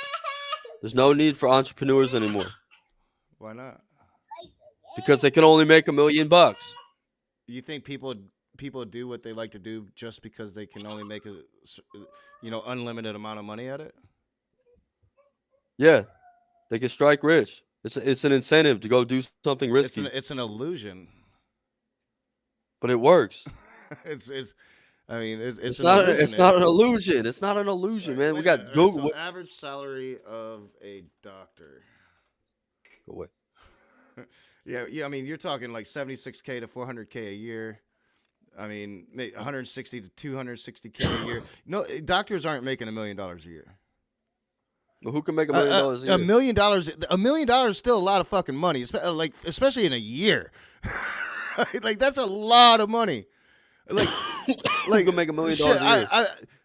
Like my best year ever was like $50,000 or some crazy shit like that. You know. Yeah, no, that's how much your average person makes. But if you have a secured way to make $1 million a year, you don't. People don't need to be filthy rich if there is suffering in the world. My point is on the morality of it. How is it moral to have abundance when other people are suffering with nothing? It's not. That's why we have a welfare system.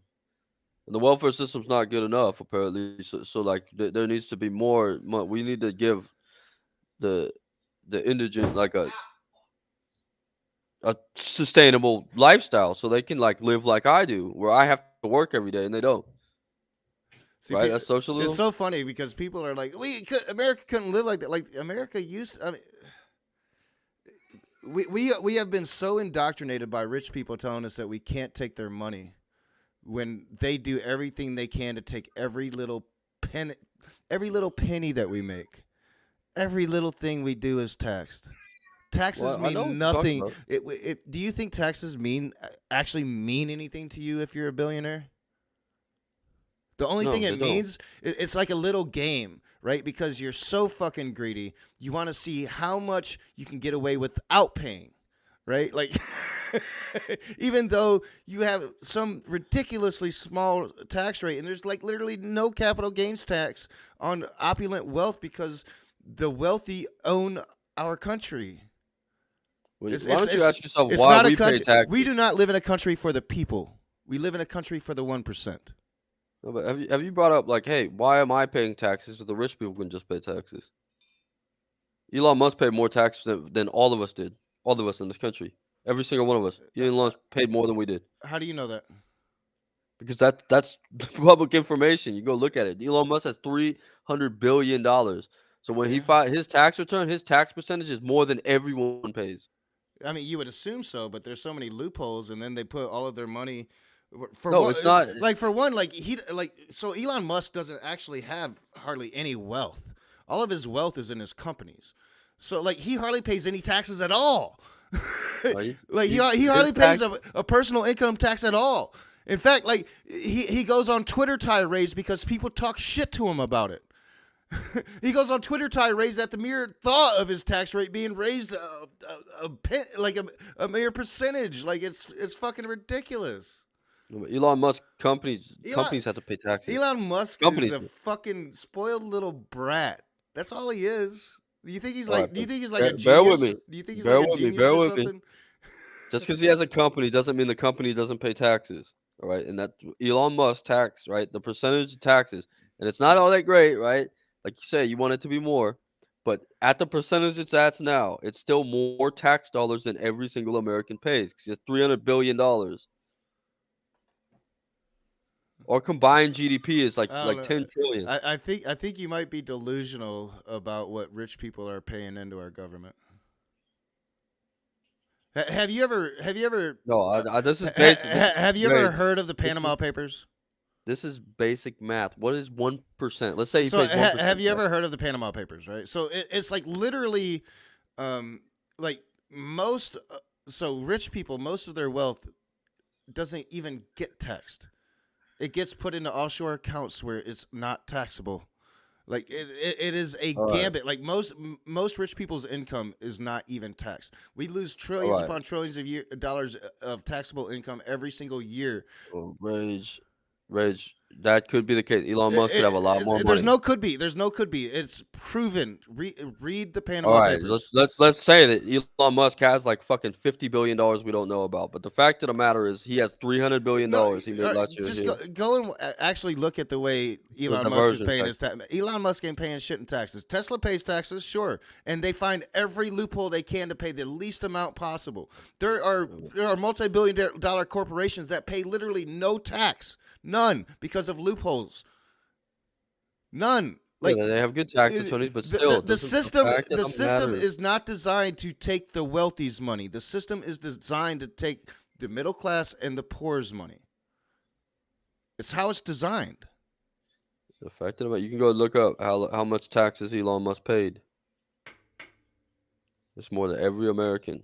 Do you think it phased him at all?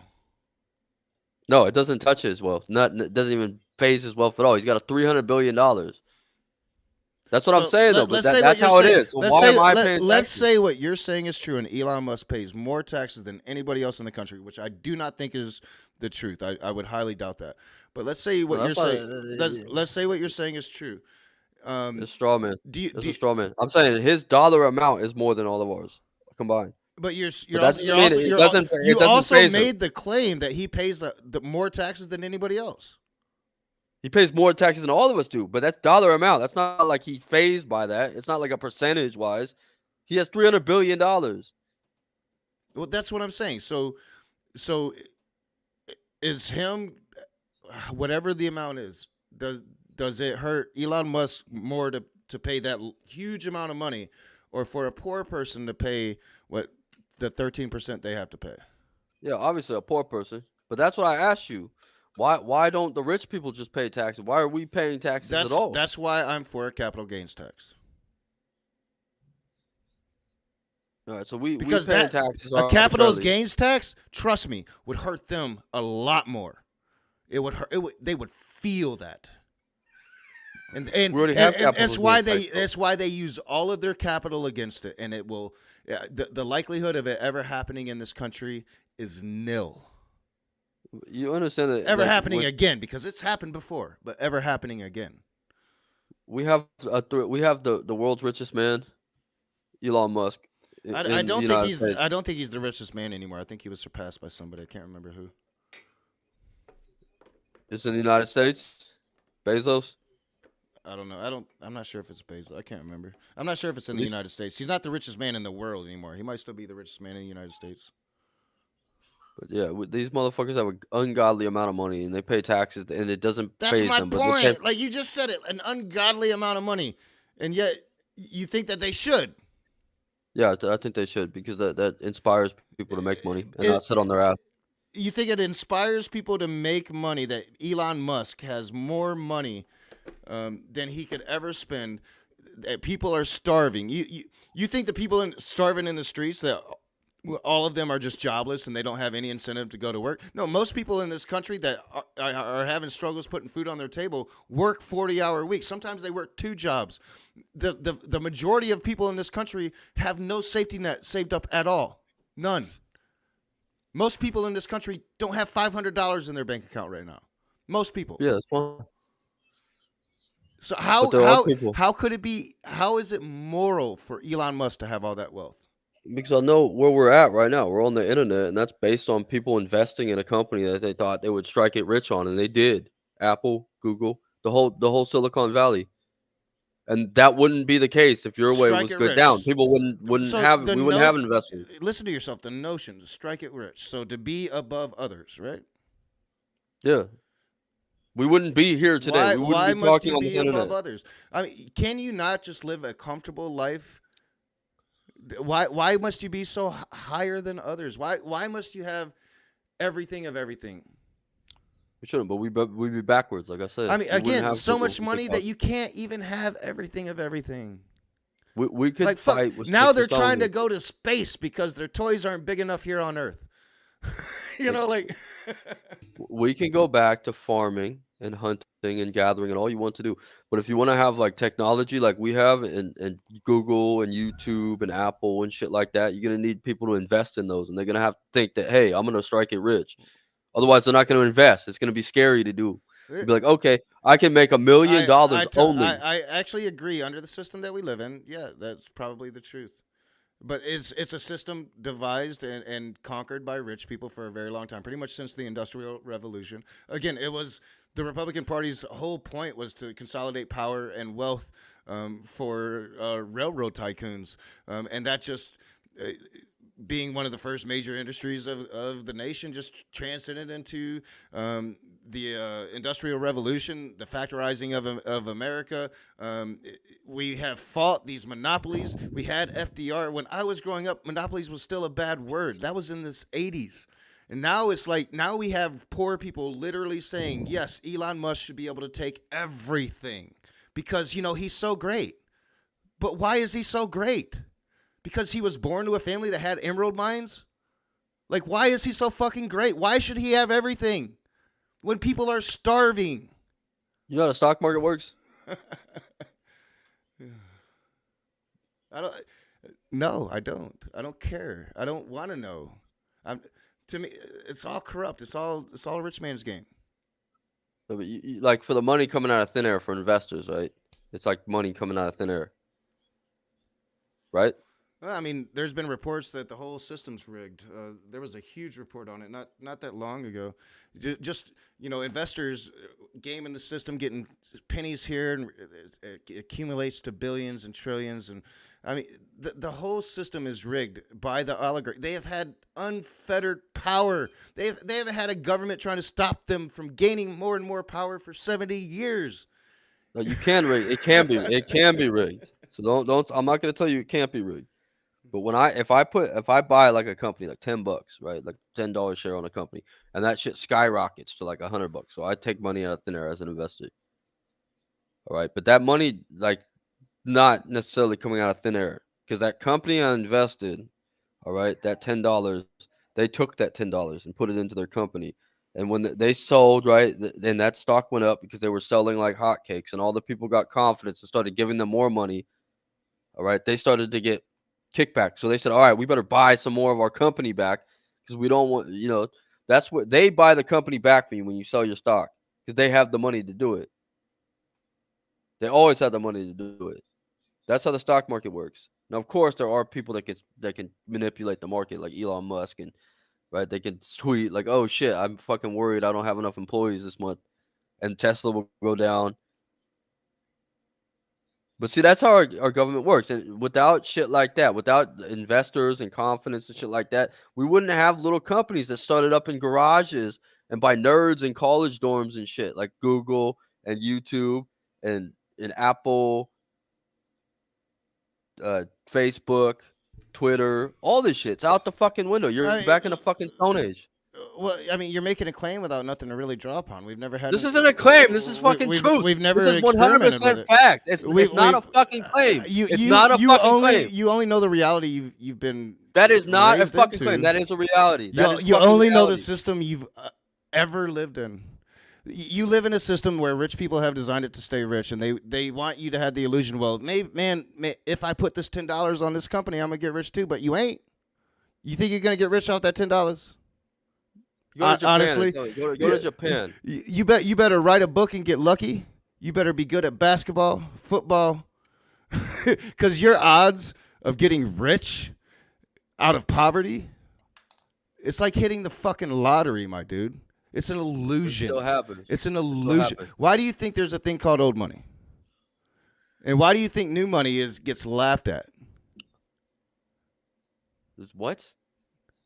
So, do you understand the concepts of old money and new money? No.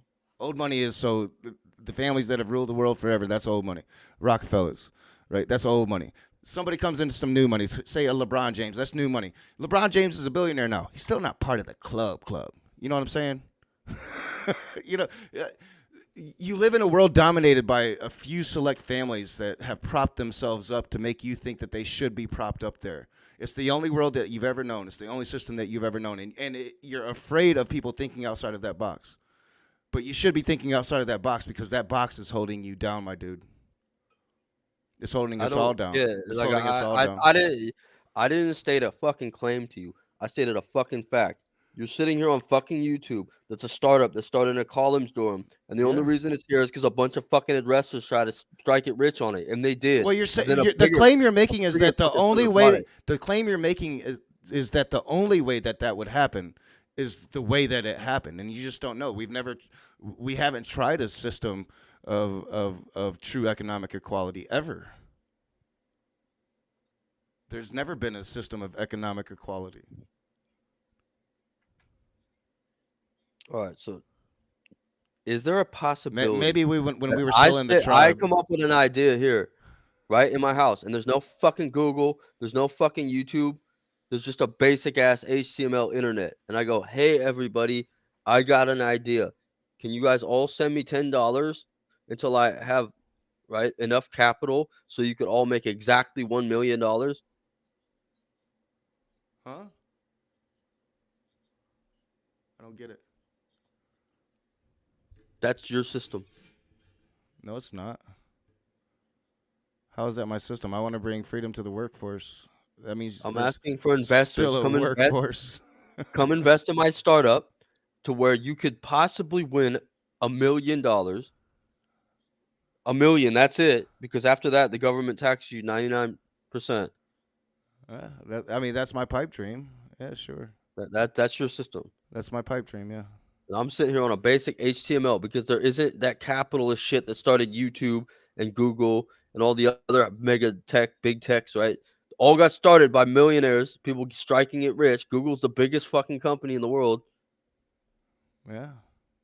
Awesome. So that was started in a fucking college dorm in the 1990s. Those people shouldn't have that much money.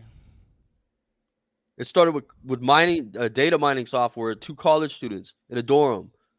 And they got a bunch of investors to. Well, I'm not saying that. And my claim is getting convoluted here because my claim is not that they shouldn't have that much money. I'm not saying it's wrong. I am saying it's wrong, but I'm saying under the system that we live in, they're perfectly legally viable to having that much money. We make excuses for them having that much money. My claim is it's morally it's immoral. That's my claim. I'm not saying that this is how it should be. That's my in my pipe dream. If I'm going to put a number on it, I would put a capital gains tax after $1 million.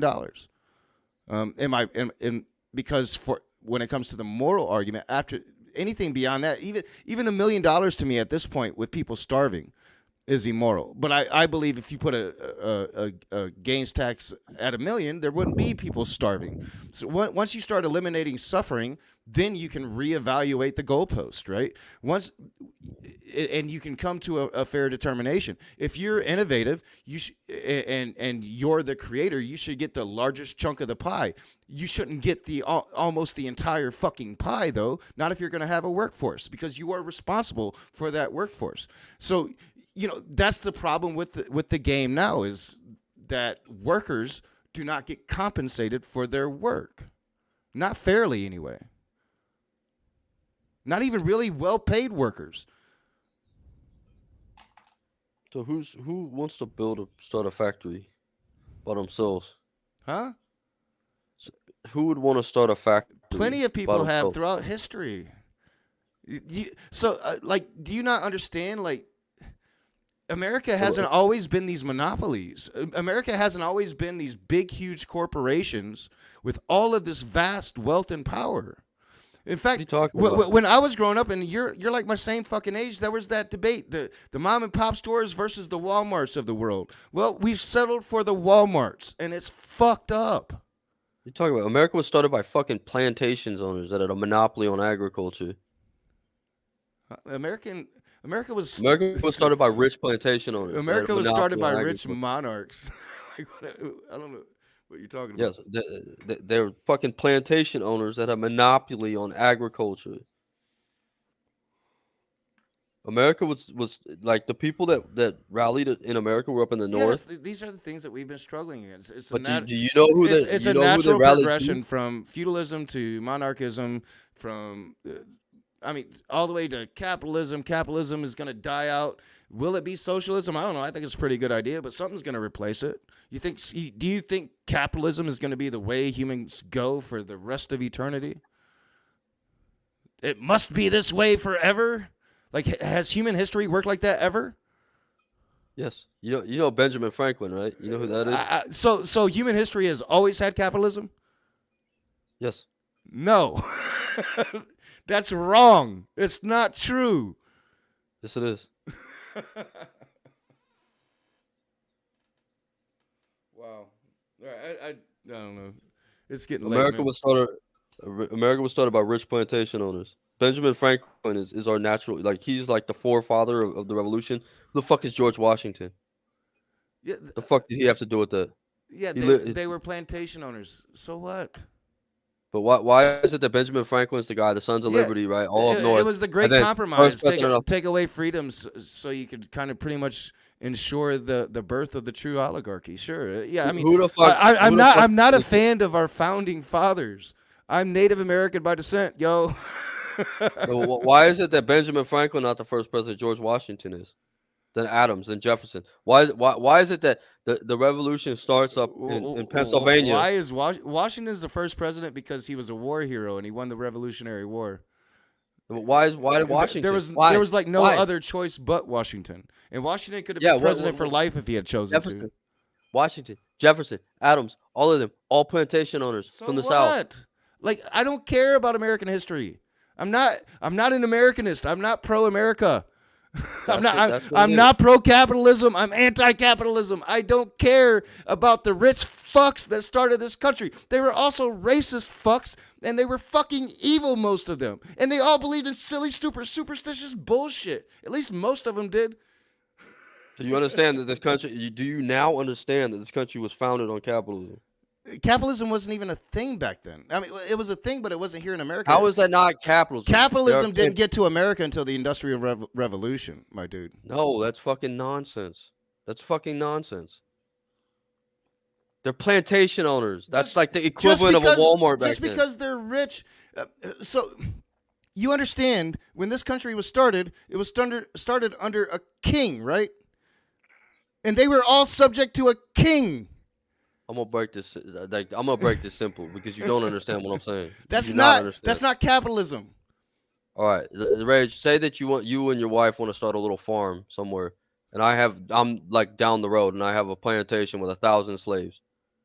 Can you compete with that economically? Say that again. What? Say you and your wife have a mom and pop farm with like 3-4 kids. And down the road, there's a plantation with 1,000 slaves. All right. Do you think you could economically compete with that plantation? No. Okay. Now that's the exact same fucking thing as a mom and pop store, grocery mart, next to a fucking Walmart back in the 1700s. That is capitalism. That is how that fucking works. All right, so capitalism is a form of economic philosophy, right? So like capitalism is about who owns the capital, right? So does the business owner own the capital, or does the king own the capital? All of those business owners were subject to a king. Capitalism did not truly get to America until I believe it was the Industrial Revolution. It's one of the main arguments people give to me against some of the things I say about capitalism, because I would agree with you. And in its essence, I think capitalism has been around. I think that you can look at a lot of different things and say, oh, there's elements of capitalism there, like for sure, without a doubt. But these are all economic philosophies that have evolved through time, from very primitive economic philosophies to very sophisticated economic philosophies like capitalism or socialism. It would be socialism is just another economic philosophy. There is not one set way you have to do things. In fact, we should constantly be trying to achieve to do things better than we did the generation before. But when it comes to capitalism in America, that's not possible, because people want to just leave it as is. And the way as is, it should be apparent to all, doesn't work. That's the history of America is clouded, but that's what really happened.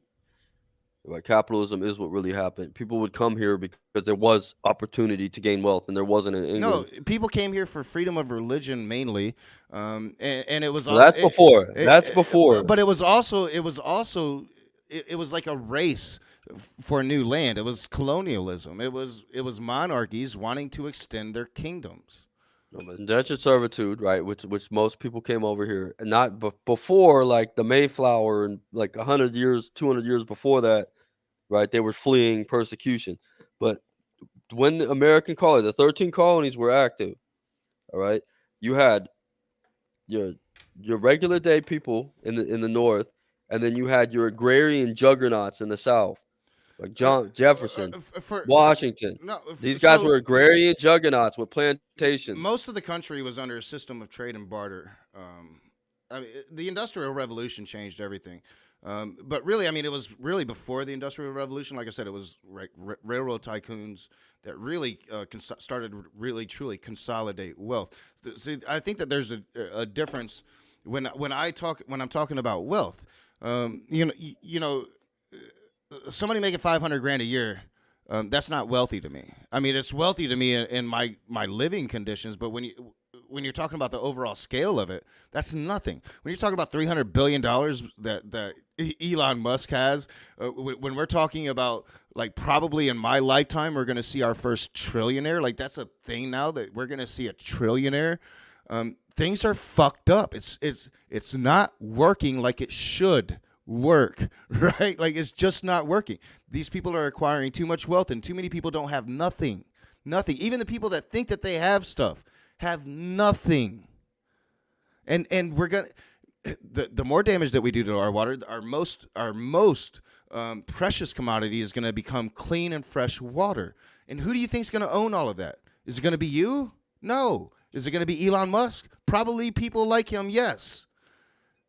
On the water, we need to understand that a select few people should not have control of everything, yet we continue to justify allowing them to do so. And yet you're the one against government.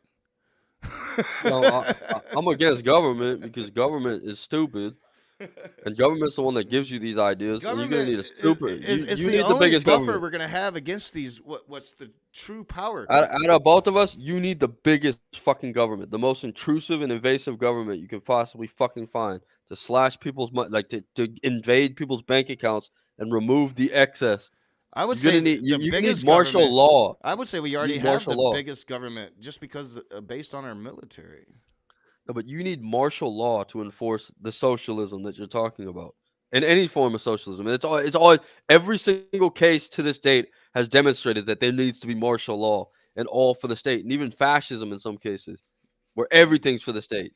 I don't know. We'll have to continue that because I do need to get off here. I'm thinking about going and seeing what Gur's got going on, but I've got to get these headphones off of my ears. My ears are killing me. Let's continue this conversation, though. We'll set up a stream. In fact, like when it comes to socialism, I would much prefer, because like I'm an idealist. I'm not a a socialist person. I'm not a person that's going to really be able to sit here and break it down for you. If you really want to talk to some socialism with somebody that knows what they're about, Leo Filius, man, have a conversation with him. He'll break it down. You might not like it, and you might not like his tactics, but he'll break it down for you, and he will tell you exactly what socialism is, and he could do it in a lot better way than I could. I'm a market socialist. I'm for unionizing. I'm for giving workers more income and more freedom in the workplace. That's ultimately what I'm for. When it comes to like the $1 million thing, that's an ideal statement based upon morality. It's a morality argument. It's not like what I'm setting in stone what I think should happen. It's what I think morally. You don't need more than that. You get what I'm saying? What, the money? Yeah, I mean, morally, like, if there's suffering in the world, morally, to me, it's immoral to have more than that. Shit. Then why don't we use their stuff? I would settle for just $100 grand Why a year. don't we That's stop good. it? Like, I think if you're a socialist and you don't like big government, you should stop consuming their merchandise. What merchandise? Like, yes, we're on YouTube right now. That's $1 billion corporation. You stop consuming. If I don't like government, I should stop using what? No, but if you don't like billionaires, you should stop consuming their products. You should boycott them. Why? So I should stop existing in the world because billionaires exist? No, you should stop consuming because they're billionaires. You don't agree with their principles. You should stop consuming their merchandise. You should shop at farmers markets. No, that makes no sense. Why? Because if you contribute to the delinquency of capitalism, no, you defeat it politically. I mean, I'm just a cog in the system, my dude. What is me stopping to use YouTube going to do except for make me fucking bored? You should launch. You and all the socialists should stop. That makes no fucking sense. So, why are you so against socialism? You think socialism is an American concept? I mean, until I don't think it works. I don't think it works. But I mean, there are socialists all over this country right up until the end of World War II. Once we turned our back on our alliance with Russia and started demonizing them. You understand the cancel culture? Huh? Like they don't like something somebody says, they cancel them. They stop listening to them. Both sides do that. But it's cancel culture. Yeah, I don't believe in cancel culture. I don't think canceling. I don't think me stopping using the internet is going to do anything. I think me advocating that billionaires shouldn't exist is going to do a lot more than that. And the best way to advocate is utilize the tools at my disposal. Like, say I fucking how is me sitting here doing nothing going to help in any way whatsoever? If I have diamonds, like conflict diamonds, you think you should buy conflict diamonds? No, I don't. All right. Well, that's a different thing, though. That's completely. That's not a different thing. If you're against capitalists, you should stop consuming their merchandise. So, I mean, are you telling me that you should go for alternatives? Are you telling me Silicon Valley is having people killed in Africa? I mean, I don't get your point. I make a decision not to buy blood diamonds because I don't like the atrocities committed. I don't get it. Doesn't equate to me. So capitalism isn't as big atrocity as what's going on in like Sierra Leone and I mean, capitalism's, in my opinion, one of the biggest atrocities ever. Then why do you consume? How do I have a choice not to? I mean, you don't make any sense. There's farmers markets. So should I be like what, fucking Amish? You could be Amish, yeah. They definitely. So do basically, that. You're like, if you don't like America, you need to get out. Basically, that's what you're saying, right? I didn't say you had to get out.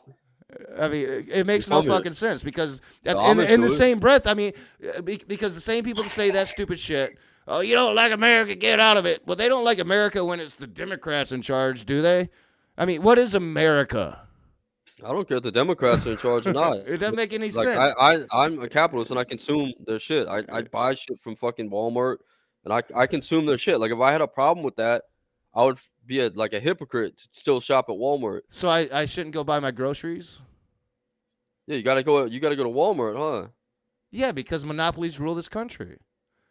So you have to go to Walmart. People like you justify it and vote in people that are gonna allow them to. See, I try not to. I try to vote for people that are anti-monopolies. I don't vote for anybody. I don't vote for these guys. I'm against government, so I don't vote. Well, then I guess you shouldn't never bitch about Joe Biden then, huh? Well, I can bitch about both. Because I don't vote. Why though? Why?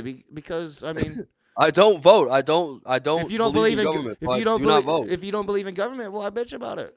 Shouldn't you just sit at home and do nothing? Because there's a reason. Why I don't why believe participate in the system? Why speak against government? You know, like it's the same thing. Don't you see that? That's not the same thing. That wasn't correlated at all. I told you I don't believe in government, so I don't vote. That's why I don't vote, because I don't believe in the government. No matter who I vote for is going to be in the government. I don't contribute to the delinquency of that. But you still speak about it, right? Like you still you're definitely anti Joe Biden. You want Joe Biden Yes, impeached. I'm so anti-government. I boycott voting. I mean, a lot of people boycott voting. Yeah, I mean, whatever. I don't care. But that's just me. I don't vote because I'm against government. It would be weird for me to say I'm against government and then have a fucking political candidate I voted for, now wouldn't it? Oh. That'd be like somebody saying that capitalism sucks and then fucking buying a subscription to No, Netflix. Not at all. It's the exact same thing. In fact, I don't buy a You listen to subscription. hypocrisy. I don't buy a subscription to Netflix. The only thing I bought is HBO. I like HBO. I like HBO Max. That's what I got. Yeah, the Amish are a good example. Amish don't fuck with the government. They do their own thing. They're self-sufficient. They don't have nothing like I mean, that. I reject Taoism because I'm not an anarchist. I think government's needed. But I need to get these headphones off, dude. We'll continue this again. We'll talk about this again. All right, man. In fact, like next time, it won't be an ideal conversation. I'll try to come with more of what my market socialism is about. Because I don't think you quite have an understanding of market socialism. Not much government involved there. I think it's something that already exists in the United States. Yeah, I mean, definitely in some areas for sure. Yeah. It's just like not any in my area. You know, there's not a good co-op I can go join around here. But Well, you know, every single socialist ideal that Karl Marx presented exists in the United States. It's just not enforced by a grandiose enforced on the collective, like a totalitarian government, like all the socialist ones have been. I would argue that every bad element, every bad example that Marx gave of capitalism exists in America tenfold as well. I'm not going to take away from your point. I'd say, yeah, probably in some levels, yeah, sure, probably. But I would also say that America has become the shining beacon of why capitalism is flawed.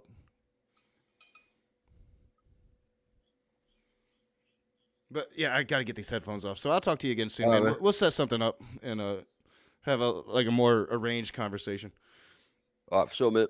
All right, I'll talk to you later. All right, peace out. All right. So, yeah, let me get up here, and I'll just close this out. Yeah, this went longer than I thought. You know, I was going to just keep it to the Church of Wells thing, but, opening it up was fun. And definitely went longer than I thought I was going to go tonight. So I want to thank you guys for watching. I thought the Church of Wells things was powerful. I really enjoyed the conversation that I just had with Taylor, although I don't think a lot of people are understanding that I'm having a conversation about morality or not what must be. I think society might have issues with the $1 million capital gains tax. I don't know, especially at first, considering society would not be used to such a thing like that anymore. Just a moral argument. I would like to hear how it is moral with suffering in the world. I think it's a good topic. I think it's a good conversation. But yeah, I'm going to delve more into a few more into the Church of Wells, but looking at some other things, some different aspects. I want to start finding these lines that me and Mark were talking about earlier. So yeah, more of this to come. Not sure when the next time I'm going to stream is, but hopefully it's not like 10 days away. I'm trying to put something together. I'm going to get off here. I'm going to take these headphones off for a minute. I'm going to see what's going on over on GERS, see if there's any Christians talking some shit somewhere, seeing what I can get into tonight. Maybe I'll do something tomorrow. I don't know. But I do appreciate you guys watching and listening. And I don't know. It was a fun conversation. A little fun thought experiment. What would happen if we did do a capital gains tax like that after $1 million? I don't know. It'd be a fun little thought experiment. Would society crash, as Taylor was suggesting? So, yeah, fun. Y'all have a good night.